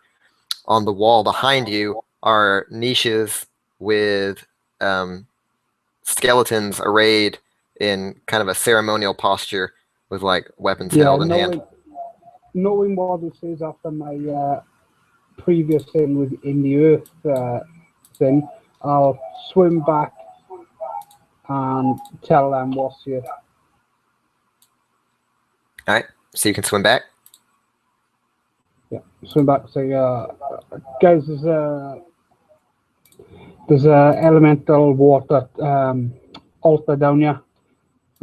We all need to go through it. It looks safe from what I can see. I didn't see anything, but that means nothing. All right, and then I proceed to swim down. And I'll swim through. All right.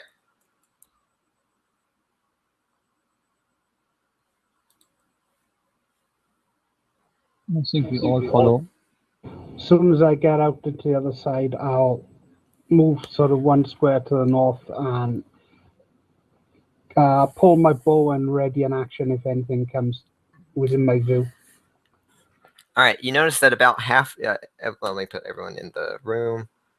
About half the skeletons appear to be holding long staves that have like claw-shaped pincers at the end.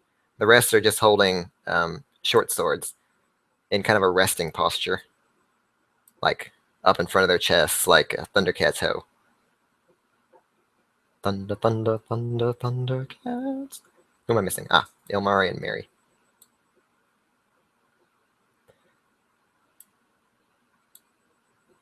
May I quickly suggest that it looks like there's treasure on the island over there, so if whoever's melee like if one melee person goes across, then all the ranged can stay back and give them cover. What I think is a melee person might not be the best suited to hop from stone to stone.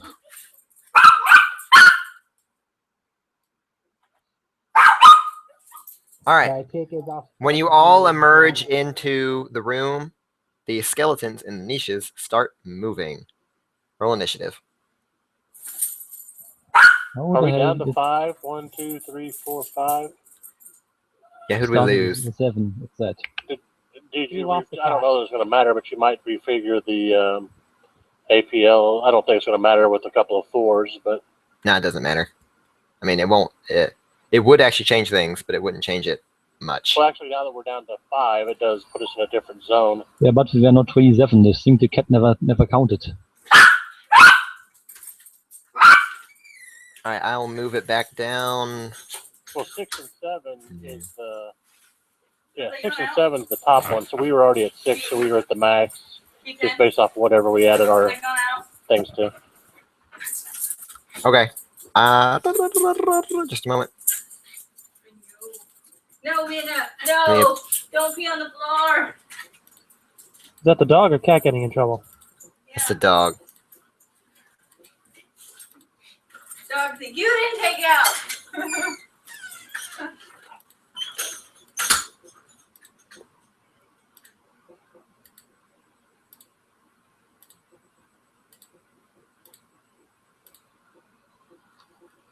All right. Erdan, as the skeleton started to animate, you responded the quickest.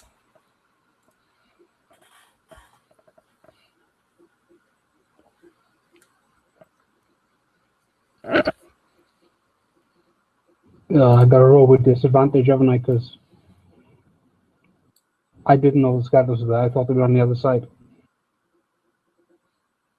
Roll with disadvantage on what? Because I'm within. I got a bow and within melee range. Yeah, that rolls with disadvantage. Yeah, unless you had crossbow expert. Yeah, if I'd have known the skeletons were there, I would have moved out the other way, but never mind.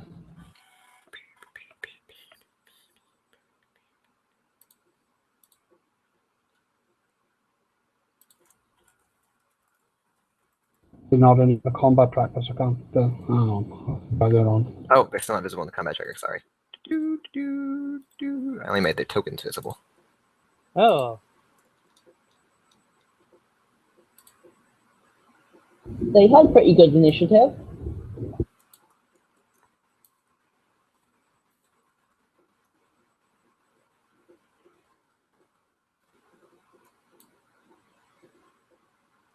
All right, that's a hit, despite your disadvantage. You just shoot it point blank, knocking out a few of its ribs. Oh, here's a free hit anyway, Vanessa.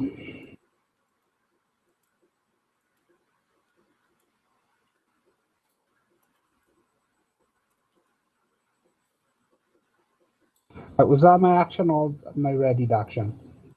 Did you say that you're ready in action? Oh, yeah, you did. I did. Yeah, that was your ready action. So now I get my proper reaction, yeah? Yep, go ahead.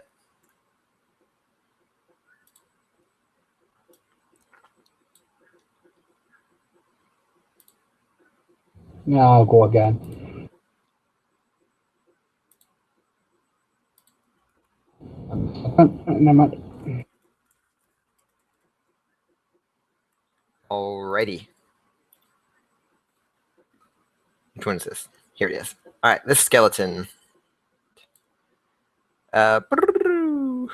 brings to bear a long staff ending in what a lobster claw shaped pincer. He reaches it out toward Theron.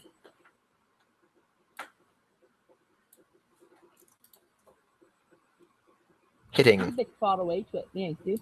It's a long staff. Never mind. All right, as he brings it to bear, the claw pinches around you, and you are grappled. Okay.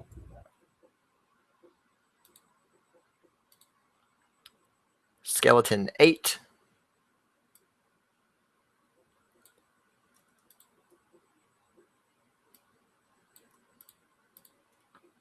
moves up to attack you with a short sword. He stabs into you for 6 damage. Skeleton 11. Skeleton 11, yeah.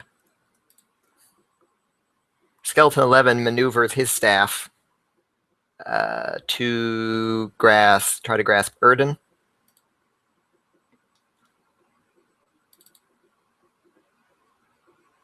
And hits. And the lobster claw pinches around you. Erden, you are grappled. Skeleton 1 moves in to strike you with a short sword.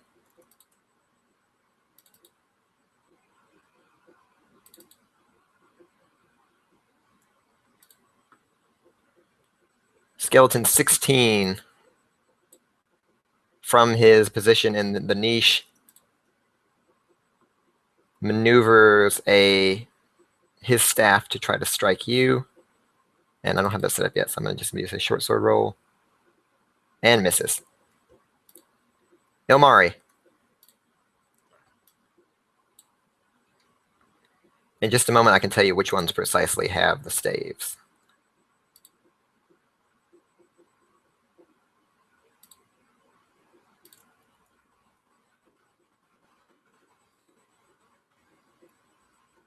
$16, $12, and 11, is there? It's, let's see, 11 has one, 4 has one, 16 has one, and 12 has one.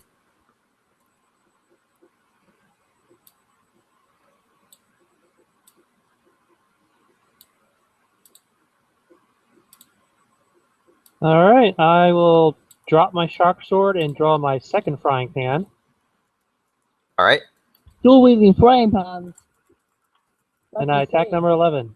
Attack away. That's an automatic miss. That's a hit.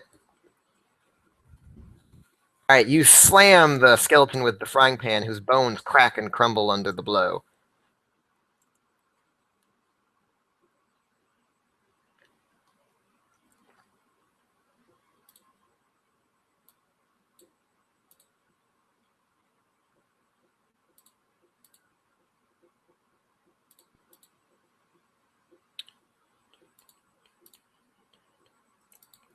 And that ends my turn.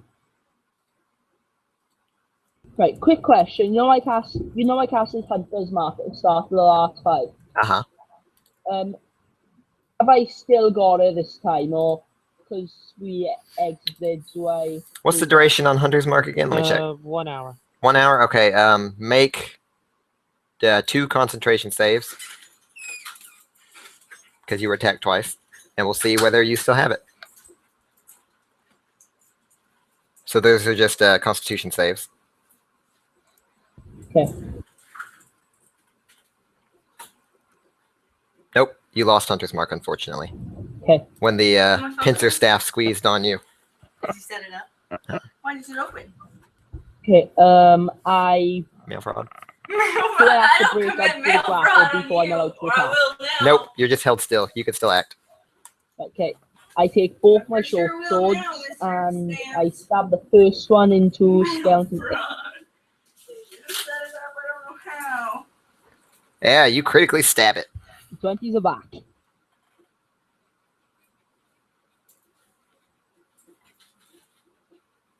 right, you stab it powerfully in its bones. You score some nice hits. And I attack with my offhand as well. Unfortunately missing. These skeletons have little bits of armor scrap still attached to them, and you happen to hit one of those little bits. Okay.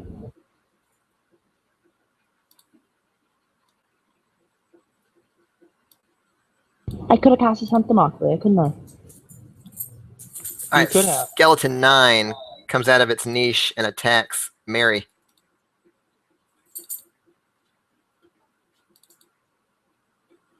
Stabbing with a short sword. Doing not much damage, though. Okay. Skeleton 4. Skeleton 4 has a pincer staff and comes forward. 1, 2, 3. tries to grab Jeremy.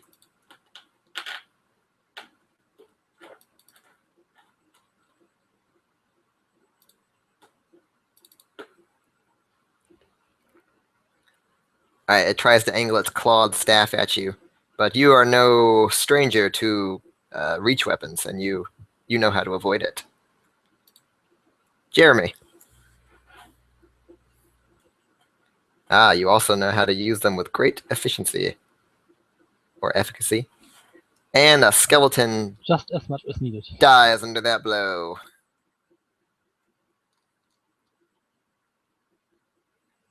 Alright, Erdan. Okay, I am no longer grappled now, Mike, because that was the one grappling me. Alright, you are ungrappled.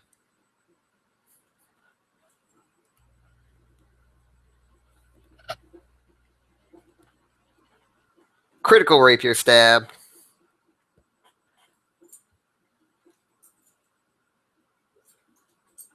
You punch your rapier through its spine with a sickening crack. And then your dagger closes in, hewing off some more bone. Oh, add 3 on. Okay. It should only be 1, not 4. That's skeleton 1. Alrighty, done. Alright, skeleton 12 is grappling Theron.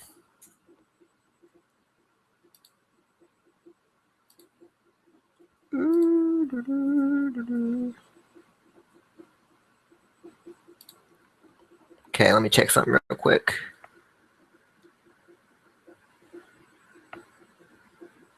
Alright, that skeleton starts to push you, Theron, toward the water. Okay. You're Only 5 feet. I forget how far you can move people when you have them grappled. That's half speed for dragon. Ooh. Then yes, you have been pushed into the water, Theron, as the skeleton shoves you over and you're powerless to resist with that lobster claw around your How waist. deep is it? It is deeper than you can see. If that number 12 moved out of the square adjacent to me, I'm gonna attack it. All right, go for it.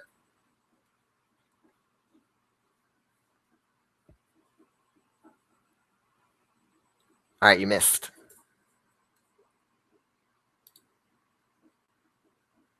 Skeleton 8. It's going to swing at Elmari. Or stab at Elmari. And misses. Skeleton 1 is going to stab at Erdan. And misses. Skeleton 16 is going to try to grapple Ilmari with his pincer staff. He reaches for you, and as the claw starts to close, you just step out of the way. Ilmari.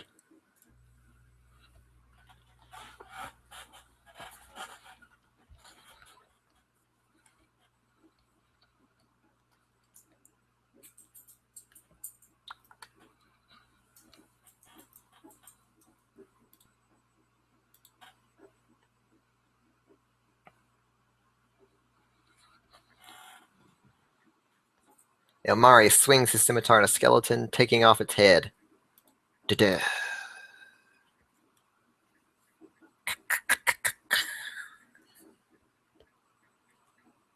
And then moves on to the next target. Mary.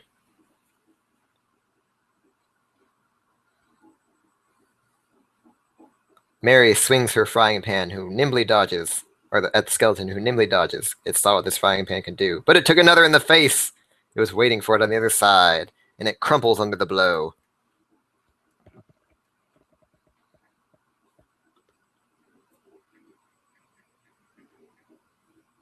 Alrighty. That end.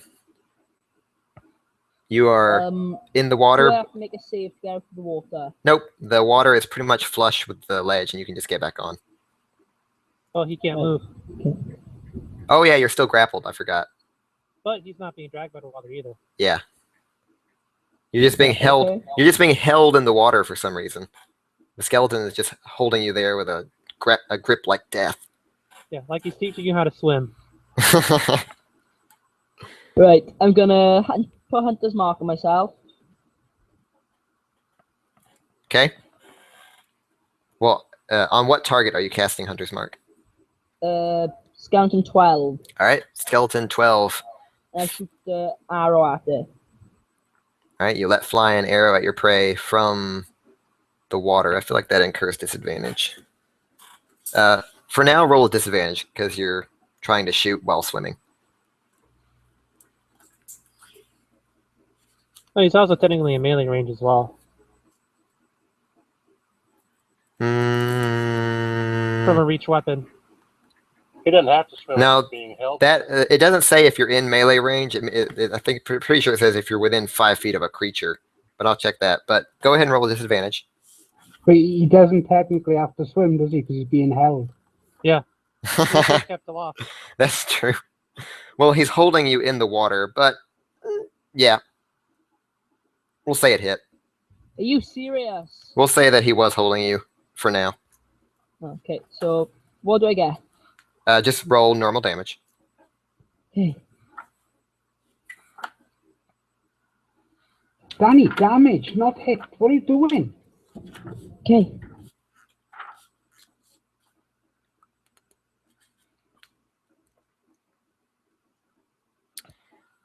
All right, you fire off a bow held in place in the water by the pincer staff, and it does say that you only make disadvantage when you are within 5 feet of a hostile creature, not when you're within 5 feet of its weapon. Okay. All right. Theron lets off a shot even in his predicament. Good shot. All right, but now you hear things. What sounds like something surging through the water. A swarm of large fish with razor-like teeth come down upon you. Piranha! They smell what little blood is emanating from your wounds, and they come at you in a frenzy.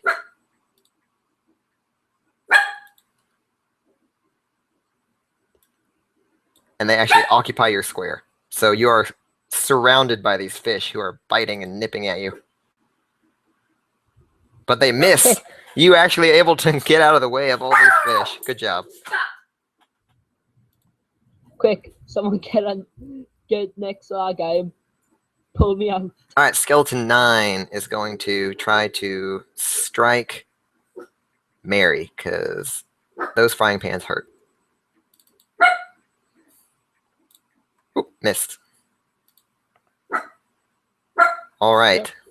Thank God for that +1 AC. Another swarm of those fish starts surging toward Theron. And let me check something. Yep. And they join in the frenzy, trying to devour this puny little humanoid.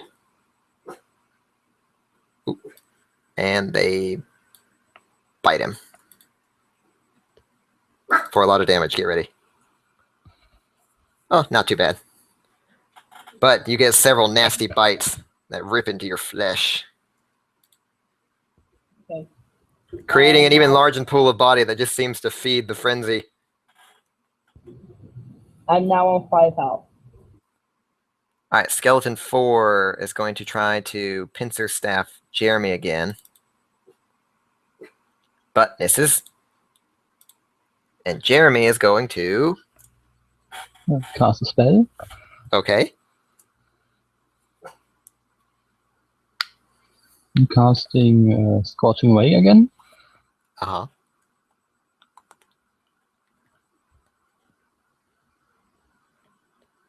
Alright, you let off a Scorching Ray which blasts into the skeleton, but it still stands.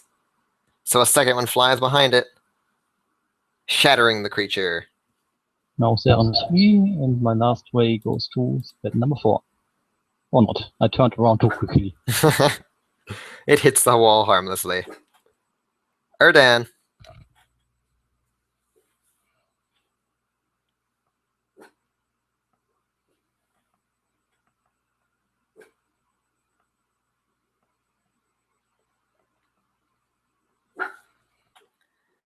Right, you stab out with your rapier, going your blade passing harmlessly between its ribs, but then you swing in with your dagger.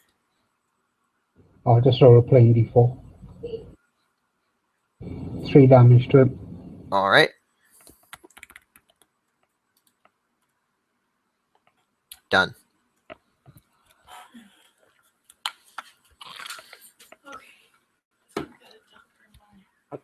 All right, 16 is going to try to grab Ilmari again. We will have you. All right, the pincer closes around you. Not very painfully, but you are grappled. Ilmari.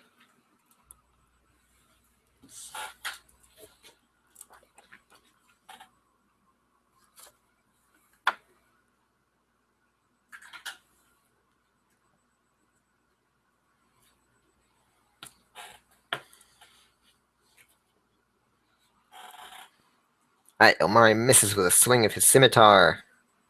Mary. Is that crab pincer still grabbing onto Theron? No. As soon as the skeleton was destroyed, the pincer released on Theron and fell into the water. Selden 9's gonna have attack of opportunity. Okay. I think he can just move out next turn now. It missed. Alright, then I'm gonna grab Theron, and then I'm gonna pull him back on the shore. Thank you. All right, you pull Theron out of the water, fish nipping at his heels. Couldn't he have just moved out next turn anyway? He could have, but Mary is apparently a caretaker. Oh, can them fish don't know. Oh, now you can still... There is a question of whether... No, that was not your movement, so they don't get opportunity attacks. Yeah, I forced you to move. Yeah. No, what I'm asking is now next turn, will they either be able to hit me, or if I move like further into the shore, will they be able to get an attack of opportunity? You are on a stone ledge that is next to the water. The fish are in the water. They cannot come out of the water, although they occasionally kind of like jump up above it, snapping their teeth. Okay. So does that mean yes, they can attack, or no? Make a nature check, Theron. Okay.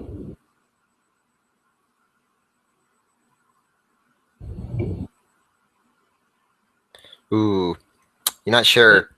You're not sure how mobile. You're not sure how mobile these creatures are because you don't really recognize them. Personally, I say better safe than sorry. It just disengage. Yeah, but I was thinking of taking a heal. Take the risk and move to heal, or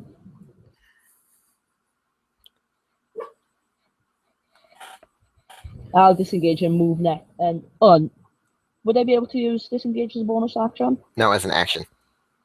Okay. You know if you're threatened. Do you? Where's that? Yeah. You're gonna know if you're threatened by something. That's not necessarily true. Like I could be standing next to consider, for instance, a trap. Some kind of trap that will spring if I. A trap doesn't threaten you. I know, but consider like I don't know. Ooh, here's a good one. The water weird. The water weird is invisible while it's in water, and you can walk right into its threat range and not know you're threatened. You don't know how far these creatures can move. Just walk away from them.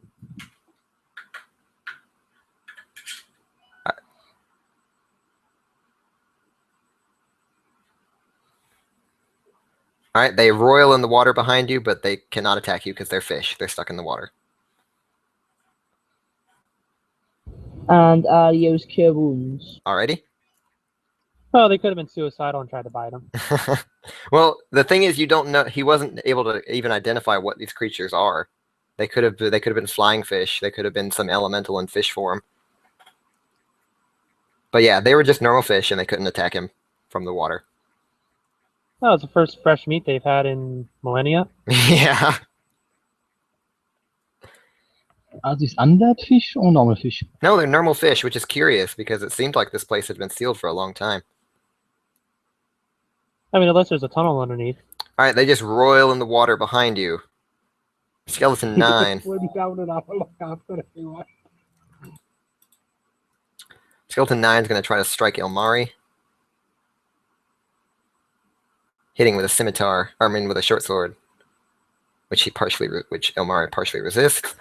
The fishes just churn the water. Skeleton 4 is going to try to pincer staff Jeremy. It misses. Jeremy. I'm using my last spell slot to Scorching Ray again.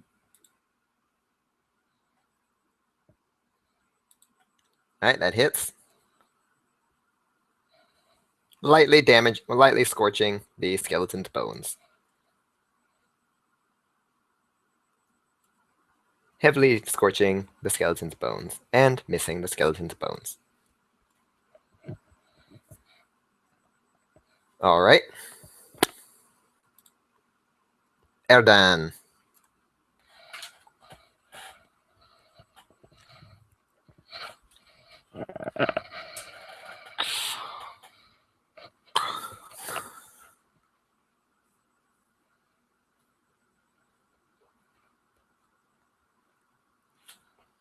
Again, your thin blade passes harmlessly through its ribs. And your dagger does as well. Alright, 16 has grappled Ilmari and is going to start moving him. 1, 2, 3, right to the edge of the water. Ilmari.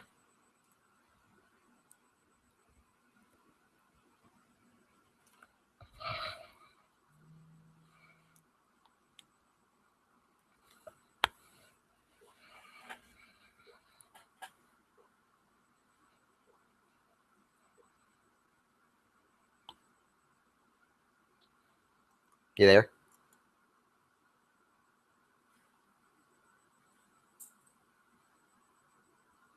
Alright, Ilmari tries to brute force his way out, but though the pincer moves a little bit, he's not able to get out.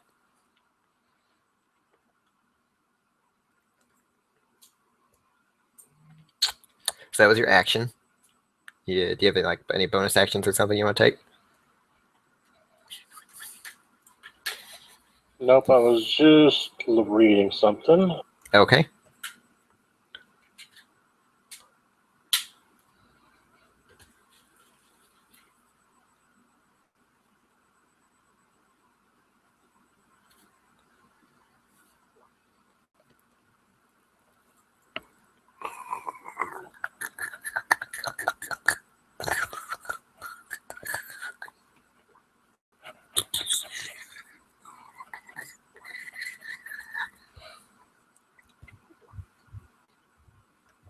Is there something else you wanted to attempt? Nope, doesn't look like it. Hold on. Mary.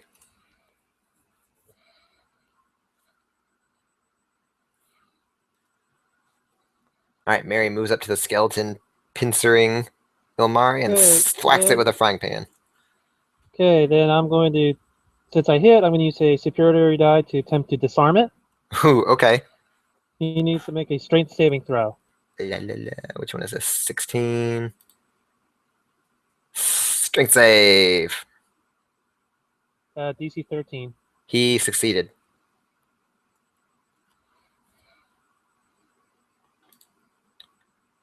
Yeah, they don't have any bonus to strength save. Yep. He still succeeded.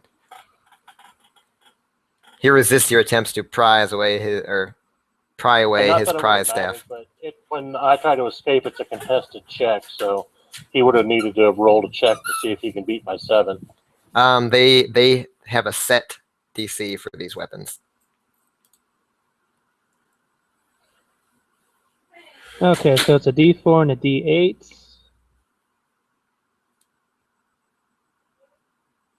Alright, so that is 6 damage that is doubled because they're vulnerable to bludgeoning. So 12 damage. Alright, he takes a good thwack. And then my second attack.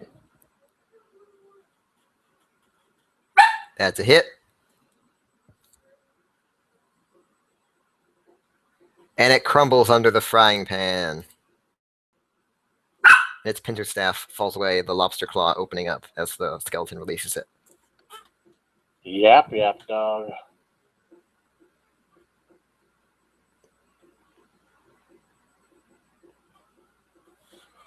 All right, Theren. 2 skeletons remain and lots of fish. Yeah, because I didn't get damaged when I use Cure Wounds. I haven't got any spell slots left, but I still get to use my Hunter's Mark, because when I put it on, I didn't get damaged after that, did I? You did get damage. You did get damage from the fish, but I didn't tell you to roll a con save. Yeah, but so we'll that just. was before I put the Hunter's Mark. You were hit by the fish before Hunter's Mark? Oh yeah, that's true. Yeah. Continue. Yeah, so you use a bonus action to can transfer it. I can put a free Hunter's Mark on, yeah? Yeah, it just takes your bonus action. Okay. I do that, and then I shoot my bow skeleton 4. All right. That hits.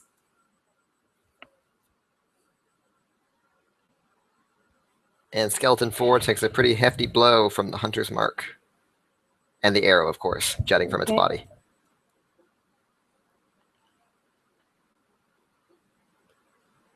All right, the fish leap and roil and swim about trying to get at Ilmari, but of course, they're fish. They can't leave the water. Skeleton 9. Skeleton 9. It's going to try to get the frying pan lady. It does for 5 points of damage. I will attempt to parry. Okay, parry.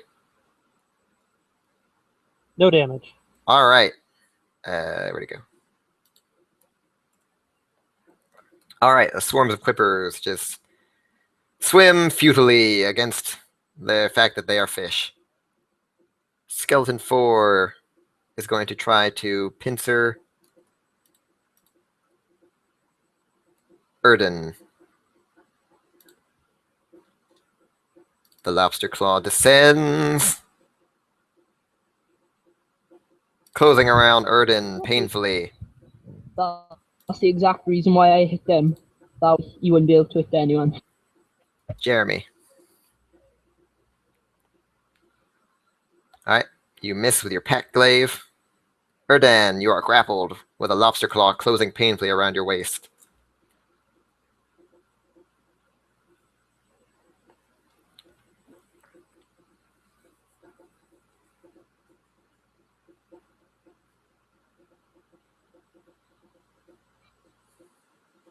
And you finally hit that skeleton with your rapier.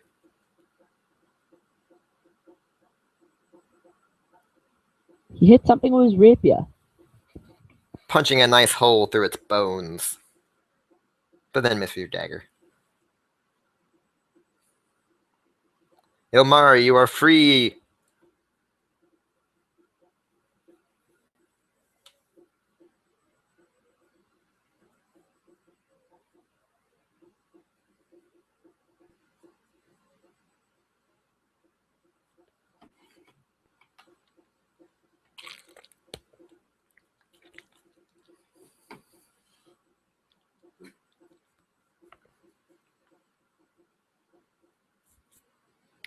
All right, Mary.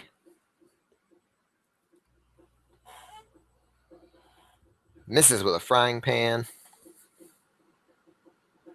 Goes in for another. Dealing 8 damage. Which still destroys that skeleton.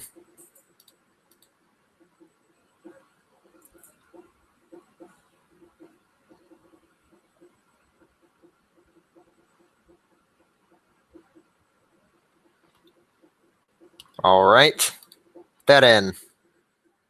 I put Hunter's Mark back on myself.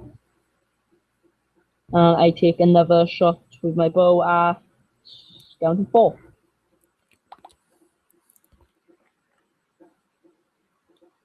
Unfortunately, your arrow misses. Okay. All right, Quippers do nothing. Quippers do nothing. Skeleton 4 going to try to grapple Ilmari. Skeleton falls grappled on. I thought he had me grappled already. That's right, thank you. Skeleton 4 is going to drag Erdan into the water. Splash. Well, attempt to. Do I get to make any save across that? I'm moving against my will. No, for dragging now. Yeah, when you're grappled, the guy can move at half speed with taking you along with him. On your turn, you can attempt a check to break free. You were lucky this fish is. But he hasn't technically moved. He just turned his body. Well, he took a sidestep, then he turned his body to throw you into the water. Yeah. Well, to maneuver you into the water. There's still a lobster claw around you. Too bad. But if you do kill it, you can climb right back out. All right, Erdan, you can attempt a check to break free, or you can, I don't know, try to kill him by talking about his mother. Whoa! Yeah, fuck it. I'll go for the mum joke. Yes. He failed. How dare you talk about his mother like that? He's very indignant. All right, and the psychic damage simply causes his head to explode. He drops the pincer staff, and you can climb back on shore. What did you say about my mom? Okay, who volunteers to swim across to the island? All right, if you guys don't mind, we can safely assume that you killed the Quippers because they can't leave the water. Okay. Well, that's fine. You guys just sit there and snipe at them. It's like shooting fish in a chamber full of water because that's what it is. All right, we'll have fish tonight. Yummy. Just smack. Who's got the best pincer strand? stabs. Can we use this frying pan to cook them? Hey, I got cook utensils. I can cook anything. All right. The columns Yay. in the water are about 3 feet in diameter, so wide enough for you to stand upon, but are spaced 8 feet apart. They are slick with water and algae. So if the fish are dead, is Do you need anything enough? stopping us from simply swimming across? It appears pretty safe to swim across, except those of you with dark vision can see that there's a powerful current circling around that island. Don't swim. Watch the current. If you think of swimming, watch the current. It is very strong around the island. Well, I start jumping on the rocks. All right. Make a dexterity, or make an acrobatics check. And I will ready my bow in case anything comes out when they're on the way across. All right. Mary, as you leap onto the first column, you start to lose your balance, but you're able to regain it. I then go to the I next read my stone. bow as well. All right, make another dexterity check. I mean, acrobatics check. All right, you're good. Make another one as you hop from stone to stone, and I'll tell you when you slip. Keep Oh, you slipped in the water. That 20 should act as she succeeds too. Oh, since I'm going to lose it, I may as well use my inspiration. All right. Feeling inspired, you manage to, as you start to fall, you manage to catch hold of the column as you're slipping, and you pull yourself back up.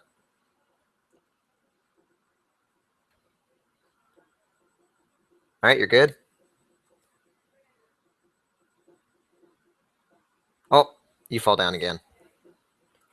And this time, no inspiration can save you. You fall into the water. Is he in the current? No, he's not in the current yet. The column is just like a few feet above the water, so you can actually pull yourself back up. Just make another. That's the idea. Make a. Athletics for climbing. Yeah.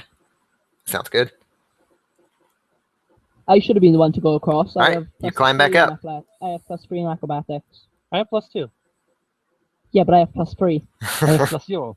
All right. Dex check. Oh, you slipped and fell again. Actually, this time, as you start to fall, I'm going to let you make a save. A dex save or strength save. You can either try to save yourself with speed or strength. All right, you catch yourself before you fall. One more hop. 2 more. Well, the final island is not slippery. It doesn't require. Okay. All right, save.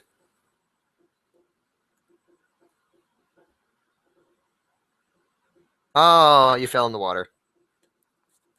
And now she is in the current. I don't even know why we're doing this. Oh, you are in the current. No, I'm gonna say you fell this way. Doesn't matter. I can swim to the island. Yeah, shouldn't you still be in the current? No, you don't want to be in the current. Huh. Make an athletics check to climb back up.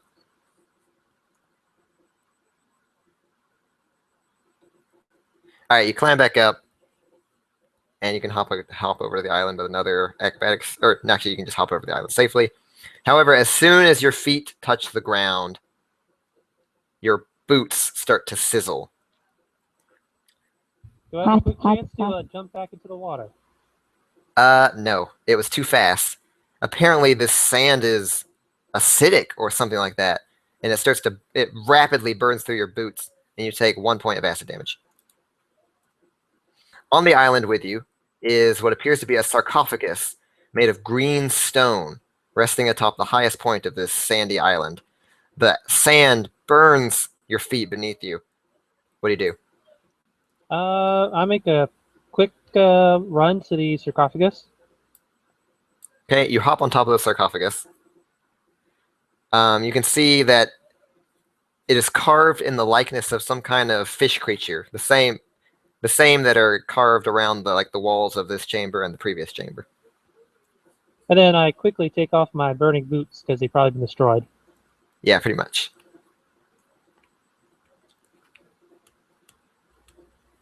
The sand's acidic. Can you open this thing? I have 50 feet of rope, so if you want me to throw that over, then you can grab onto that rather than having to take the thing across again. Not sure. How heavy does this sarcophagus actually look? Pretty heavy. It looks pretty heavy. You can make an intelligence check if you want an exact number. Or near exact. You would wager in the hundreds of pounds. If a group effort could probably pull it. You could test it. If I throw my rope across, if you do fail, then you could hold one end, one of these guys hold the other end, and then the rest of us can go over. And then we could pull you over when we roll back. You can't throw your rope that far, but you could tie it to your arrow and shoot it over. Go on then. Am I? Oh yeah, probably not within reach of the water itself. All right, so just make an attack roll. Okay. Pretty much as long as you don't get a 1.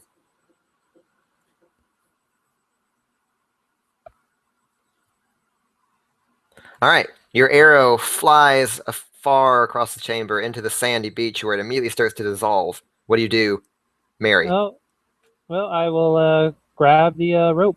All right, you hop down onto the sand, taking 1 more point of acid damage, and grab the rope. Is that within reach? No. Okay, then. Oh, wait. He got a pretty good attack roll. We'll say it is. You're able to grab it from the sarcophagus before the arrow is completely dissolved. All right. Does it look like this sarcophagus has any ornamentation on top that might be tieable to? Yes. The carving of that creature is goes deep, like almost as if the creature itself actually was resting on top, and you can tie a rope around some kind of loop or something in there, like around its neck. Yeah, I'll attempt to tie it there, and then just to make sure before anyone starts pulling, I shall attempt to run back across the sand onto the stone. All right. You'll take 1 point of acid damage. And make a dex check. Or acrobatics? Yeah, acrobatics check. All right, you're safe. What are you guys going to do back on the ledge? Before I do that, I'm going to call over to you and say, you do know that you could have grabbed the rope and then gone across the water. Not as fun. Okay. Where exactly has she put the rope now? On the lid or on the whole sarcophagus? It's on the lid. It's affixed to the lid. Right. So whoever's the strongest player, if you we should could pull hold all it together. down, Well, if the melee people pull the rope, obviously not Mary because he's over there at the moment, then myself and Theron can keep our bows trained because no doubt we're gonna see some creature arise when we open it. Just an odd little test for Mary. She's going to scoop up some of the water with her frying pan and toss it onto the sand. It sizzles. All right, what are you guys? not hot sand. What are you guys gonna do with the rope? Yeah, acid reacts with water. What I was thinking is now that the rope's there, if Mary had stayed over there, like we No, could have. because if it don't work, Mary's gonna have to jump back over.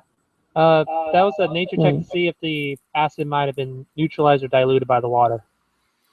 I haven't had chemistry in like 5 years. Diluted.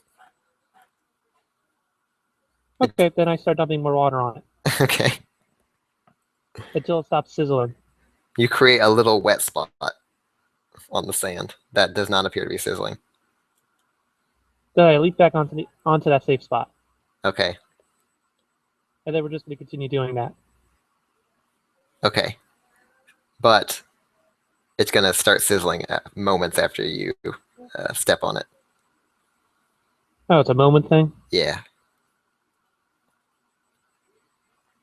It's almost as if it's as if there's like some kind of acidic compound bubbling up from beneath the island or something. And Then what are you guys doing with the rope? Just let's pull on it. All right, who's pulling on it? The Ilmari and Jeremy. All right, make strength. Both of you make athletics checks with advantage because you're both helping each other. We'll say. Such is the power of tug of war.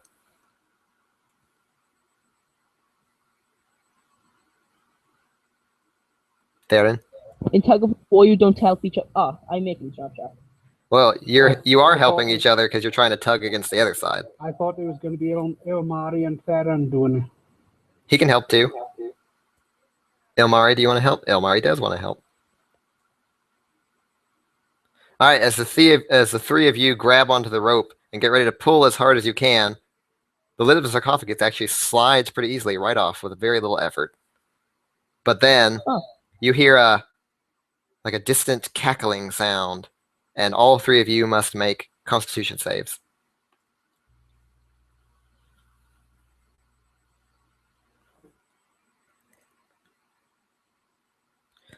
All right, all three of you feel brackish water start to just immediately appear in your lungs, but you quickly hack it up before you drown. And you have staved off the effects of whatever curse just befell you. Great, quick question. You know we just lid? pulled. Yeah, we pulled the lid off. Is that melting in the thing or not? Depends on how mightily you guys wanted to pull it. Did you want to pull it onto the island or all the way into the water? Probably since I didn't know how much resistance to expect, I started immediately to pull with all my might. Okay, then it goes into the water, and the current starts to take it away. You have to either let go of the rope or be dragged in. Or somehow make a strength check to pull it. Has anyone got pythons? Nope, no climbing gear. Ooh, I have 10 pythons on hammer. What are you going to do with those? I was gonna put on what's the surface that we are on? It's a stone ledge next to the pool. Right, okay. Is it possible for me to like put a python into the floor and tie the rope around it? No, you don't have enough time. If you're going to try to hold on to the rope, you need to make a strength save instantaneously. Right, okay. So we have to make strength saves. Yeah. All of us or just me? Anyone who wants to try to hold on to the rope. I'm eating some of this. I'm doing it. Who's helping? Yep. Oh, I'm helping. Okay. Do we get advantage? No, because these are saves. Haha.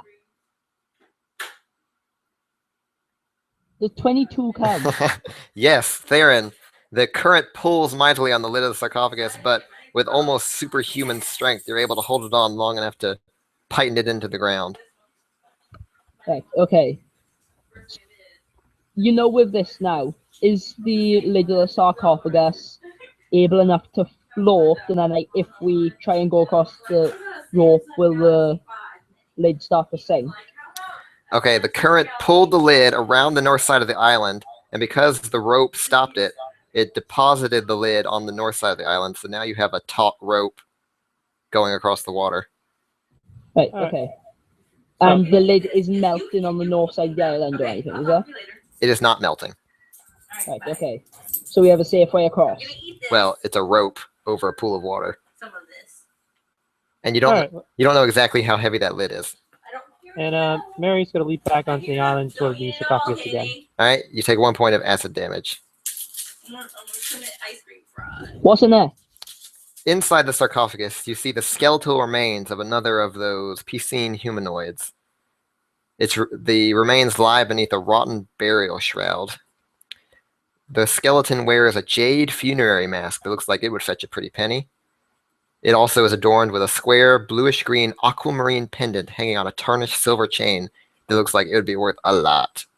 It also clutches in its hand a slimy wooden stick. All right. Before you do anything, I ready my bow. Okay. Okay.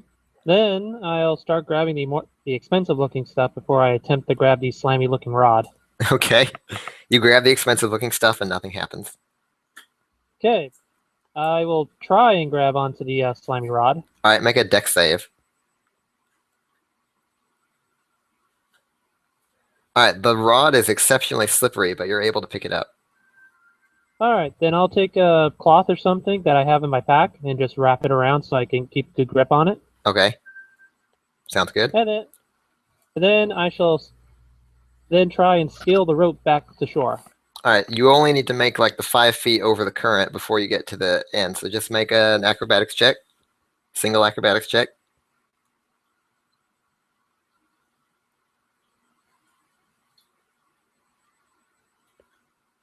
Ooh. You attempt to tightrope walk over the rope, but you lose your balance as the sarcophagus lid shifts in the sand, and you fall into the current. What does that do? I've never seen anyone fall into the current before. What's the chances of him grabbing onto the rope as he falls? You can make a dex save. Me? No, not you. Okay. No. The chances are 0. Okay. You are swept into the current, which I thought it did more than that. Huh. Well, it's meant to make it more confusing when the skeletons drag him into it. Yeah, I guess. All right, you're swept into the current, but apparently you can just swim back out. Yep, that was the plan. All right, so you swim back to the ledge, having gotten all your stuff. What do you guys want to do now? Also head back to the street, get finally out of the tombs and out the sewers, and get a Well, nice bath. probably take another short rest, and then someone can try and identify this rod. Is it possible for us to pull the rope back now? And then I got a crowbar, so we could pull the python back out, so we could get the python and the rope back. No, the rope is tied around the sarcophagus lid on the far side. The rope is lost to you, unless you can cut off like 5 feet of it. Okay, Or you can even swim out. Cut as much off as I cut as much off as I can, and then as much as you can is like 40 feet of rope. I'll keep 40 feet of rope on. All right. If you guys head back out to the streets of Mulmaster, that concludes this adventure. Right, before we do that, I'm just making sure I get the python back. All right. Congratulations, you have completed DDEX2-8, Foulness beneath Mulmaster. And only 2 casualties. All right, because people left, you guys get maximum experience because this was for a stronger party. And let's see. Where'd it go? Nobody left, it's just people died. Yeah. Well, there were 7 people, weren't there? Nope, there were 6 because that 7 person never showed up. Yeah, there was 6 plus 1 lion. Lion? Panther? So the panther doesn't count as a player.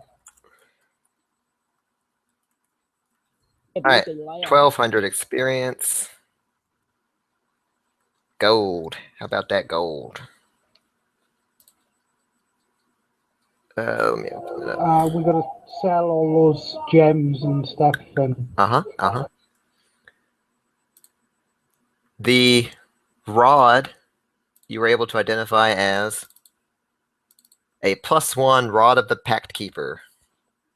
Let me find that. I believe it's increases DC and to hit with Warlock spells. Yep, it's a Warlock only item. Oh, But that would be. It's pity Jack died. But the rod has a secondary That's a effect. shame. That's a shame, Jeremy says. He's also a Warlock. Yeah, but actually I do not want it. You don't want it? Because I know it from the I need to make a DC 10 deck save every time I pull it out, and I have +0 to my deck save. I will never increase. Well, I will drop it there are ways to 45%. circumvent that. You can like tie it to your glaive or something. Or just wrap it. Yeah, just wrap it up. There's nothing that says you can't use it while it's tied to something else or wrapped up. I would like that, but I'm not sure if other DMs would agree with that, because I'm using a two-handed weapon, so switching between the rod and the weapon is not as easy. You could rectally insert it and automatic loop. You know how you can put a holy symbol on your shield if you're a cleric? This is kind of the same deal. You don't have to be able to wave it around or anything. You just have to be holding it. Oh, in this case, I take it, obviously. Okay. Let's see. You guys got 64 gold pieces from the cultists after looting their bodies. The stones from the troglodyte were worth a total of 200 gold pieces. The torque you got off Zazen Tavish was worth 250 gold pieces. And all of that funerary stuff from the fish humanoid skeleton was worth 750 gold pieces. So that's 1,264 divided by the 5 of you. Where's my calculator?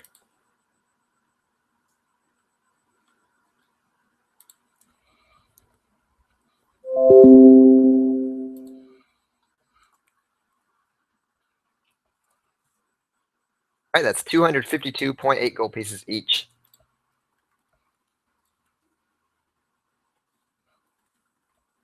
The 0.8 would be 8 silver. Yes. Okay. The 252.8? Yep. Yeah.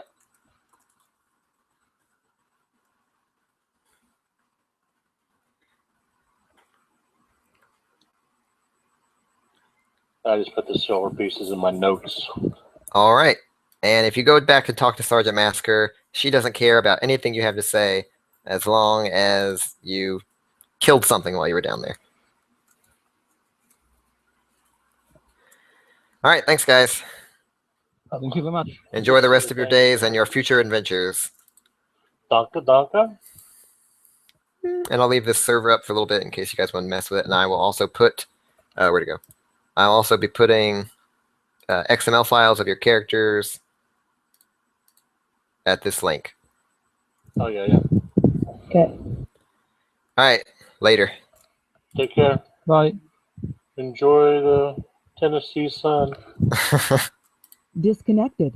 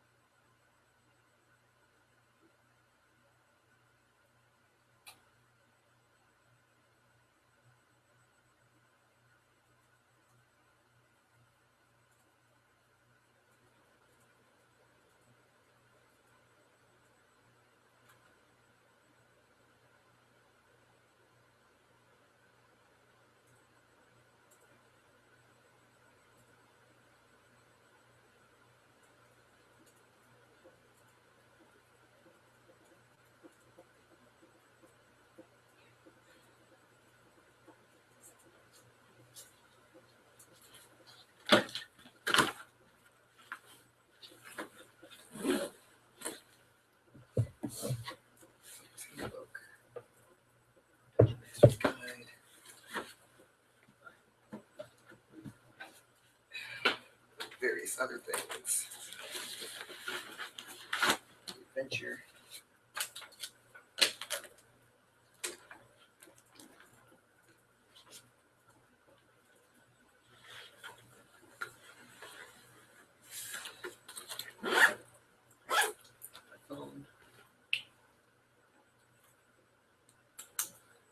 Water bottle.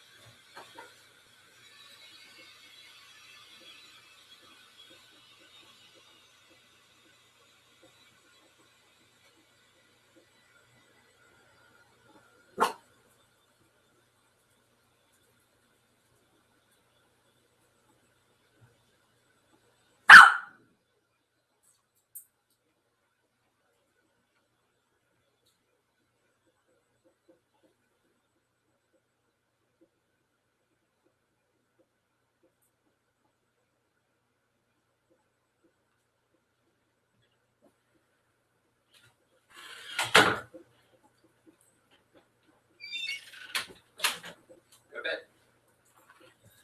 I don't want to do life anymore, Keaton. Sure you do. No, I don't.